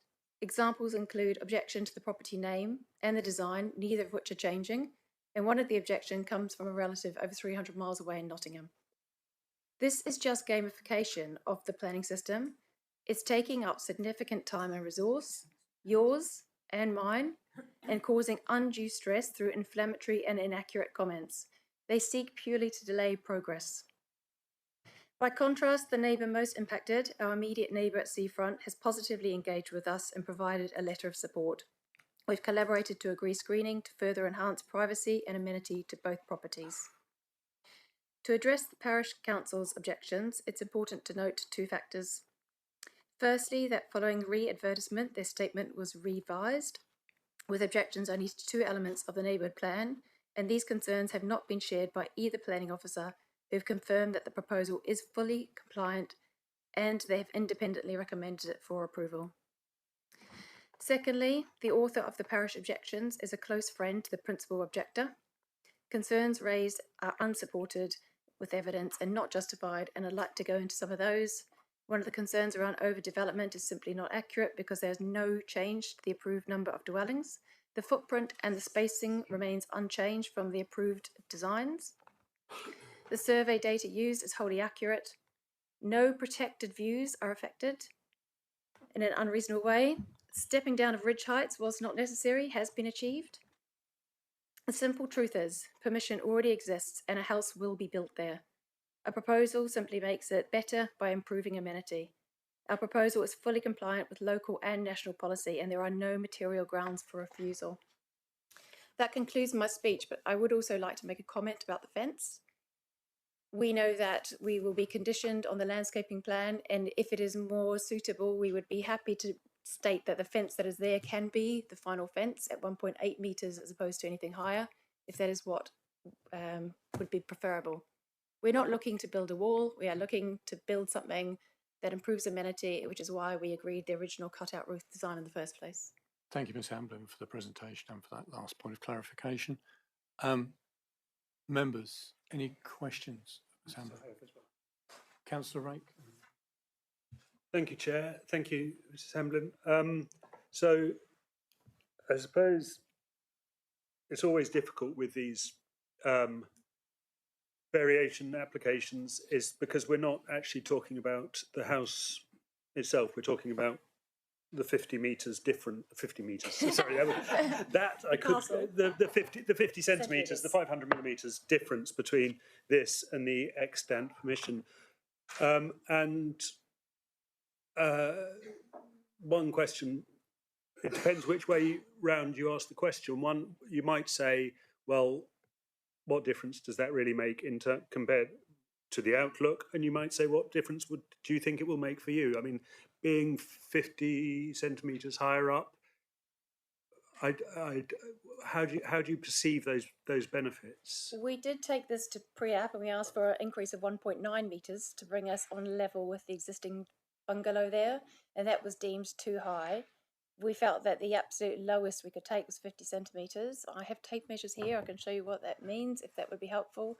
It is purely just to, if the owner on plot 1 doesn't demolish, it gives us that improved amenity. If they do demolish, it has no impact because we still retained a lower profile than what they have. So we are currently being the shadows. Thank you. Yeah, I thank you.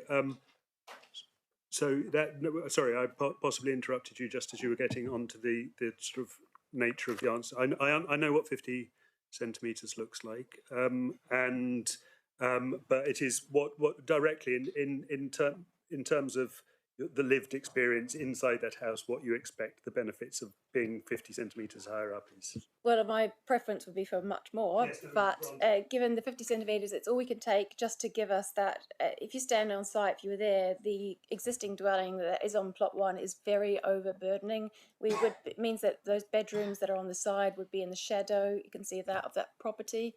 So we are looking to elevate ourselves slightly to get that, to not be overburdened by that other house, to improve our amenity and our outlook. Thank you for that explanation. Councillor Rake, have you concluded? I think that's fine. Thank you. Councillor Taylor. Yes, thank you very much. Just a couple of clarifications on the letter of support. You got Luke McLaren. Yeah, Luke Williams. Explain who that might be? That's at the time, it's the owner of Seafront. Oh, Luke. He was Luke Williams. Yes. Councillor Taylor. Yeah, I know. I'm asking a question. I'm asking a question. Yeah. I need some clarification. That's all. And the other question is: does the fence against the second property, which is now sold, because that's nearly in their front room, does that have to stay there? That fence is where the boundary line is. That boundary line has been surveyed. But it does, as you can see on that screen, it does shut the light out. Councillor Taylor, can I stop you there? That's not really. I say it is, they would have, if the officers can correct me, they would be able to place that in that position under permitted development rights? That would be correct, assuming someone had no intention to proceed with the development at the moment. They just merely bought plot 2. 1. Well, plot 2, I'm sort of saying here, to secure the site, they would be entitled to put up a 2-metre fence along here and down the middle as well. So that would be a permitted development fence. It could be erected under permitted development as a fence not fronting a highway. So, yeah, there is provision for that. So, yeah, we have control over the situation right now because someone is asking us for planning permission for the development of the site, and agreeing appropriate boundary treatments is a legitimate aim of a determination of a planning application. So hence there is a condition 2 that is looking to agree details of all materials, including the construction materials, but also boundary treatments and hard surfacing. So there is that offer that we could vary the height of the fence along the back. Also, we could look at the fence down the middle as well if members felt that was important. Thank you, Councillor Noon. Councillor Taylor, do you have any other questions? No, I think that's fine. Okay, I'll come back. The fence down the side between the two properties was agreed in conjunction with the owner at Seafront at the time. Thank you. Sorry. Can you clarify that? That was agreed by whom? With Luke, the owner, and ourselves on site with a tape measure. Yeah, because he hadn't been there for a few years now, so that's fine. Councillor Okay. Taylor, This application was submitted in March. It's taken 9 months to get to this point. Chairman, can I interrupt? I'm getting a little alarmed that I think Councillor Taylor may be using the questions for an ulterior motive and also potentially be predetermined. I have felt that in the past with my involvement with Councillor Taylor. Councillor Taylor, can you assure us that you have an open mind? Thank you. Thank you. Members, any further questions of Ms Hamblin?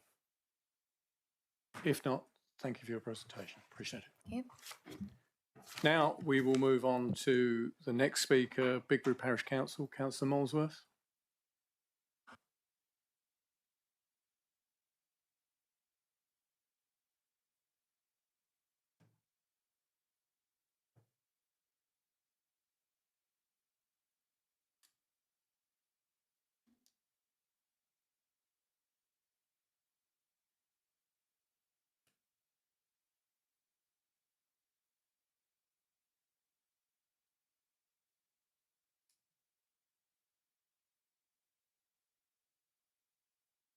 When you're ready, thank you. Thank you, Chairman, members. Been interesting discussion so far, especially since we're revising our neighbourhood plan coming up, so it's very helpful. Yeah, I've based my observations on Mr. Noon's summary of the parish council's position, so I will take those headings as 3 headings you'll be relieved to see, rather than the 8 or 9 headings that we put on there. Firstly, we are arguing, as Councillor Bonham suggested, that there might be discrepancy with the use of Section 73. We're arguing actually this is inappropriate. You've had incremental drift over 11 years of this planning application, and at some stage it must stop. Otherwise, the continual development of this site may proceed. Okay, as you see on the slide there, the original plots 1 and 2 were well spaced, and this permission actually refers to that correctly. But the actual position on the ground is what you see on the second row, where seafront is retained. Seafront is going to be retained. That was confirmed by the new owner, and consequently, you have a situation where the 2 properties right next to each other, creating no gapping, complete over-dominance, and any increase in this permission will exacerbate that. So the question is, does this remain within the scope of the original scheme, as referred to by Mr. Noon, or is it actually inconsistent with that, and it's actually out of the operative part of the previous planning permission in 2018? That is a question. Okay, I have to say that having a property next to another property, with 2 properties combined that are actually going to exist, going to be 45% greater in terms of footprint. The separation is going to be 5 meters as opposed to 15 meters, and it does not reflect the grain or height or density or pattern of the surrounding area. Okay, next slide, please. Just go down. Next page, please. Thank you. So, taking the next point, which is height increase, visual impact, and technical issues. Height increase. The height increase, if we look at the photograph from Google Street View, you will see that Seafront is labelled there, Tocumona proposed, and Miramar. That is the roof line. Okay. Bottom line, you have Wavecrest, Marine Drive, and Miramar, Tocumona. Miramar, again, the gapping has been destroyed. Any increase in height is going to lead to that ridge line be exacerbatedly broken rather than actually improving the situation. It makes it over dominance, and that's what a lot of the objectors, whether they are I don't know where the 32 objectors come from, but actually I do know that the majority of their immediate neighbours to this property have objected, including recently the new owner of Seafront.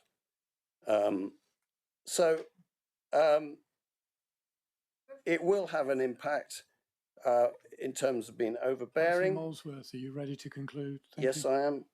So I won't go through the technical issues, but just to say it's contrary to the neighbourhood plan in terms of BP7, paragraph 2 and paragraph 6. Thank you, Councillor Molesworth. Thank you for your presentation. Members, any questions of Councillor Molesworth? Councillor Rake? Yeah, thank you, Chair. Thank you, Councillor Molesworth, for your comments. As previously noted, there is an extant permission for this house, but 50 centimetres lower. And it's the 50 centimetres that we're discussing today, not absolutely. And we know that, given that planning inspectors are the gods, we know that the impact in outlook of the 50 centimetres lower house is acceptable. And we know that the street scene is acceptable. And we know that the spacing with the neighbouring property is acceptable. So all that has been established not by us, but by a planning inspector. And there is, as I say, there is no higher voice. So what, to your mind, is the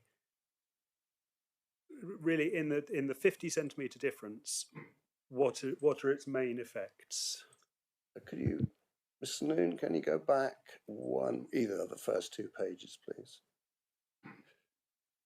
Or previous one. That'll do. Fine, thank you. Like I say, you are discussing the 50 centimetres here, and the parish council's opinion is that 50 centimetres will be yet another incremental drift to exasperate the negative aspect of what you already have. But it's going back to the situation over section 73 variance. It feels that it's come to a stage now, there's been so many variants on this, it no longer reflects the original plan, which actually the original plan was meant to be, if I can just pull that up, the original plan, the drawing at the above there, that was meant to be adhered to strictly. That's what the planning officer said in the original decision 2018. It hasn't, and there's been incremental drift. And although we're talking about 50 centimetres now, when do you stop variations? When do you stop variations on a planning submission? So the actual reality is what you're looking at below there. That bears no resemblance. Mr. Molesworth, I think you've made your point. I think you've made your point. I was just and responded emphasising to it. Councillor Rake. I think, I mean, as a parish councillor myself, and I do appreciate the frustration, but I mean the original plan, and what's shown there in the middle row of this drawing is sort of irrelevant. The inspector accepted the current plan, which is depicted essentially in the bottom row, and that's a kind of a reset, isn't it? Could I just clarify that? Yeah. The inspector accepted the variation on the current permission, which is the middle row there. The current bottom plan is what exists now. So what exists now, the trouble with section 73 applications is they refer to the original permission, as you have said several times. And that is misleading. It clouds the issue of what actually is the case. The Thank you, owners Councillor retaining that. Molesworth. You've made the point. You're going back over the same ground. I'm sorry, I didn't know there was time limit on an answer. I think it's fair enough. So I think we've got the response. We've got some other councillors wish to ask a question. Councillor Abbott. Thank you. Hello. Am I right in thinking that the middle set of line drawings where it says, I can't actually read it, but it says plot something, and then there's the drive going up the right-hand side? Yeah. That provided a separation between the two properties. One of the points you seem to be making was that the fence line between these two properties is very close, but surely it's plot one who have built out towards that boundary. No, the plot one hasn't been built out. The original planning permission that has been referred to was for the demolition of the existing, which is seafront, and for plot one to be built. Now we have seafront retained. There was some lack of clarity about where that actual boundary between seafront. Initially, it went right through the small alcove that now is fenced in. That's not a window on the side of that alcove, it's a double doors, which are inoperable now. The present owner has asked if they can actually access Thank you, Councillor their Molesworth. size from the side. Councillor Abbott, because are you going to ask another question? Yeah, I don't understand. Good. Can I just clarify, what don't you understand?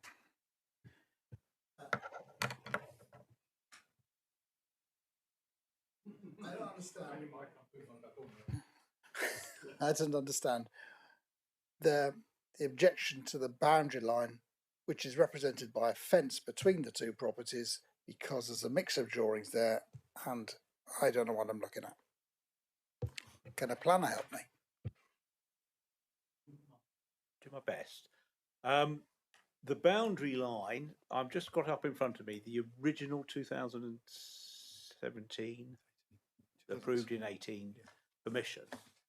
The boundary on that, there wasn't a boundary in the middle because it was all one plot. Indicatively, well, not indicatively, what they showed on the approved layout drawing is the boundary going down between the two houses just to the right of the drive, a little bit off the drive, and quite tight on what was then shown as the red line indicatively of the original bungalow. I think that is probably accurately shown. Is it roughly what that red dotted line is in this drawing here? Roughly. Correct. Because I think someone, I don't know who produced this drawing or who put that dotted line on it, but that would appear. So my cursor is just at the top of it at the moment. So it's about there. So if we go now to the what we're being asked to look at, I'm sorry, I'll just have to come off this slide.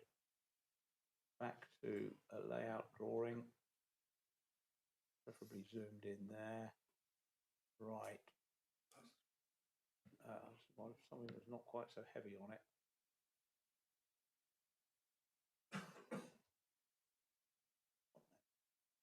I think probably that drawing there then. So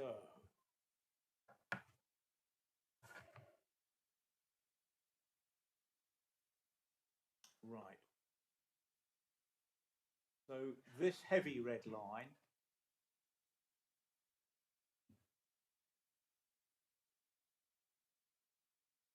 I'm just trying to work out which one of these. There's a black line in there as well. Unhelpfully, none of them annotated to tell me which one is the boundary. I'm thinking it would be the red one. So that red line there is slightly closer to the retained bungalow than on the previous drawing. Now that's really for the applicant to explain. It's the permission that they are after now seeks to vary the original approval from drawings X, Y, and Z to drawings P, Q, and R. As long as we still have materially the same development, i.e., demolition of 1, erection of 2, that dividing line can move, as long as we're satisfied with the outcome. Thank you, Mr. Note. I'm going to ask Mr. Weimer to come in because we're starting to sort of stray away from what we were looking at with this application, this that's before us. Mr. Weimer. Yeah, I think Mr. Noon, has clarified it in any event, but ultimately, from a planning point of view, when the original consent was granted, that showed an indicative boundary between the 2008 between the two. Where the boundary is now will depend on what has been sold, and you do not need planning permission to either sell a little bit less or a little bit more. So where that boundary is now, in my opinion, is completely irrelevant to planning, because it's a matter of civil land. I'm not going to say dispute, civil land ownership between the two parties involved. So I don't think we need to get involved in where the actual boundary is, because it's a civil matter, and as Adrian said, it's permitted development to put up a fence up to 2 metres. What we're looking at fundamentally for this application is the footplate of the dwelling has been approved at appeal. All we're looking at is raising that by 50 centimetres. I believe that the discussion about where the boundary fence is a bit of a red herring, because it's not really part of this application. And in terms of the section 73, with the greatest respect, I disagree with the parish council. There's rafts of case law that you can have. The original 2018 permission was demolition of existing building and outbuildings and erection of 2 replacement dwellings.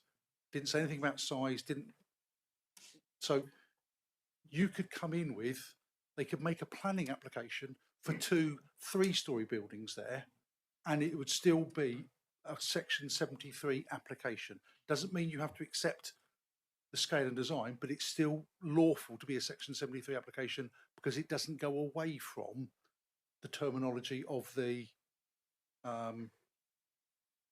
original planning description. There's been case law significantly where you've got under section 73, wind turbines have gone from 60 metres to 90 metres, and the courts have held that is still within the terms of that. So you can do really quite significant changes under section 73. It grants a new planning permission, but it is a really wide-ranging set of changes that can lawfully be done. Thank you, Mr. Weimer. I recognise we've got some more questions coming in. It's Councillor Bonham. I take yours. Yeah, thank you, Chair. And thank you for your presentation. 2 questions, really. Firstly, can you comment on the claim that the parish council are trying to protect private views? I'm surprised you didn't mention that at all in your talk. It sort of made me wonder whether it's something that you maybe don't see as quite so important now.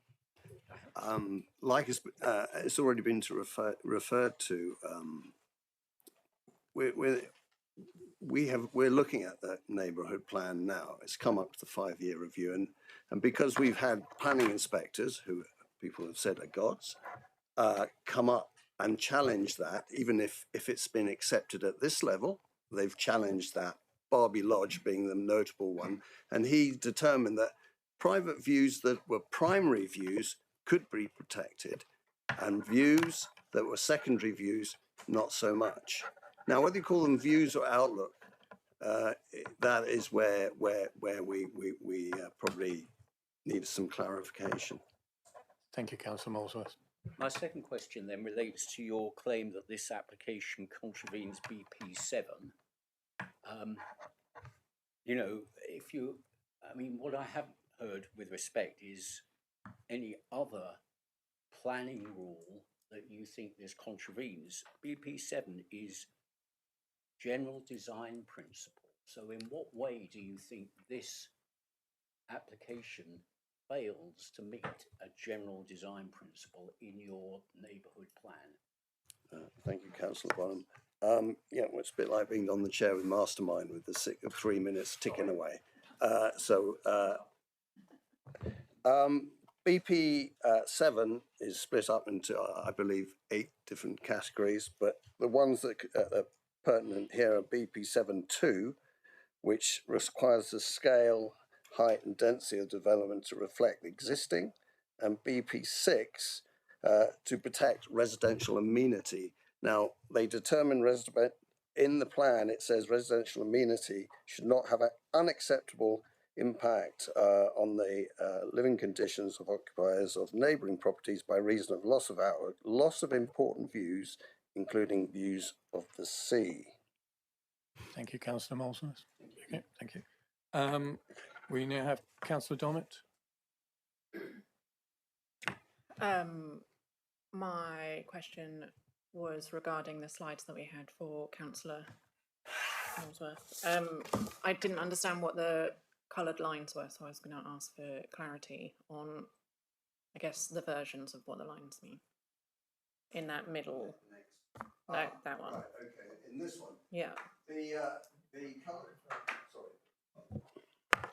The coloured lines on the middle drawing, which was the accepted drawing on the 2018 application, the approved application. You mean the black lines with the accepted No, just one? that's the middle line. That's taken from that's an extract from that drawing. The green lines are the refused 2014 and 15 application, because this has got legs, this planning permission or proposal. Obviously the red was the current at the time of the garage and the current Sea Haven, but without the alcoves either end. And the black is the plot 1 and 2 accepted in the 2018 planning permission. That's what those different lines are there. The blue lines are those on the lower drawing are the superimposed approved planning 2018 permission superimposed on what is going to be the current or what will be the situation should this proposal go through. Thank you, Councillor Molesworth. Do I have any further questions of Councillor Abbott? This proposal is up for approval, and the reason it's before the committee is to enable the proximity to the windows of the neighbouring property affecting the light on both windows to be debated. That's the only thing. We seem to be all over the place. Boundary doesn't matter. The boundary doesn't matter, then the proximity of the windows that can't matter unless you're going to reflect the removal of the windows. Councillor Abbott, before we get into the debate on this, is there a question of Councillor Molesworth? Otherwise, please. Thank you, Councillor Abbott. Well, No, I think we've covered this, unless there are questions for clarity from members.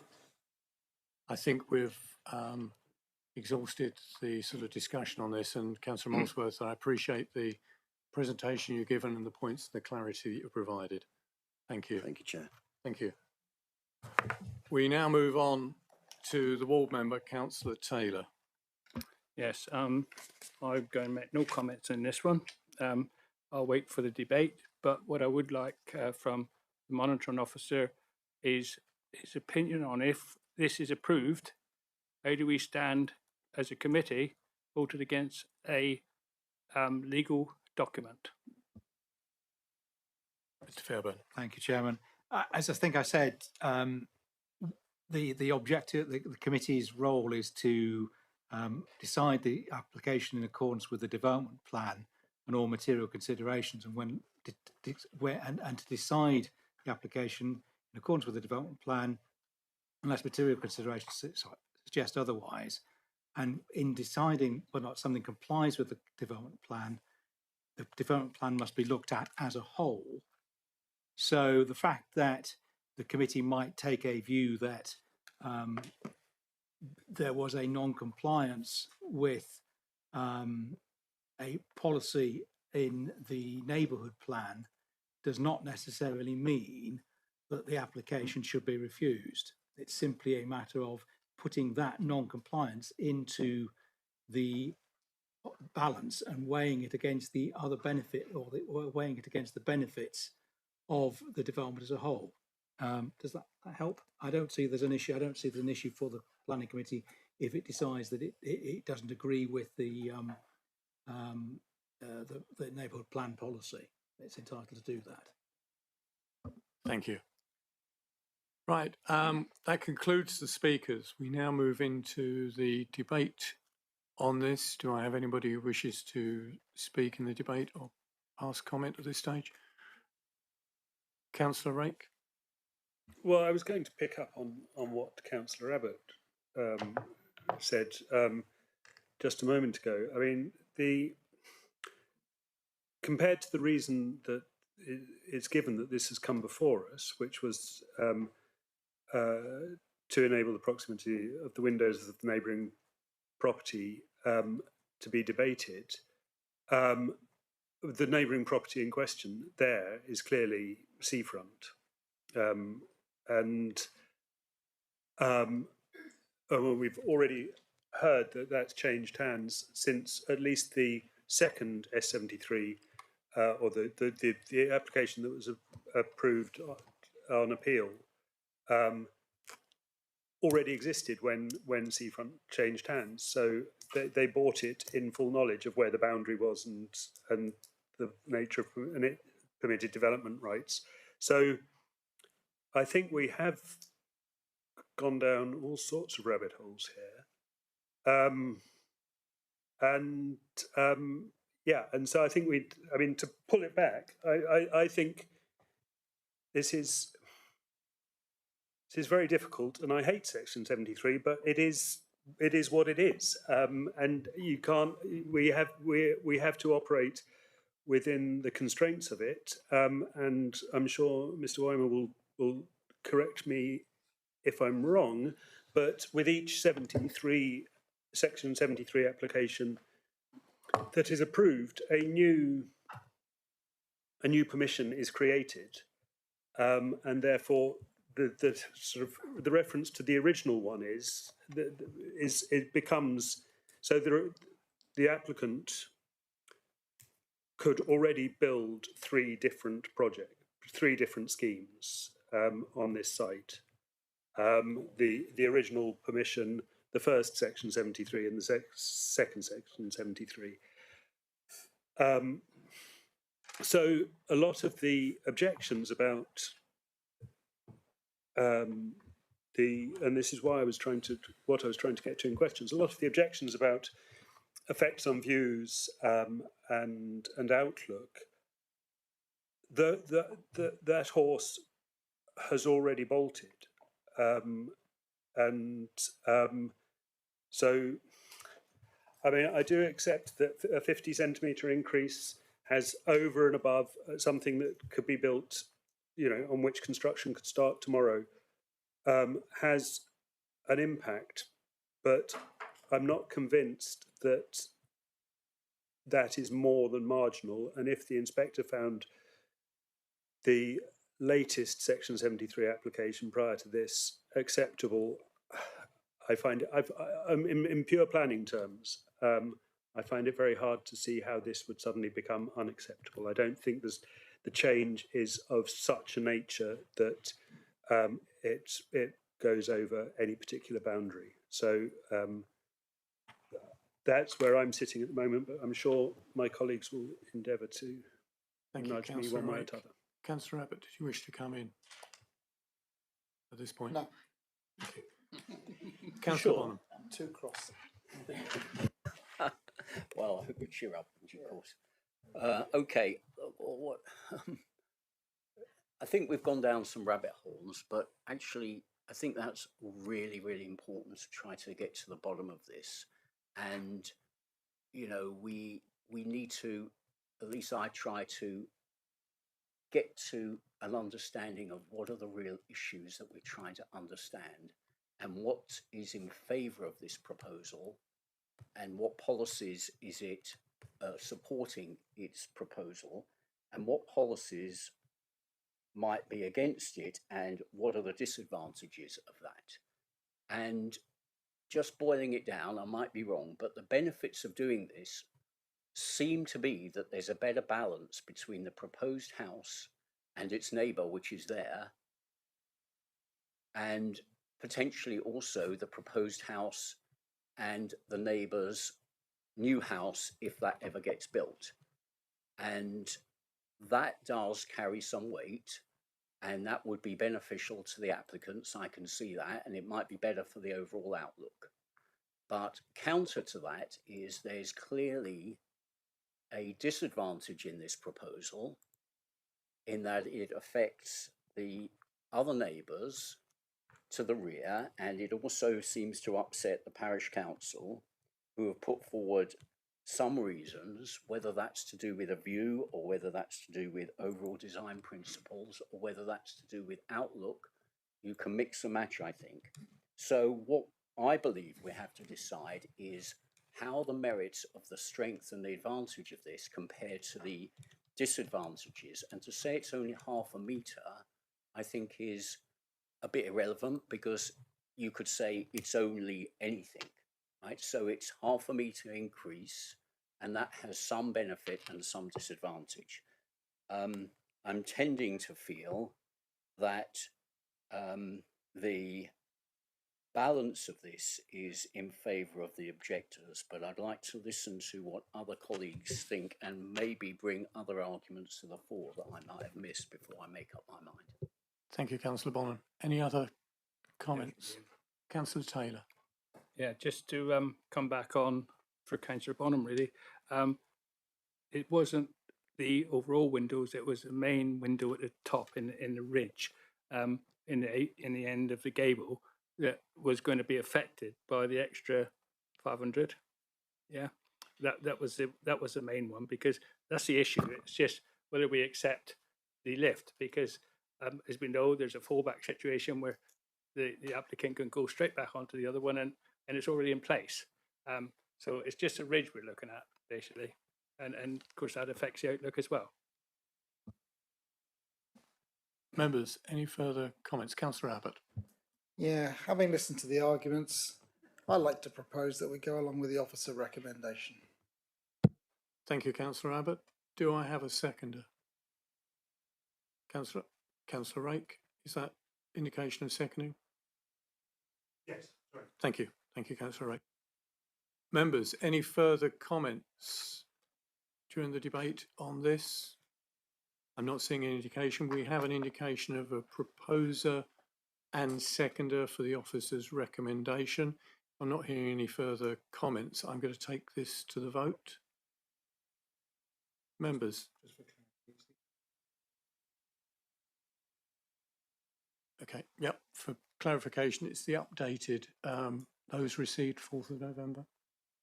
Okay, so that's what you are voting on. Councillor Dommett? Are we adding a condition to the fence or not? Condition 2 already requires the detail of the fence to be submitted. If members wanted to give a steer as to where they, by way of informative as to would the height of the fence at the back be dropped a bit, that can be considered, because that takes a little bit out rather than adds anything, so we could deal with that through discharge condition. Councillor Abbott, you proposed it. Do I understand that it's currently 1.8 metres? 1.8 is quite common as a height. No, the existing fence. And I'm proposing that that if they wish to keep it at 1.8, that the existing fence is 1.8. Mhm. The proposed fence on the drawings is 2.17. So that's what's being proposed. If members feel that and I think the applicant indicated that if members said keep it at 1.8, then that doesn't cause a problem. If members say we want the fence kept at 1.8, then we could put an informative on the decision notice to say that members expect that the details to be provided in accordance with condition 2 provide for a rear boundary fence no greater than 1.8 metres high. So we could deal with it in that way, and then there's a clear steer in terms of what would or wouldn't get approved, would or would not get supported when the discharge condition comes in. Thank you, Mr. Weimer. You okay with that? Right, on that basis, I will take it to the vote. So can I have a show of hands, please, for those in favour of the officer's recommendation of conditional approval?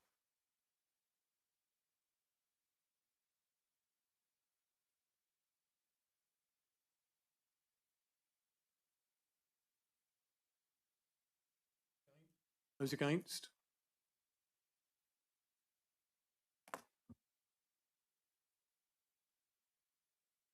Any abstentions? Four for approval, 3 against. By the casting of the votes, that application is conditionally approved. Thank you, everybody.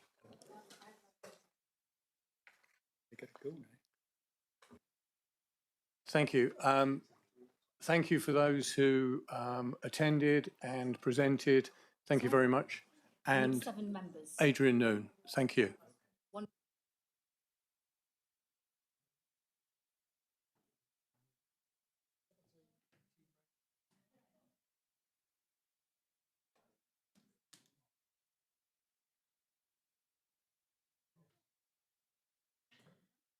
We'll just take a 5-minute break because we've got to change officers as well. Thank you.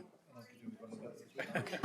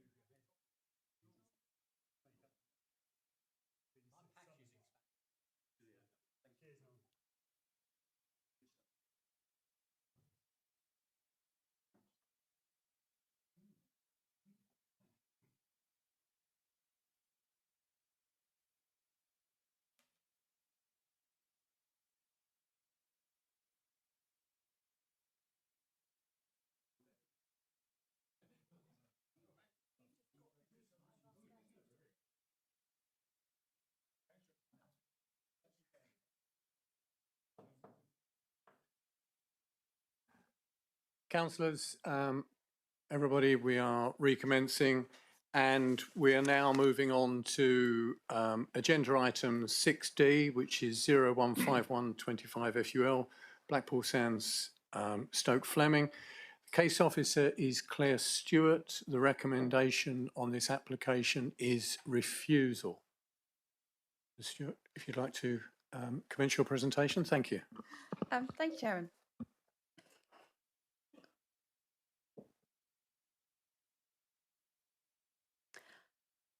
So, application for the siting of 3 mobile saunas on the land edged in red, as you can see on the plan in front of you. Members who attended the site visit will recall the access from the main public road is up here. Access drive down into the existing parking area that we used on Monday is here. And then the main site area where the mobile saunas will be sited is this area down here on the beach.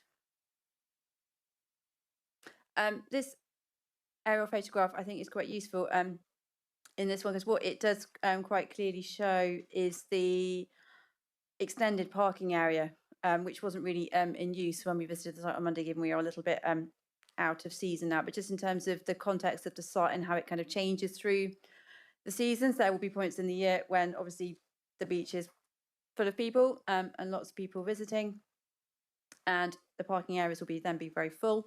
Obviously, there's lots of other times when there's nobody there, and all you can see is the beautiful sight of the beach within the national landscape.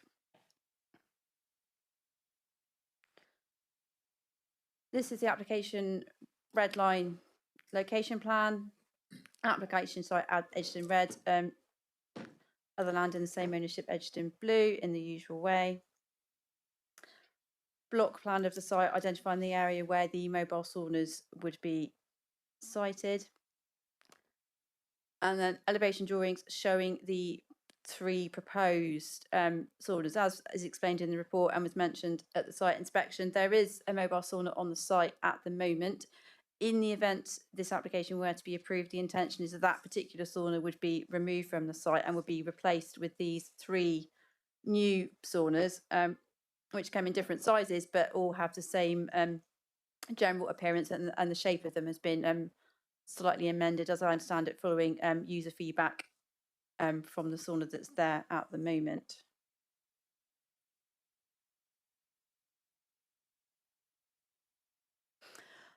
So I think the key issues, as they're set out in the report, are the principle of the development in this location, flood risk, and the impact on the South Devon national landscape. In terms of the principle of development, as is set out in the officer report, this is a slightly unusual proposal.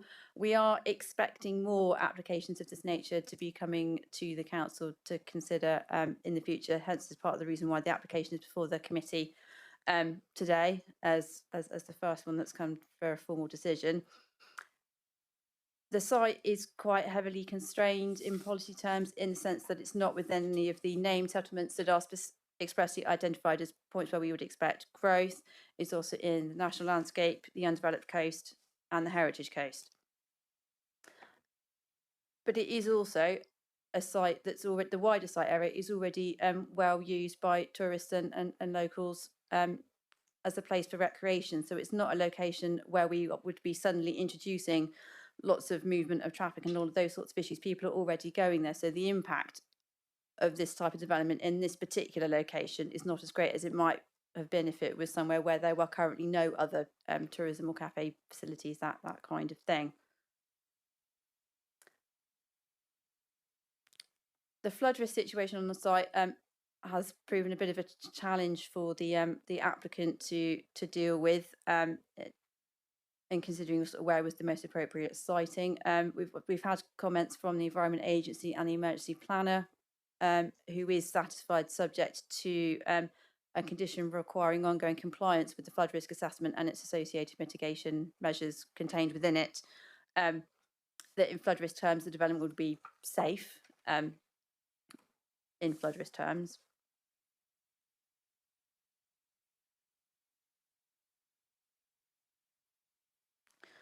And then coming on more to the landscape impact of it, I'll take you through some photos of the site.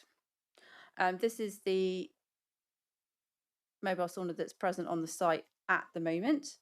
As you can see, sat on the beach, but can, as was explained, it can be easily moved off the site when necessary. There's no kind of permanent infrastructure involved with it that couldn't be removed from the site. Just for information, that's what they look like on the inside. And then moving on to sort of consideration of the site and its wider protected landscape setting. The red line area where the 3 saunas would be moved around is this area over here. You've got the existing built form with the cafe and other facilities over here. The car park where we parked for the site inspection is behind this area. And then the extended parking area is behind this green bank here and the fence.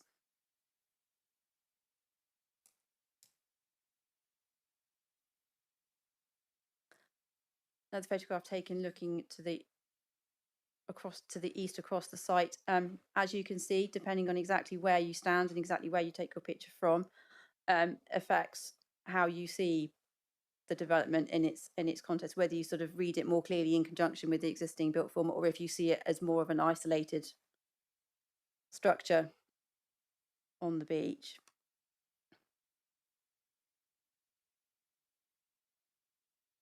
And then this photograph was included within the landscape and visual appraisal document that was submitted as part of the application.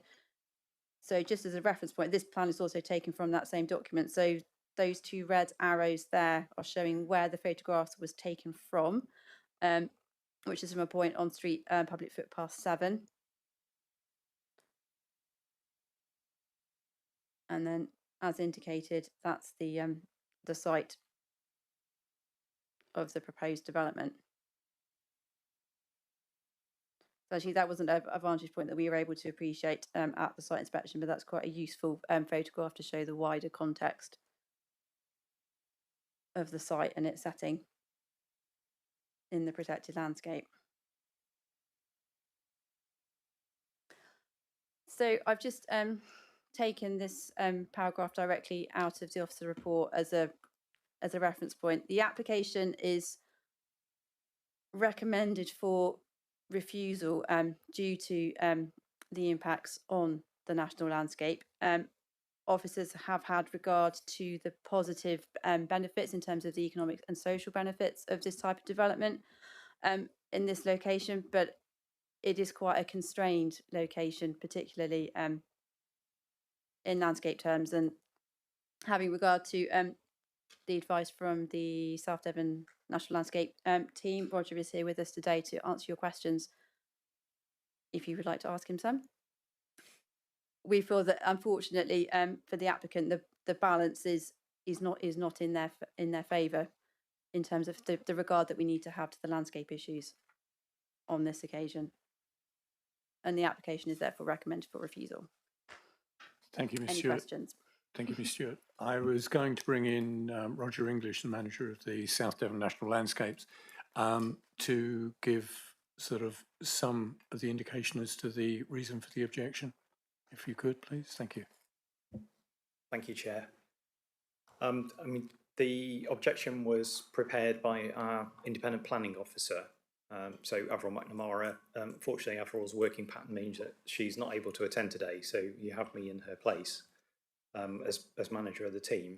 But principally, the National Landscape is, as a team, is sympathetic, very sympathetic to the business need and understand and appreciate the particular principle of SORN provision. But fundamentally, it's the specific proposed location which is the cause for concern.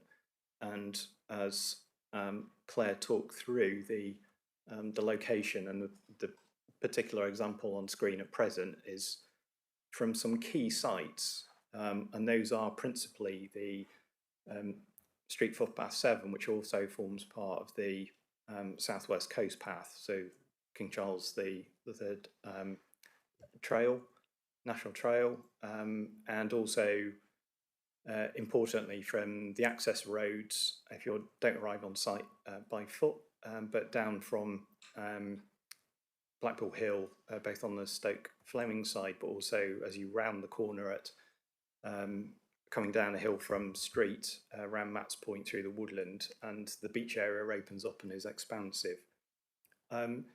All of those particular views, but particularly this one perhaps, is regarded as exceptionally iconic in a South Devon National Landscape context.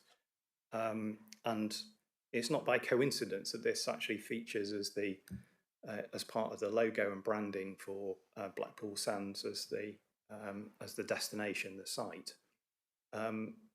Understandably, that doesn't feature the built form. It focuses on the outstanding natural beauty component, so the beach, the sea, the cliff line, and the vegetation, and particularly the contribution that the wooded part of the landscape makes as well. So the contribution in particular of Monterey pine, to some degree, the Macrocarpa, the cypress on site, in addition to the home oak, and that sort of combination, as you saw from some of the photographs that Claire showed earlier, from with your back to the sea, looking back toward the built form of Blackpool Sands and the cafe and the shop enterprise and that sort of main area of infrastructure. There's very much a left-hand end to that, so a southern end if we're looking, sort of southwest end if we're looking on the map.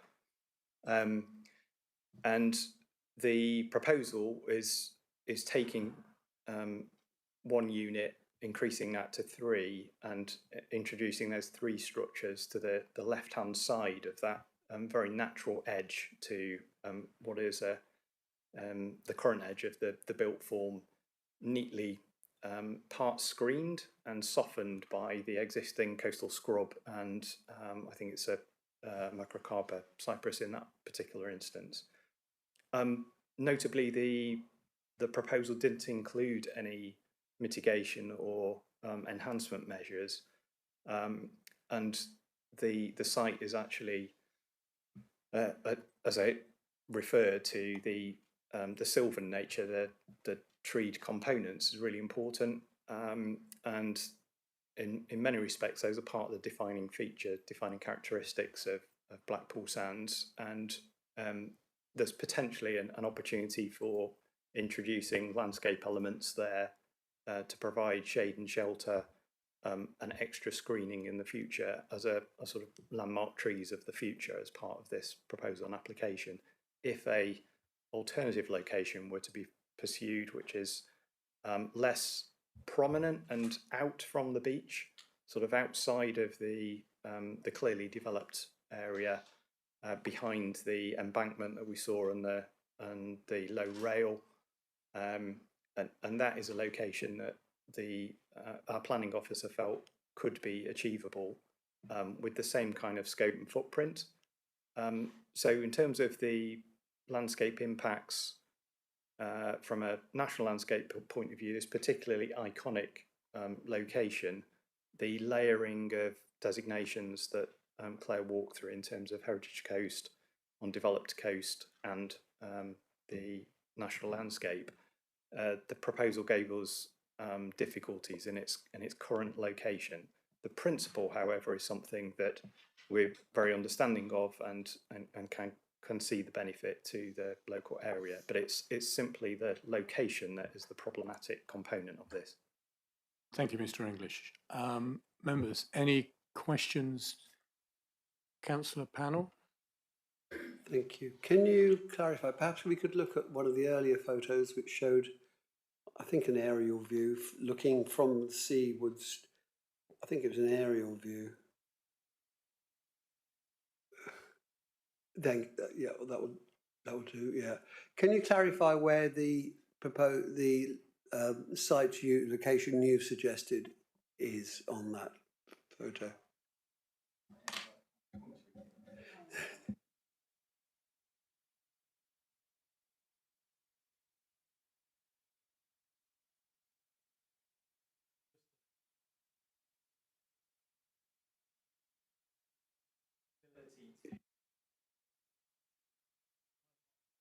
You need the microphone. Sorry. My apologies. That's up behind the grass bank, which Yes. forms the edge of the car park, off the Yes. shingle beach and onto that harder standing area. And there's some natural vegetation there which I think shields it somewhat partly from the beach. Is that right? That's correct, and that could be, further enhanced by. It doesn't need many, but in terms of future landmark trees for Blackpool Sands, there's a potential to help soften, and also to use that as a kind of not cordoning off, but a delineation between what would be the sauna location versus the wider car park. So, with an alternative theoretically possible, that's the fundamental reason why, given the kind of the three structures being very clearly within the beach and the open landscape area of the beach, as opposed to the more busy and already developed components. Also, the three structures involved as the replacements, with their slightly more squared off style and their footprint, they look from a distance arguably more like a footprint of a camper van motorhome, and there's a sort of natural affinity with that in that location behind the railed area, as opposed to front and centre out in the beach. Thank you, Mr. English. Thank you. Councillor Rake. Thank you, Chair. First, a bit of guidance from the officers, if possible. I mean, can we suck it and see? Could we grant a temporary permission or a time limited permission?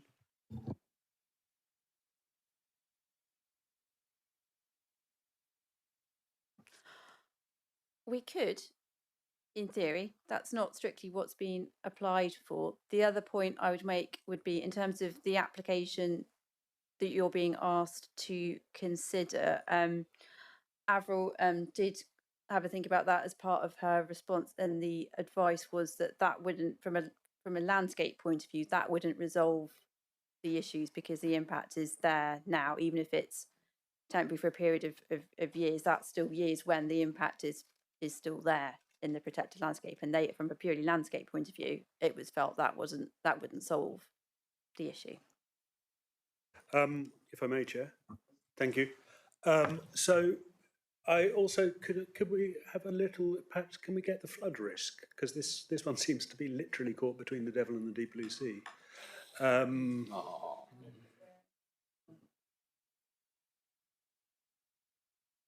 Yeah, so forgive me for sounding even more stupid than usual, but what is the flood risk? I can understand it if it's people's homes, but if it's a temporary, lightweight structure, I mean, what are we? Because obviously, I mean, I say obviously, perhaps to an extent, the location of the application has been determined by this map, rather than doing it the other way around. So, and the suggested possible alternative is dark blue by the looks of it, or maybe just on the very fringes of the non-risky bit. But what are we worried about? It should there be a flood down that wee stream there? Good question. This is where it gets a bit complicated and sort of it. And you may want to ask the applicant's agent questions about this when they speak a bit later on. The flood risk issues have been an implementing factor in terms of why they've ended up proposing it, where they've put it. As you can see, this is the flood mapping that comes from the Environment Agency, and it shows that there's rather a lot of flood zones 2 and 3 in this area, and the Environment Agency and the NPPF try and steer development away from flood zones 2 and 3 in general terms, because that's where it's more likely to flood. In more simple terms, we have members may be aware the planning practice guidance on planning and flood risk has been updated in September of this year, which has actually been since this application was submitted, and there have been some quite, I think it's fair to say, significant changes to approach in terms of the sequential test to development, which does apply to this form of development, even though, as you say, it's not, for example, housing development where people could be sort of potentially asleep in their beds at night and then something goes wrong. That wouldn't be the case with this form of development. So I think it's fair to acknowledge that this type of development, there's kind of, the risk to human life is not the same as it would be as if somebody wanted to put a house in this sort of location. But it is an issue that we have to have regard to, and the applicants sought to grapple with as part of their proposal. Indeed, but I mean, essentially, we're at best we're protecting the applicants from themselves. Essentially, I mean, we're saying, your saunas, and a bit of pollution, I suppose, if the saunas got washed away. I mean, those are the. Yes, I think you're right. The only other thing I would state, and this is going to make me look pretty silly given the scale of the development, but there's always a bit of an academic argument around as soon as you put a structure in a flood zone, if that then structure takes up flood storage capacity, you're then pushing that potentially water further downstream. Although that's what I'm saying, it sounds a bit silly because in this case it's probably just either widening on the beach or pushing it into the sea. But it's not. In most cases, it's not just about dangers to life. It also can be just taking up flood storage capacity, and therefore areas that historically didn't flood do, because there's not as much storage in the traditional floodplains. Thank you. We both look silly now then, which is agreed. Which is really. I'm just sort of. Councillor Rake, do you have any further questions? Yes. Get on with them. So, are we? Because the alternative, if we ignore this flood zone map, would be to move the saunas over near the existing built area of beach amenities, which would make sense in front of the paddleboarding huts that we saw when we visited, rather than quite so isolated away from it. But that would the fact that would put them then in flood zone 3, in and of itself, disqualify the application. I suppose that's would we think. Given that the advice has changed literally within the last 6 weeks, it's difficult to say, because as soon as advice changes, you tend to grapple with how is it being interpreted, and it normally becomes more transparent after a couple of appeal decisions on whether we interpret it. My initial interpretation of the new guidance, given what this is, I'm not sure that it would be refused on flood risk grounds, given realistically they are not going to be in use in climatic conditions where it's going to be flooding, in my opinion. So I suspect flooding wouldn't be a key issue, whereas when this application was submitted and the reports drafted, it clearly was, because the advice at a national level has, in my view, fundamentally changed, or significantly changed. As I say, Claire said, it came out in September, so we're still taking a little bit of time to get to grips with it. Thank you, Mr. White. And lastly, Chair, because I know you, can we go back to the quite rightly described as iconic photograph of Blackwall Sands? I mean, that was a pretty iconic one, the little sauna stuff. There we go. In summer, I mean, I don't understand, but in summer the car park, labelled helpfully car park, is going to be full of cars of all different colours and sizes and shapes. And that is where most, I mean, I'm getting there.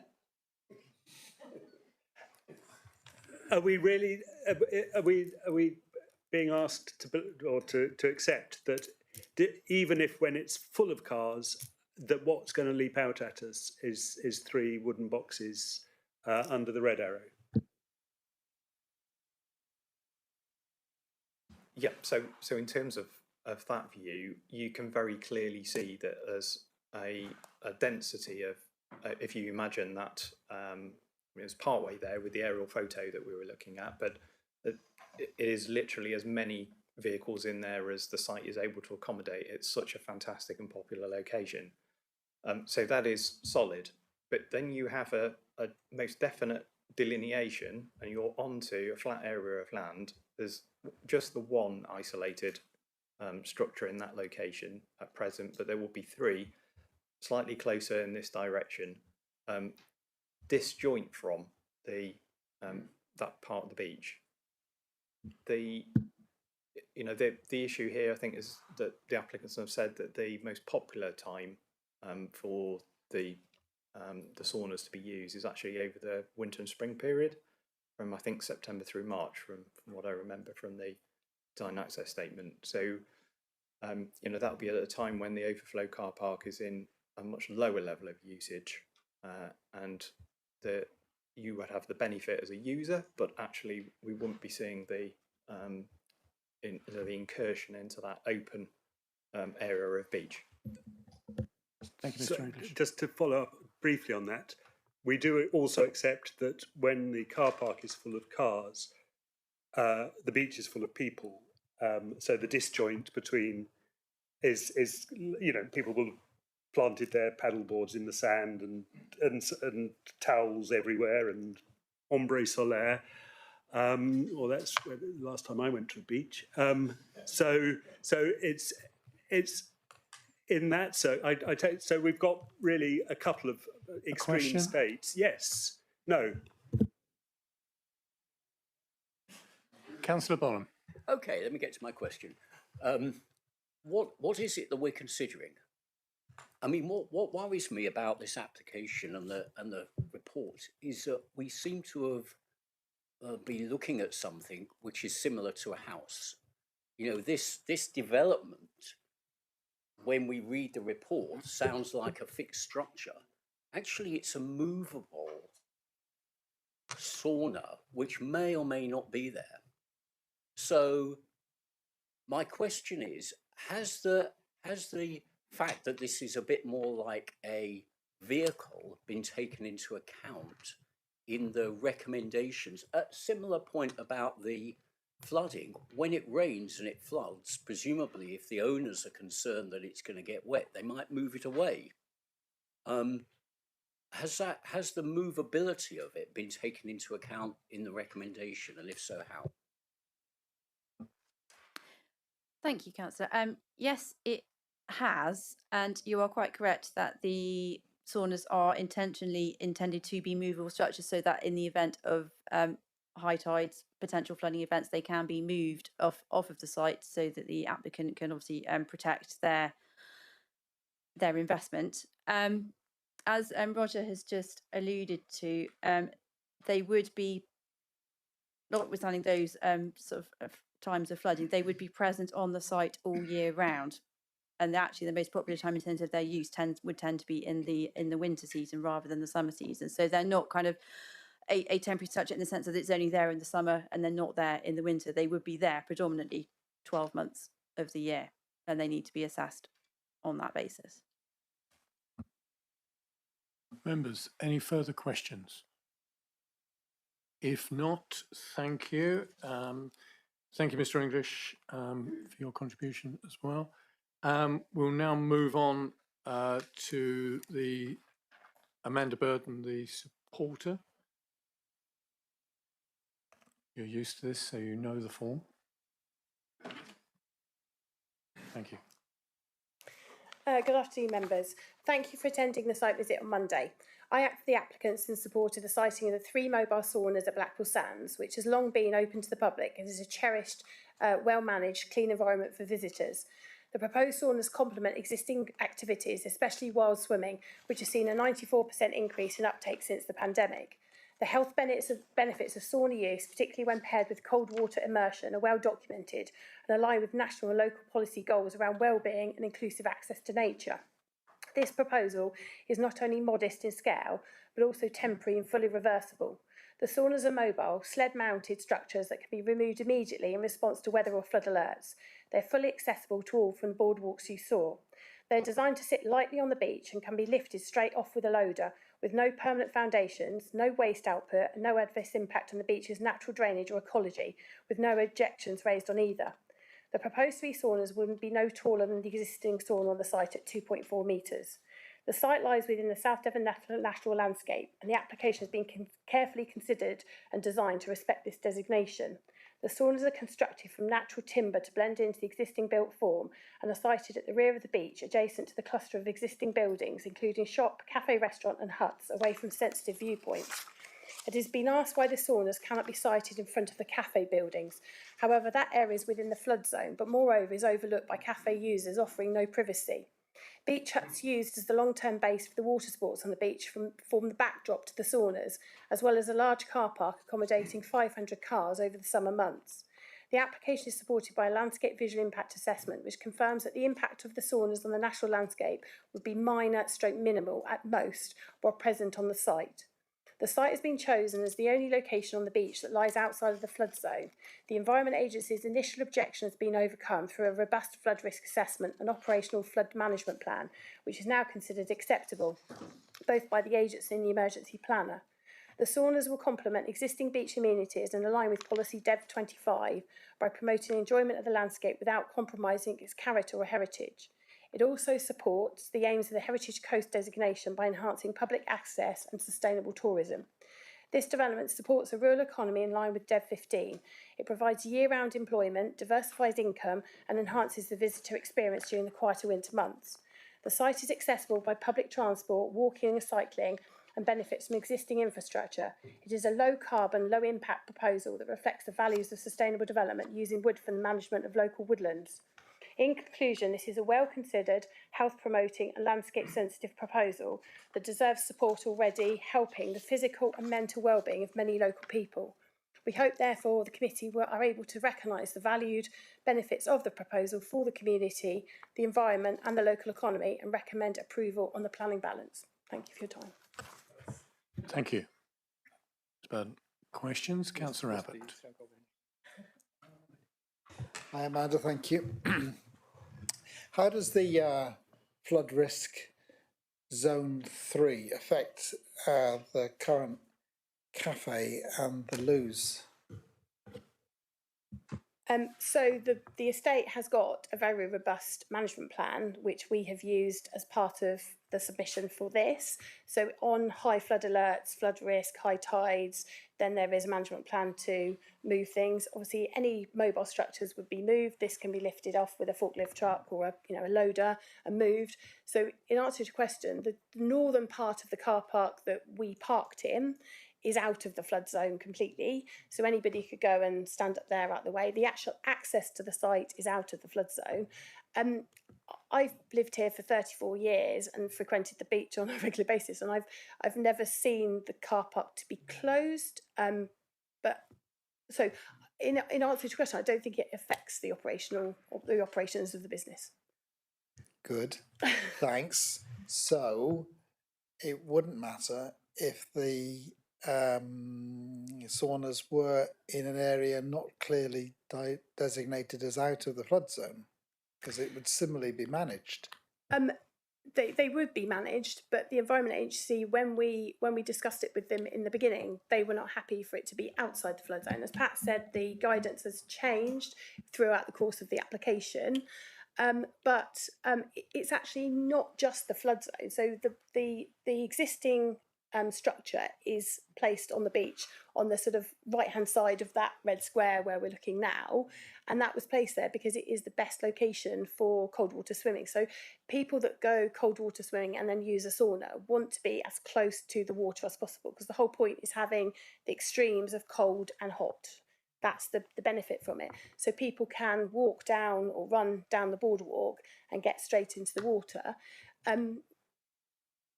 You wouldn't want to put the saunas right on the edge of the water, because then they would have to be moved very frequently because the high tides wouldn't allow it. So this was considered to be the best location. So the flood risk is definitely a consideration, but it isn't the only consideration. So my last, if the saunas were in the place recommended by Mr. English, the travel time from the saunas to the beach down the boardwalk would only be another 20 seconds. Yeah. So it wouldn't be a terrible change for going from hot to cold if the saunas were to the north. It wouldn't be terrible from a timing point of view, but the place where Roger mentioned is actually the entrance to the car park. So I don't know how we would have to do quite significant changes to it. So if you remember when you came, yeah, thank you, Claire. When you come down the hill into the car park, we swung into the eastern car park, and the entrance to the car park is just above that mauve camera, and you can see the well-trodden area or well-driven area where the surface is most used. So where you've got the P for parking, that is obviously the concrete face car park that everybody uses all the time. Once there's more than X number of cars in that, then the gates get opened and the western car park is used, and you can see that the front of that car park that faces the beach is the one that is the most used. So it is used throughout the entire year. So at weekends, those gates would be open in Christmas, Easter, and obviously clearly in the summer holidays. But I can't see how you can put two saunas where the mauve is, because that is the entrance. It is the entrance. To be quite honest, when we were in contact with, sorry, Roger, what was your colleague who wrote the report? I can't remember her name. Avril. Yeah, sorry. When Avril wrote the report, I thought she said that she wanted to see them. See, there's where it says A379 and there's a little circle with a bus in it. Yeah. She said that she wanted on the northeastern corner of the car park, out of the flood zone. That's where I thought she said she wanted them. And clearly... Sorry, the location that Avril has mentioned is difficult for me to point, but not where the blue location, the blue photo location is, to the kind of west of that. And you can see the size of the existing sauna as stands. If you'd imagine, though, it's no bigger than 3 of those vehicles that are parked along the edge. If you imagine 3 of those, you've got the edge of the coastal scrub, which is just to the southwest of that little photo icon. If they're along the front there, they're away from the entrance into the overflow car park. They're still closely associated with, they're within the car park area. That's the location that Avril had talked about. Okay. Mr. English. So there. I think. Could Claire do that Zoom again and place the.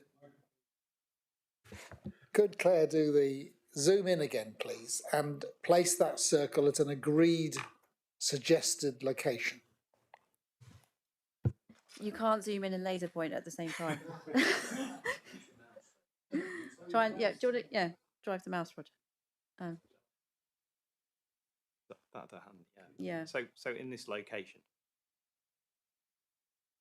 and there's an access onto the beach at that point through the railings, I believe.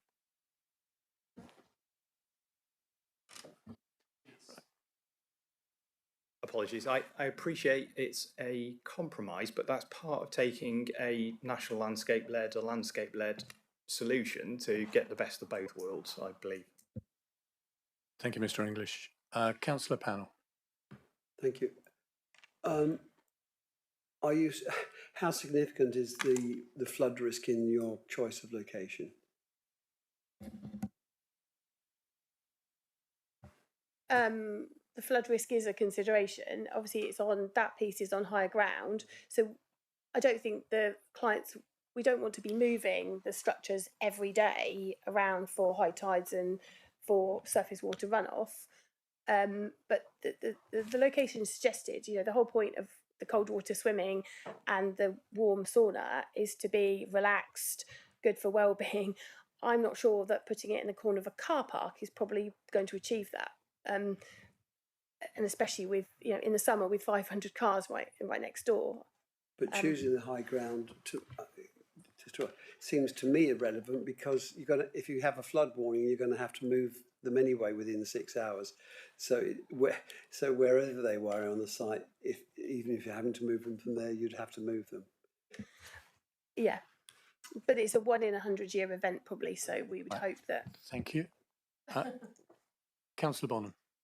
Yeah, I'm not quite sure where we've got to really, and perhaps I'll get some guidance, because we seem to be talking about an alternative location, and I'm wondering where that leaves us. I think we have to decide whether what is before us is appropriate and whether the officer's recommendation of refusal is appropriate. And then it would be, depending on the decision, it would be up to the applicant to take the appropriate steps after that. So there's no chance here of a deferral for reconsideration of the exact spot that we're talking about, because, you know, that is, I mean, what's Mr. great Weimer. is that we've got a suggestion that will be acceptable from a landscape point of view, and I think that's potentially encouraging. I'm afraid the answer is going to be no. I don't think we can defer it for. I think there's two things. I think, whilst I am relatively clear on what my interpretation of the new advice is, we would definitely need to reconsult with the Environment Agency just to make sure they are in agreement, because the last thing I want to do is end up in a scenario where I'm saying I think they'll be fine because of the new guidance, but the Environment Agency take a different view. So I think they'd have to be involved. It's a new red line, so it really would need to be a fresh planning application. So fundamentally, I think members need to determine the application that's in front of you, and if that is approved, happy days for the applicant. They carry on. If it's refused, then I'm sure there'll be further discussions between the applicant, the agent, ourselves, and the Environment Agency. I absolutely think Mrs. Burden. Mrs. Burden is absolutely right that prior to the change to the guidance, there's no doubt in my mind that the Environment Agency would have been digging their heels in, saying no, it can't go in the flood zone. I'm not sure that they can be quite as categoric now with the changes in guidance, but I think they were quite clearly steered to get this out of the flood zone by the Environment Agency. That would not at all surprise me. Thank you, Mr. Weimer. Members, any further questions of Mrs. Bird? No? Thank you very much. Thank you. We don't have any comments from the parish council, and we move on to the ward member, Councillor Rake. Just on that, Chair, I mean, I think rather unhelpfully, the boundary between Street and Stoke Fleming Parish Councils runs between the proposed alternative site and the current proposed site. So, but I did mention this to Stoke Fleming Parish Council last night, and they had no strong views against this application. I will largely reserve my comments for the debate. Other than to say, I mean, I think that we're blessed down here to have a range of different beaches that are that serve different purposes. So from we've got the sort of seafront esplanade beaches of Torbay, round to the completely wild, can't get there unless you're prepared to do a fair old hike, beaches such as Matterscombe Sands, Armour Cove, and so on and so forth. So, and I think this is actually, Blackpool Sands is quite rare in that it's marries the best of a natural beach and an amenity beach, in that you can buy a bucket and spade, but it is also absolutely gorgeous. And in the absolutely gorgeous point of view, I think these saunas sit very well in that kind of, in that hybrid designation I can't just designate things myself, but in that hybrid sort of role that Blackpool Sands plays. Yeah, that's my thinking of it. But the rest of my comments I'll reserve for the debate. There aren't many of them. Thank you, members. Any Councillor Rake? Any questions of Councillor Rake? If not, we will now move into the debate. Councillor Pannell. It's quite rightly Blackpool Sands has quite rightly been described as an iconic view. It regularly appears in national media as one of the most beautiful beaches in Britain, and I think it's a very, very sensitive spot. As the landscape officer has touched on, can you go back first of all, Claire, to the view from the hillside? That, to me, that really stands out. Away from the vegetation line of the beach, it imposes on the natural form of the beach and takes the eye from what otherwise is an unbroken expanse of. It looks like sand, but it's shingle, of course, as I know to my cost over the last 50 years. But what we're being asked to agree is a sort of semi-permanent intrusion onto that open form of the beach. If you could go back to the aerial view, which is near the start, I think, as has been pointed out, there is a very natural division between the vegetation line and what's behind it and the open expanse of the beach. And I can't agree that three semi-permanent structures in that location would not be intrusive. I think it's a dereliction of duty to the landscape if we allow those to be placed there, as I say, semi-permanently. I think we have a duty to protect the view and the landscape. And there is an alternative, clearly, that might be acceptable to all parties, certainly to the landscape service. Because of the intrusion onto the beach, I cannot support this, and I would back the officer's recommendation. Thank you. Councillor Panel, are you proposing? If you're happy for me to propose it at this stage, I will. Can do. I'd still take other people's comments because I have Councillor Bonham there, but do I have a seconder for this at this stage? Councillor Carson seconds it, but obviously there are other comments. Councillor Bonham, you wish to comment? Yeah, thank you, Chair. I just want to say I'm very, very sympathetic to the applicant. I mean, this saunas are really super facility. And I think I've spoken to some people who have used the sauna in Blackpool Sands and they've enjoyed it very much. Their only comment actually was that there's a little bit of a walk between the sauna and the sea. And we're in danger of potentially making that worse, but not by very much, I think. You know, at the same time as really supporting the idea and innovation and new facilities and economic development and so on, I think we really have to take account of the feedback and the comments from on the environmental side and from the AONB as it used to be. And so I think what's very good is that Roger suggested, or and his team has suggested, at least one other spot. I think there could be several others that could be worth considering, maybe at the back of the car park, or perhaps towards the right-hand side. But anyway, it's not for us to look at that now. I feel that we can't support the application as it is at the moment. With its intrusion into the sand of the beach itself. Thank you. Thank you, Councillor Bonham. Any other comments to be made? Councillor Rake.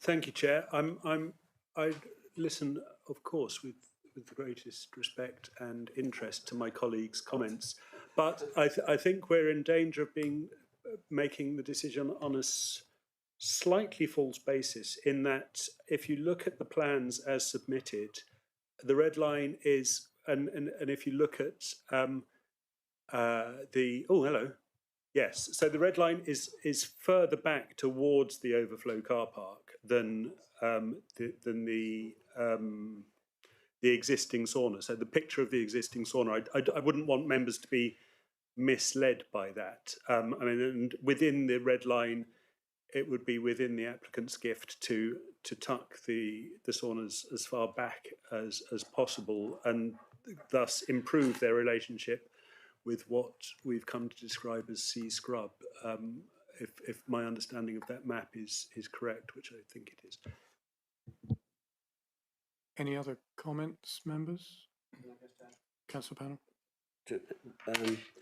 Yeah, I can't accept that just moving it back that far would be acceptable, because it's still on a natural beach. I know you've got the tamarisk there, which does provide a screen, and if you could put more tamarisk in front of them, that would be even better.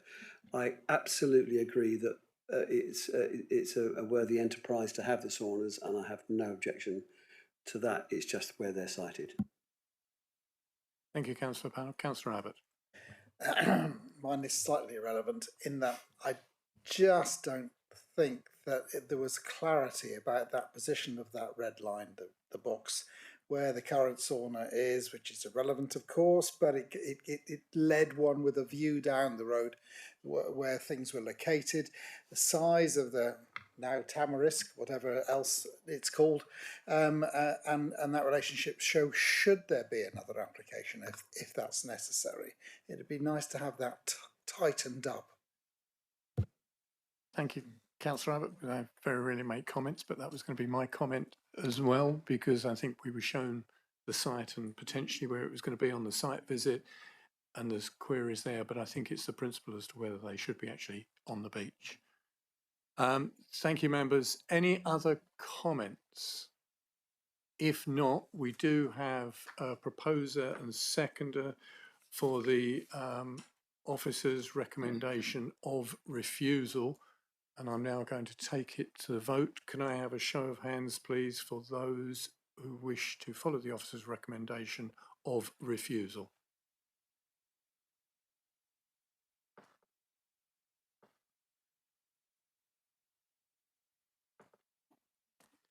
And those against? Any abstentions? Okay, that application therefore is refused. And can I thank all the presentations and the efforts that have gone into it. I think you've heard the comments of everybody today.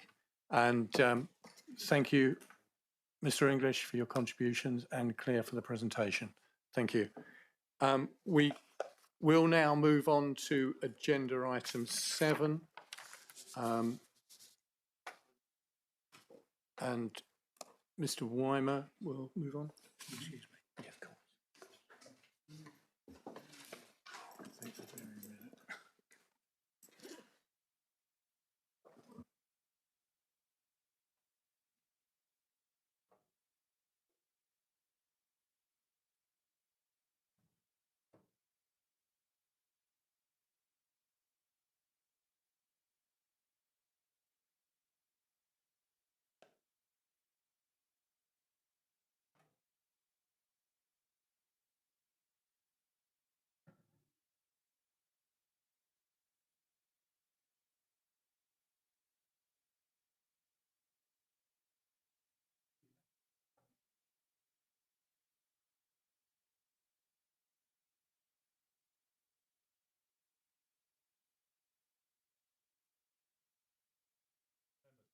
Right, members, we'll now move on to the planning appeals update.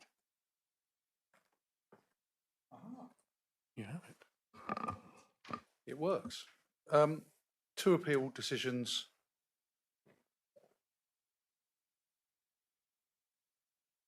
I don't think it was the first one.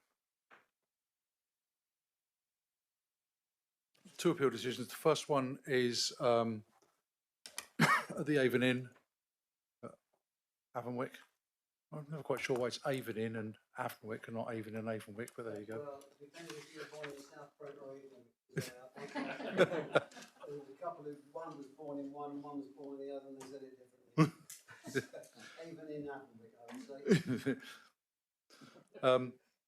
So the application was for retrospective for 2 glamping pods, for want of a better phrase, or pods. So they're located, for those you know, there's a parcel of land behind the car park next to the pub, sited in the back of that next to the river. We had a number of concerns. The fundamental concern was flood risk, being in a flood zone 3, and being that close to the river. The Environment Agency, strong objection of the Environment Agency. The inspector agreed and said this would be a risk to life, having people in that close in the flood zone, and that was the key reason for refusal. The inspector also accepted that that it hadn't been demonstrated that it was a sustainable location. I think if they had overcome the flooding issue, there's probably work they could have done to demonstrate it was a more sustainable location in terms of. Is this the room being dismantled in front of me? Councillor Abbott, can you wait until the presentation? You've got to go. Right, you've got to go. Okay, carry on. Okay. So it's fundamentally refused because of flood zone. I'll skip through then. The second one is I think members will know this. I'm pretty sure this was a committee decision, and I think there was a site visit. So it was Grenville Close in Stokenham. That's the location within the residential area. It was this committee as well, wasn't it? It wasn't that long ago. It was this committee. That's existing. You all remember that was proposed. There was quite a debate around whether this was a suitable, modern, clean way of developing within the settlement. Officers' view was it wasn't. It was the scale of mass was too much, and it was detrimental to the street scene. And the inspector agreed fundamentally, without going through all of the details. But I think. Was this where some of the work had been carried out? Sorry, had any work been carried out on this? I don't recall that work had been carried out, but that may be my memory not being correct. But I don't recall work being carried out on that one. I think you might. Whether you're, are you confusing the one with the one that went to committee a couple of months ago, which was I think was Wembury, where they'd done a flat roof. Okay. This one hadn't had any, but we were clearly sort of on the site visit looking from all angles. Okay. That is the two, Chair. Thank you. And I think it's always good when a one that's been before us has gone to an inspector and he's actually agreed with us. So it's good. That completes agenda item 8. We have agenda item 7. We had agenda item 8, which is the update on the undetermined major applications. And the standard for this is that it's for noting. And if you have any questions, contact the appropriate officers directly. Or contact me and I'll go. Or contact Mr. Weimer. Right. Members, that concludes the business for today. So therefore, I thank everybody for their attendance and their forbearance for today and their questions and decisions.